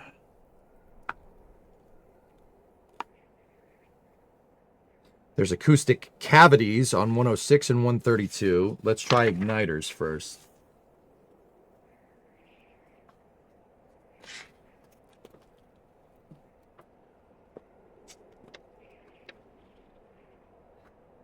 Shh! It's a library.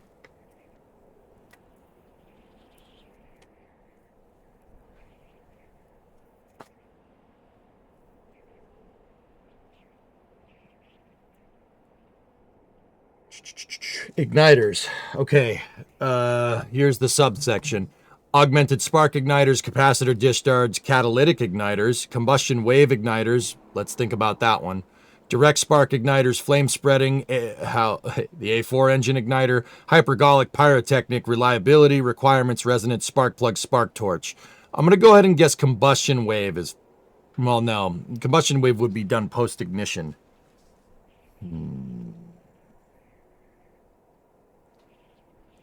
Let's try resonance, 125.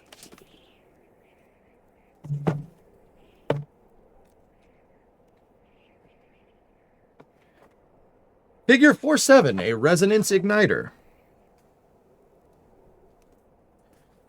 Resonance igniters use a flow of pressurized gaseous propellant to create resonant heating that will start the igniter propellants. Oh. Resonant igniters use a flow of pressurized gaseous propellant to create resonant heating that will create resonance heating that will start the igniting process. So you'd use a gas tap off. You'd use bleed, or in aviation airplane terms, you'd use bleed air. But it's not bleed air because you're bringing your oxidizer with you. So it would be a tap off. Resonance igniters use a flow of pressurized gaseous propellant to create resonant heating that will start the igniter propellants.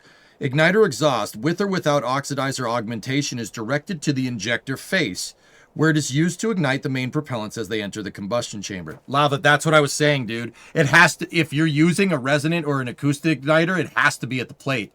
You would not want it in front of the injector plate. That would be very bad, because the injector plate's what's going to give you your atomization for combustion. It would have to be downstream or at the injector plate. Hey, Rosebud, $10 super chat. Thank you. Here's another sign that something went wrong. Wrong? Oh, that's a chine vent, dude. That's supposed to be there. Yeah, that's supposed to be there. Good eye, though. Those things definitely were going. All right, let me see. The igniter consists of basic elements shown in figure 4.74. It does not require external electrical power or catalysts. Gas introduced from an elevated pressure source upstream of the sonic nozzle expands into the mixing chamber and is directed into the resonator cavity, where it is cyclically compressed and expanded. This raises the temperature of gas at the closed end of the cavity. An additional amount of gas spills directly into the mixing chamber, and it is exhausted from the igniter. Temperatures of 2,000 Fahrenheit, which is that's like 2,000 Fahrenheit is, I think it's like 1,100 Celsius. I think that was a guess doing 1.8, 32 hike. Temperatures of 2,000 Fahrenheit have been generated with 60 ms of, within 60 ms, whoa. Temperatures of 2,000 Fahrenheit have been generated within 60 milliseconds with gaseous hydrogen. After the fuel in the cavity has reached a sufficient temperature, oxidizer is introduced at the hot zone to effect ignition. the concept can be used with propellants other than hydrogen and oxygen, and with premixed propellant combinations. Several variations of the resonance cavity design have been tested, including flow-through designs, which heat gas for subsequent injection into a combustible mixture, or for an injection with a second propellant to create a combustible mixture. Holy crap, dude. This is some really... If those were words that, you know, some of you are like, damn, that's cool. And I can see it. I can see it through the camera. Everybody else is like, yeah. Yeah, that sounds great, man. And some people are just like, yeah.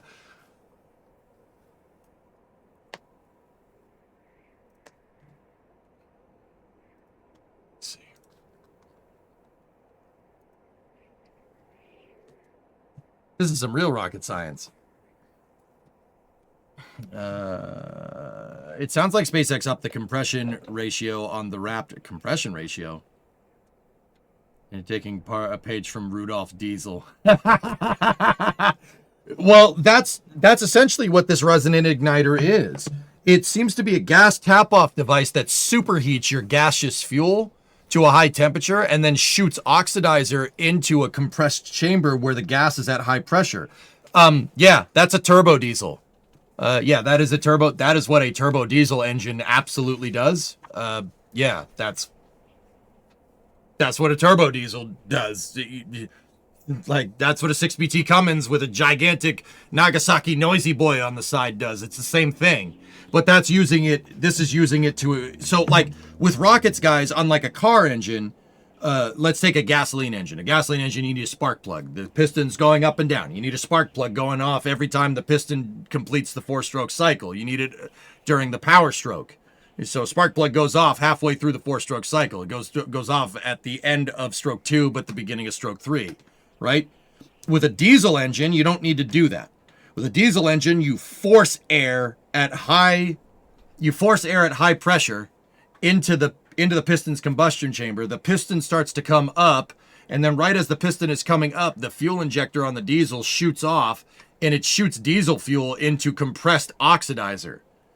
And the result makes a gigantic explosion. The reason why is because the oxidizer gases get hot because of the ideal gas law. All right, so I'll get into very basic science here. There's this formula called the ideal gas law. It's PV equals nRT. What that means in plain English is that if you compress gases, they get hotter. If you decompress gases, they get colder. If anybody here has ever fired a paintball gun,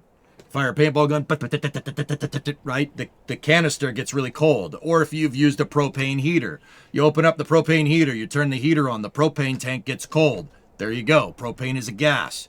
Inside of a paintball gun, you have CO2 or just, atmosphere. It still is a gas. It gets cold. That's what it says. So in a diesel engine, right, the piston is going to come up and it's going to compress the air that was forced in there from the turbo, right? And that air is going to get extremely hot. And then if you spray fuel into that extremely hot mixture, it'll auto-combust it. It'll blow up. That is exactly what this is. What these acoustic igniters or resonant igniters are. It's probably one or the other. Yeah, I would guess that SpaceX has some kind of tap-off system in the Raptor's design. I would look... Yeah. Diesel from a high-pressure pump hurts when it goes into your eyes. I would... Do I want to know how you know that? Do I want to know how you figured that out, Wisp? Do I really want to know? I don't want to know. So it's like an NHRA top fuel nitromethane with a supercharger. Oxidizer comes in with the fuel. Yeah, it's more like a diesel, Scott, but yeah, with nitromethane, sure. Yeah. Can we get a picture of the Raptor 3 plumbing for a moment? Yeah, okay. Raptor 3 plumbing. I know that Space Engineers said I could use this picture because he was here the last time I showed it.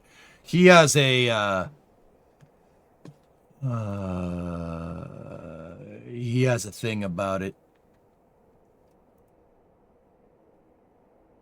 Where is his schematic? I know he has a good one. Creeper, where's TSE's schematics for the rock? Not schematics. They're not a schematic.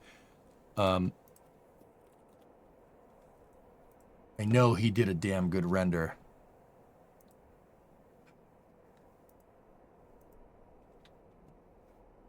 So this is from JWL or HVM on NSF here. This one will work for now until we find Space Engineers renders. TSE's render is fantastic. Actually, you know what? That's not going to work for my explanation. Oh, I found it, Creeper. Yeah, I got it. Here it is. So the Space Engineer, the same guy that made that post that we were just looking at. Check this out. So let's take a look. So this is pretty updated. This is from about a year ago. It is subject to change, obviously.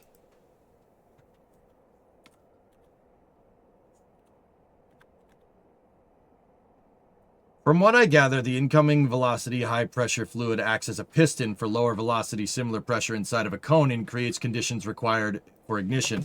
That's essentially what this says, dude. Yeah, that's the idea. If you look at the diagram, take a look. Yeah, Hellfish, you link that paper. Look, that's what that is. See what I mean? It pressurizes fuel in a cavity, and when the pressure gets high enough, it opens up a valve, and that sprays the oxidizer in. It's all passive.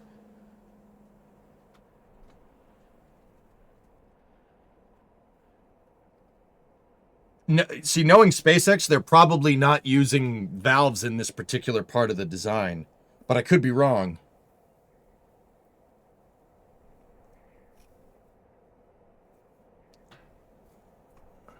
What was the name of said book?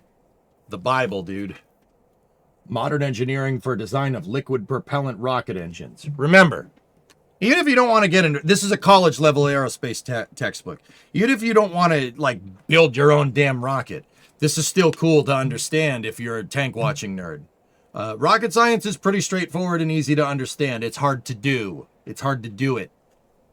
It's hard to do it. I can teach anybody how a rocket engine works. It shoots hot gas out the back. It's not complicated. Doing it is the complicated part. Getting it to do that without blowing up, that's the hard part.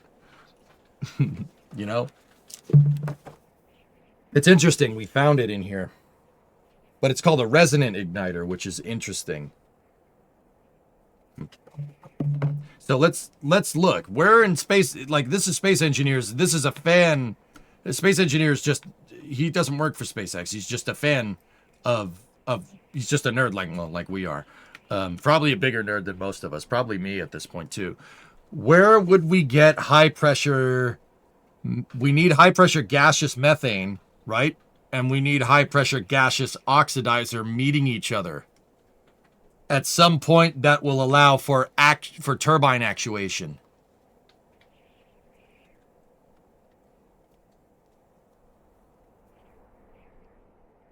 See, I theorized that if you have any type of igniter, it's probably somewhere in this area right here.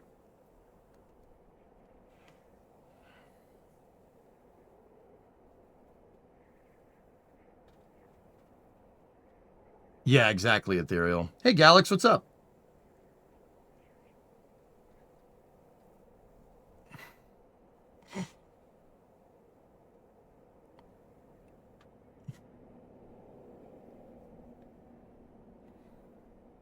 The igniter should be in the pre-burners only. See, that's why this is very interesting. I said, Phil, that so we've known in the past that Raptor 2 is using a torch ignition system. Torch igniters happen in the pre-burners, right? But if they've truly switched over to a fully acoustic system, we need to find a spot in the pre-burners where you have hot gas, and hot fuel, and hot oxidizer gas. And I'll be honest with you, I'm noticing several points in this design where you actually do have that.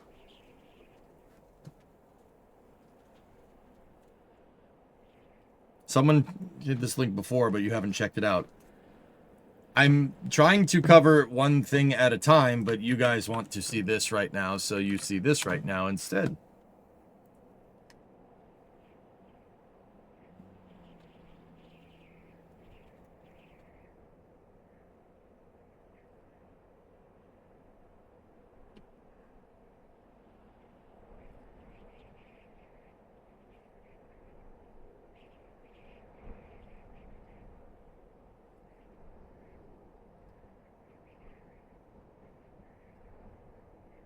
Huh.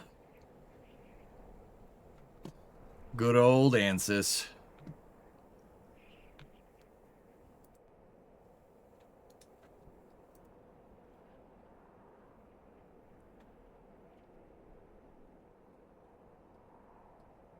Got to get you to come out to the NHRA Diesels in the desert event in Phoenix next year. Bring your 7.3. I don't have a 7.3. I got a 5.8, man. If I'm putting a diesel in that 97 Relke, it's going to be a 6BT. I'm putting a Cummins in there because the 6BT in the Ford OBS chassis is the best, is the combination of all the best stuff of the 90s. Now, if we're talking a gas engine, big block Chevy would be pretty cool. Or a 460, either one. Yeah, no, I see. It shoots hot gas into this cone and the gas reverberates. And because it reverberates at high pressure, right? Because it's, you know, gas is getting compressed, it ignites. And the resonance wave gives you, it reverbs and causes combustion, right?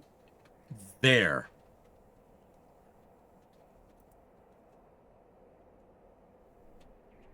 Interesting.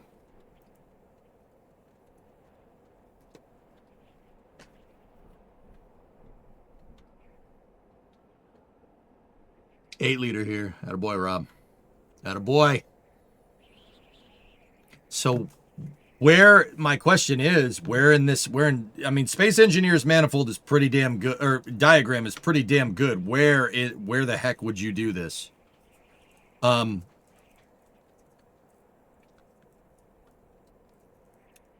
mind is immediately going to here.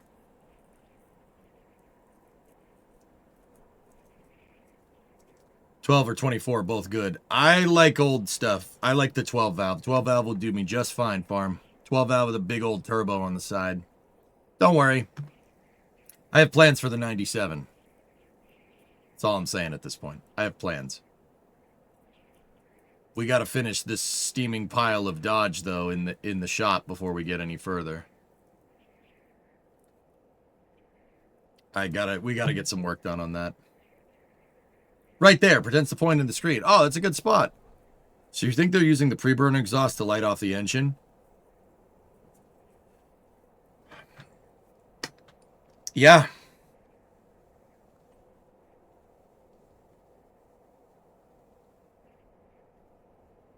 "12 valves with a P-pump hold their own on the drag strip against 6.7 common rails." Agreed. That's exactly what I want. 12 valve P-pump. You got to work on the dowel, right? You got to do the dowel and then torque the head, and there you go. Holy crap, it's anti-lag. Yeah.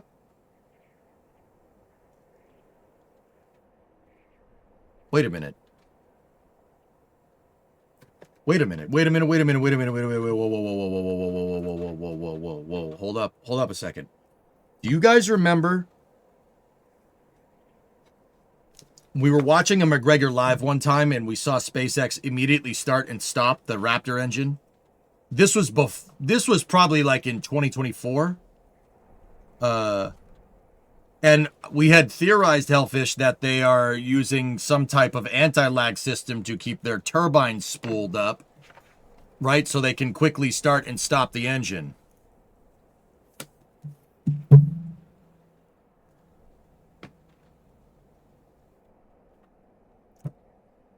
Well, a resonant igniter would definitely do that. If employed correctly, yeah. If you did that right, you could definitely do that with that, yeah. Dowel head studs, injectors, turbo, 1,000 horsepower. Ugh. Okay, I gotta finish the Coronet so we could do other cool stuff with the trucks. Yeah. But yeah, the dowels, you gotta you gotta do the dowel. I know that. I've never wrenched on a Cummins, but I know about the dowel. Oh, don't you worry, I know about that. Yeah, you don't want that. You don't want that happening. That's bad.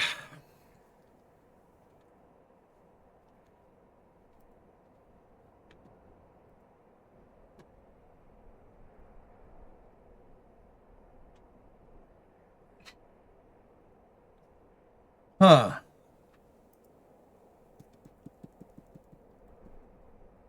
Yeah, guys, I'm thinking so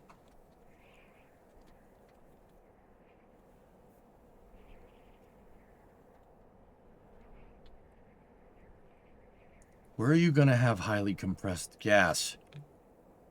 So you have your impeller here. Your impeller is past your main fuel valve, right? MFV. Then it goes through the copper channels on the Raptor, right?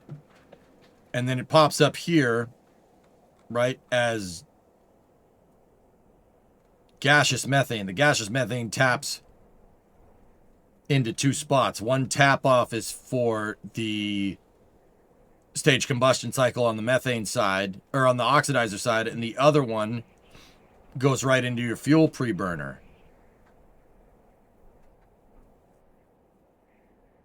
That's where I'd have the igniter, right there, on this manifold instead of the main one.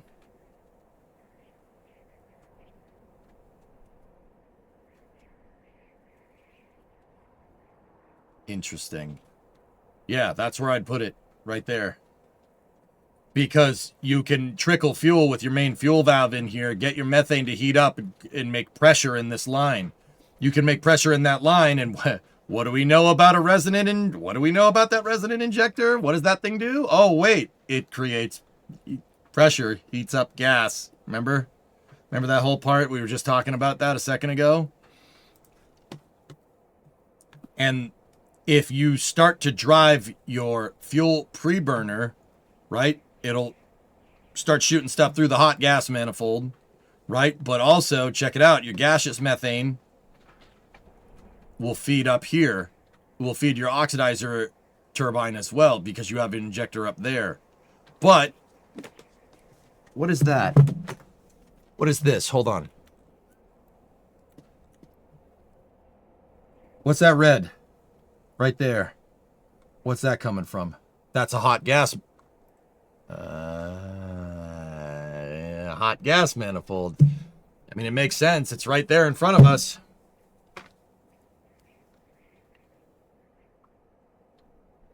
You have a hot gas manifold. You have mostly liquid methane, and then you have oxidizer coming through your fuel, your oxidizer impeller.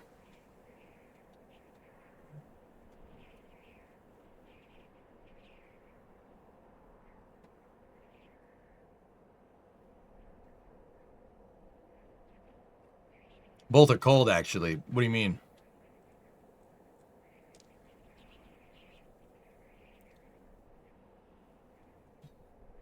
So this hot gas manifold right there. See, am I looking at that right?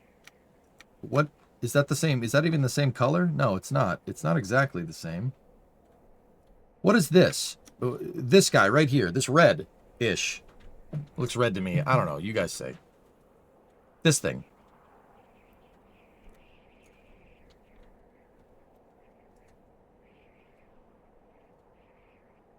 Oh, I see. It's your igniter. There it is. That's it.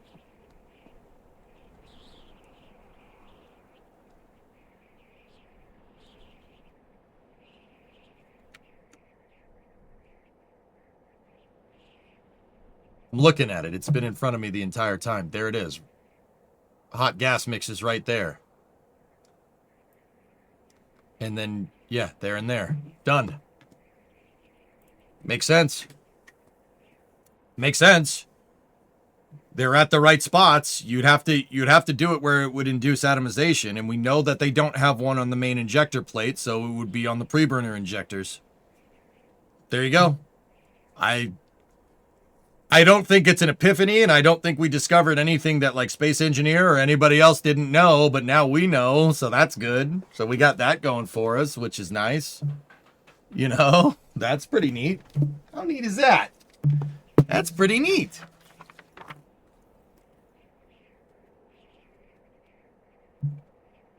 Also good to know that certain types of resonant igniters can operate for many seconds. They kind of act like a self-igniting oxyacetylene torch. Yeah, well, it's using auto combustion.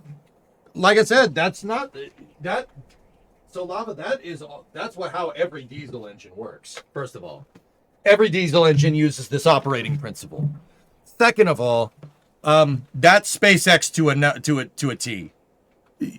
Yeah, use passive fluid systems to create your auto combustion for you. Or to create your ignition for you.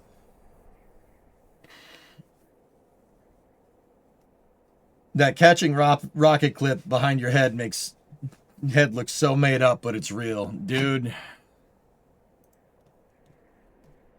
you have no idea. I've seen things you people wouldn't believe.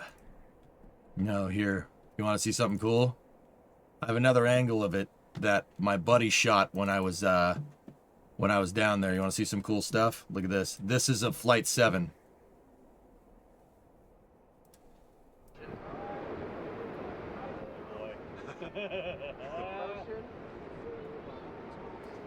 Now, this ain't exactly what I want to show you, but Pugwash, watch this. It's also good to know that certain type of resonant... Okay, I already did that. All right, gotcha. All right, now watch this. So, you know, that's Starship, this Flight 7. Yeah, that's all good. This part.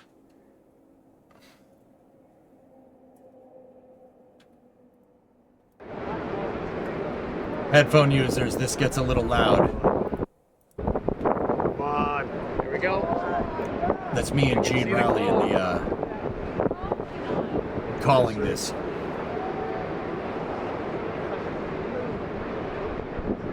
I agree, Aqualux. That's SpaceX to a T. Come on. Do the thing. Do the thing. Yes. Come on. Seeing some vapor on it. Oh. Come on, baby. Come on. Light it up. Yeah. We got a light. It's coming down. It's coming down. Come on. Oh, it's slowed way down. Down to 3 engines. Come on, bring it on home. Just dancing over there like it's nothing. Come on, baby. Yes! Oh my!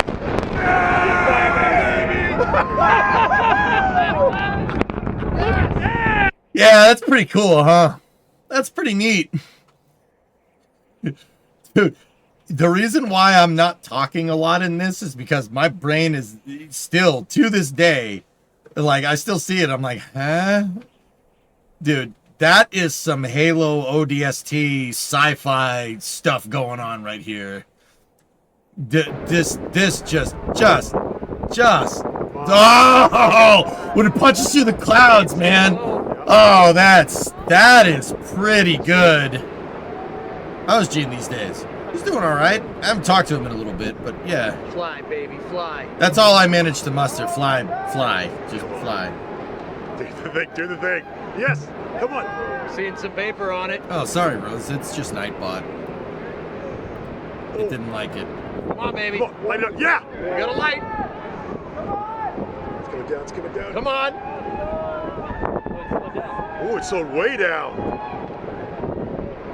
Down to 3 engines. Come on, bring it on home. Just dancing over there like it's nothing. Come on, baby.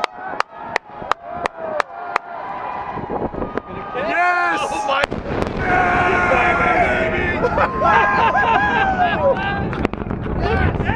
Oh my goodness! Yeah. Yeah, that's pretty good.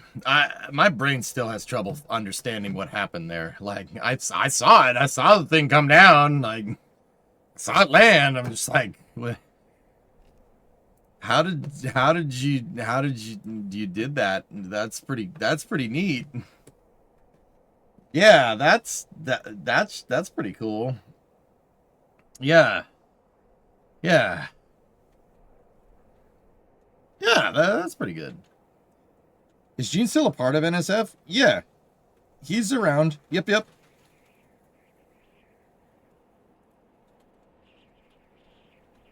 Yeah.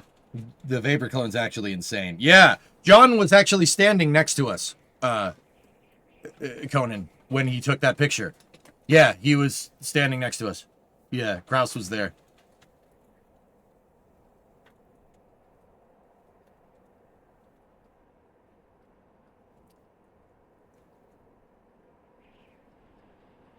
Did it pop on shutdown, or was it just a spicy honk? We were too far away to hear something like that, Kralani. Yeah, maybe it was a squawk. Little squawk, and that's about it. But yeah, interesting stuff. Resonant igniters. Excellent camera work. That was done by Erebors, who does work for NSF as well. Erebors is a very, very good cameraman. Let's just say that, and we'll leave it at that. That's when I asked him, I'm like, "Can I say what you cameraman?" He goes, "No, just say I'm a good cameraman." He didn't say that, but that's the idea. Yeah, he's a good cameraman. We've established this. A really good one, actually. No, Erebors is awesome. Yeah, he's a good dude. Good friend of mine. He's a good cameraman. All right? We have top cameramen working on it. Which ones? Top cameramen. If I'm ever in the U.S. for any reason, you bet your butt it'd be solely watch a Starship catch and launch. You should see it at some point. It's show it again. Show it again. Okay. Yep. All right. We can have it your way, Dr. Venkman. Fly, baby, fly. Oh my God! Come on. Do the thing. Yes! Come on! Seeing some vapor on it. Oh! Come on, baby. Come on, light it up. Yes! You got a light. It's coming down, it's coming down. Come on. Oh, it's slowed way down. Those 13 engines going full blast. Down to 3 engines. Really Come on, bring it on home. Just dancing over there like it's nothing. Come on, baby. Yes! Oh my.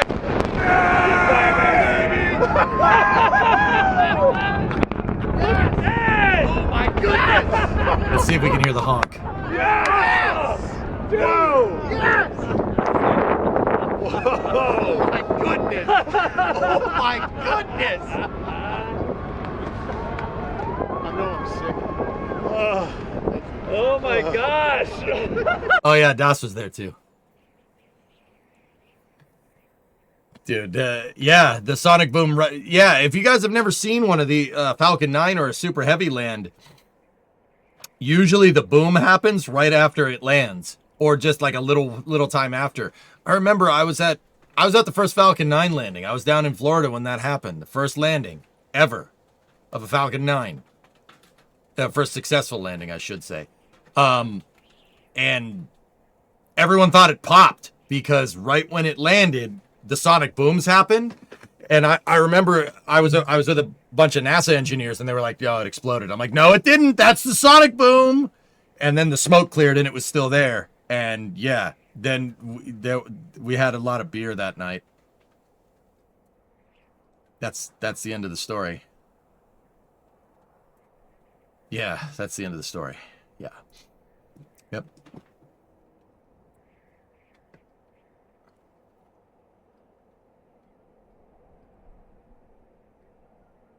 Can you explain why there are so many sonic booms happening? I understand the one, but why others? Okay, 619. So sonic boom is correlative to airspeed, okay? It's quite actually how fast something is moving past something that's flying through the air. Now, with that being said, so think about a wing. What does a wing do? Like, think about Bernoulli's principle, all right? A wing has air on the top moving at faster speeds at low pressure, and then you have air on the bottom of a wing moving at lower speed at high pressure.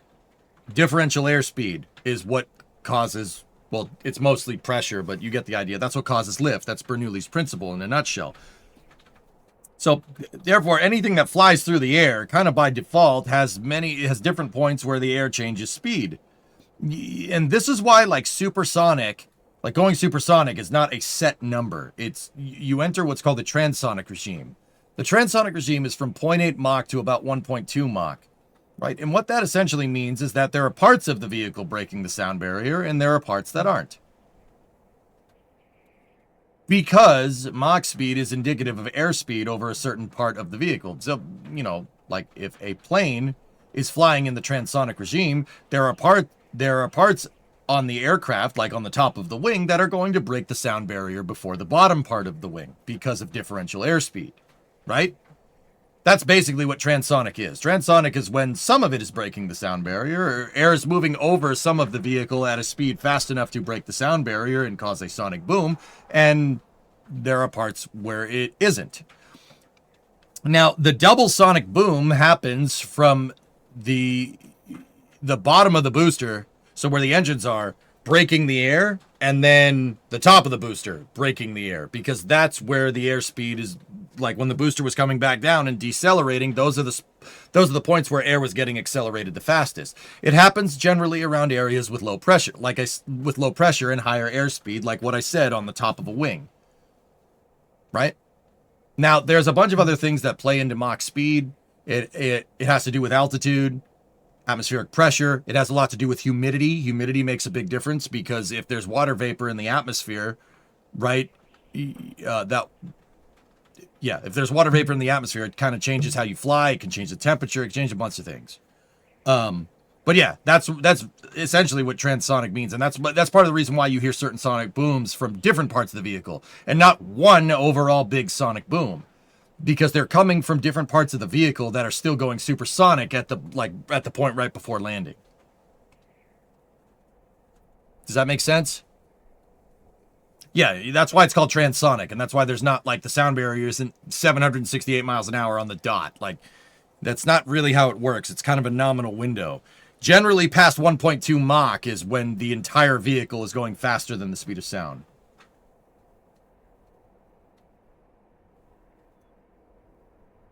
The aviators of knowledge. That's right. Booster transport stand is on its way back to pad 2, so D-stack either to work on it or most likely to roll it back. They're probably going to roll.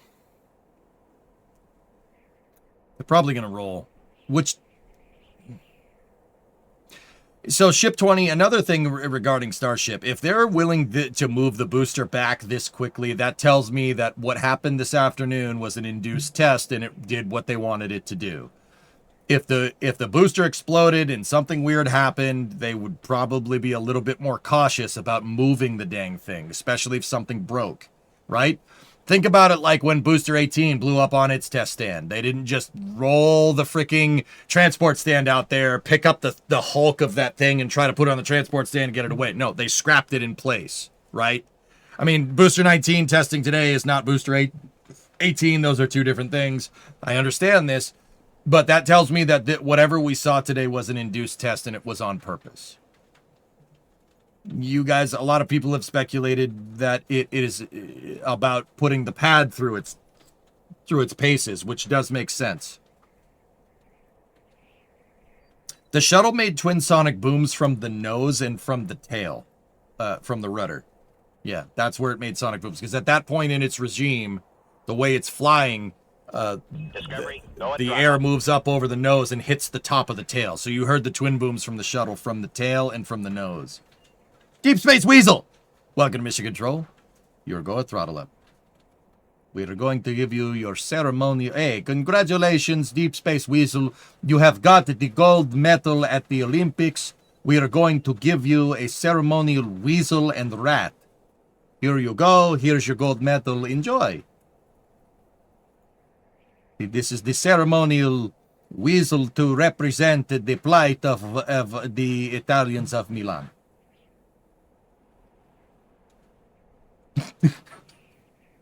Did anybody else understand that? Why were they handing out weasels?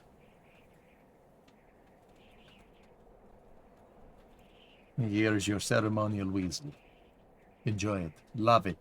It is just as important to you as your gold medal. Ceremonial weasel. So why not? All right. Yeah, that's fair. Here's your medal and Beanie Baby. Yes. Anyway, thanks for the subscription, man. That's good stuff. Thanks, buddy. All right, guys. Well, that puts our space news here. We started it at 4:30. It's now 7. So that puts us at 2.5 hours of space news. I think that's Nate McKinnon about ripped its head off. No. It had 2. There was 2 animals on it, Fluffy, so he would have to, you know, rip off 2. Number 2.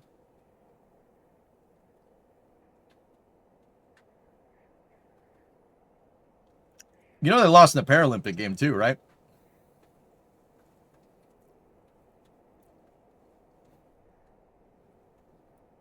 You know they lost in the Paralympic game too, yeah?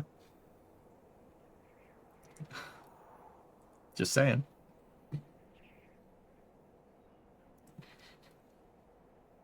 Who does number 2 work for? Canada, apparently. Thank you for the education and the laughs. My pleasure. Any recent news on the Bluebird Block 2 on New Glenn for Flight 3? Nothing. I know that Blorgen has a lot of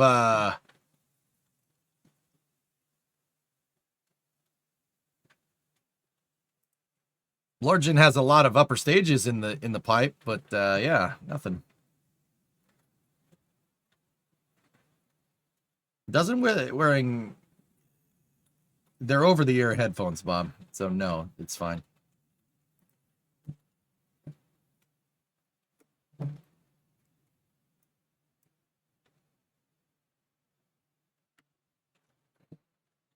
Rocket Garden at Starbase, you could see this from the public highway. No, you can't, because there's only Ship 20 there and an old booster.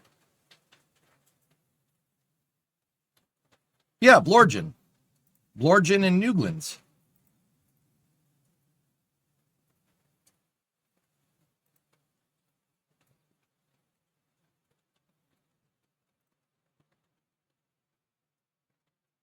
Yeah, see, Jack's on it. He's got it. Yeah, see, Jacques Boyer. He knows. He's a very, very, very successful French explorer of the high seas, Jacques Boyer. He explores the asteroids.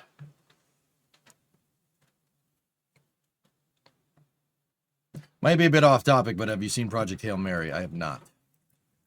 I have not.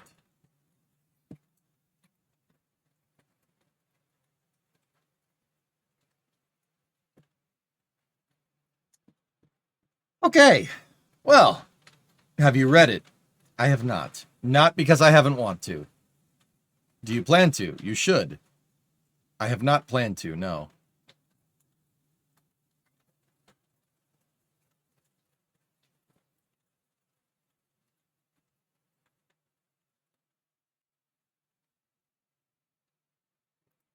Man, Dave Plummer's just posted more awesomeness. You know.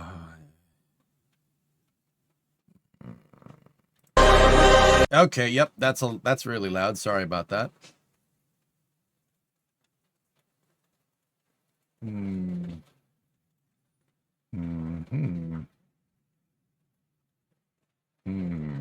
Yeah.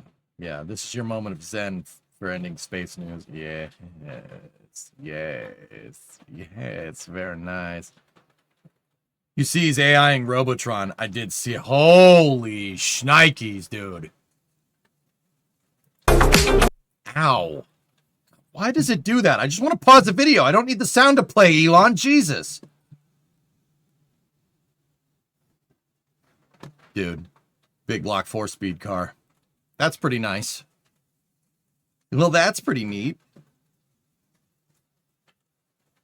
Yeah, look around, guys. That's what the Coronet interior is going to look like when we're finished, only it's going to be blue. It's going to look about that, complete with crappy fake wood grain. It's going to be great. Bro, does any automaker have the stones to do a bright freaking red interior? I don't think so. And it's not a Pontiac? Oh, it's a Pontiac. It's just the Canadian Pontiac. But it's not a Pontiac either. It's a Chevy with Pontiac emblems on it. But it has a Pontiac engine in it. Oh, I've seen his video about it. I know exactly what this is. Very nice. Yeah, it's funny. To circumvent Canadian import laws on American cars, the Canadian government in the 60s wanted GM to make stuff in Canada.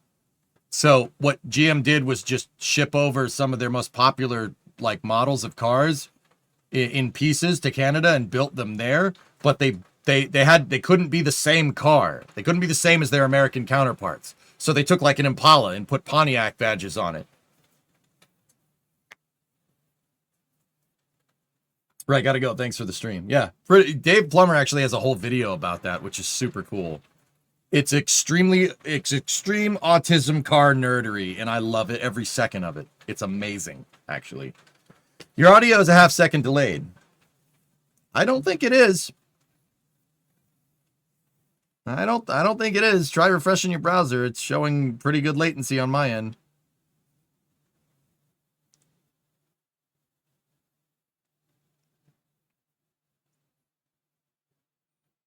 Bums me out that our Heritage Center isn't open. You'd curl up in the fetal buttering and drooling like I did. Yeah, probably. Audio's good. Thank you, Kinkin. All right, so, fellas, here's the deal. Let's, to cap off space news here, let's check to see what we got for flights. So, in 4 hours, we got Starlink 1724 from Vandenberg, but I may or may not have signed up for this Starlink mission for NSF, so I might need to skedaddle. The other thing is that there is a disgusting storm going through my area right now. I can hear it. It's really cold and really windy outside. So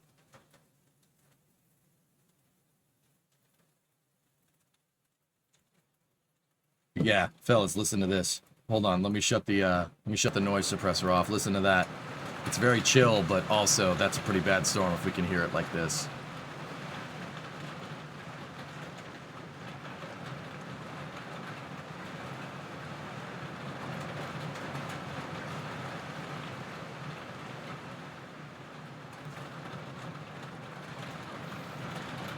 It was 70 last night where you are, Mutter, and it snowed this morning. You know.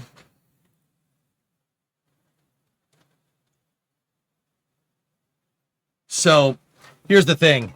Yeah, I may have signed up for that, but the caveat to that is that I told Chris B that I might not have power in the morning because we're going to get extremely high wind gusts through here.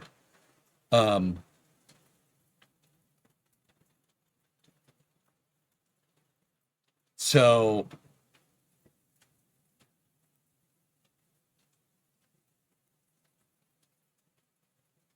wind is so bad through the Four Corners these last 2 days. Yeah, farm. The wind out here has been disgusting, dude.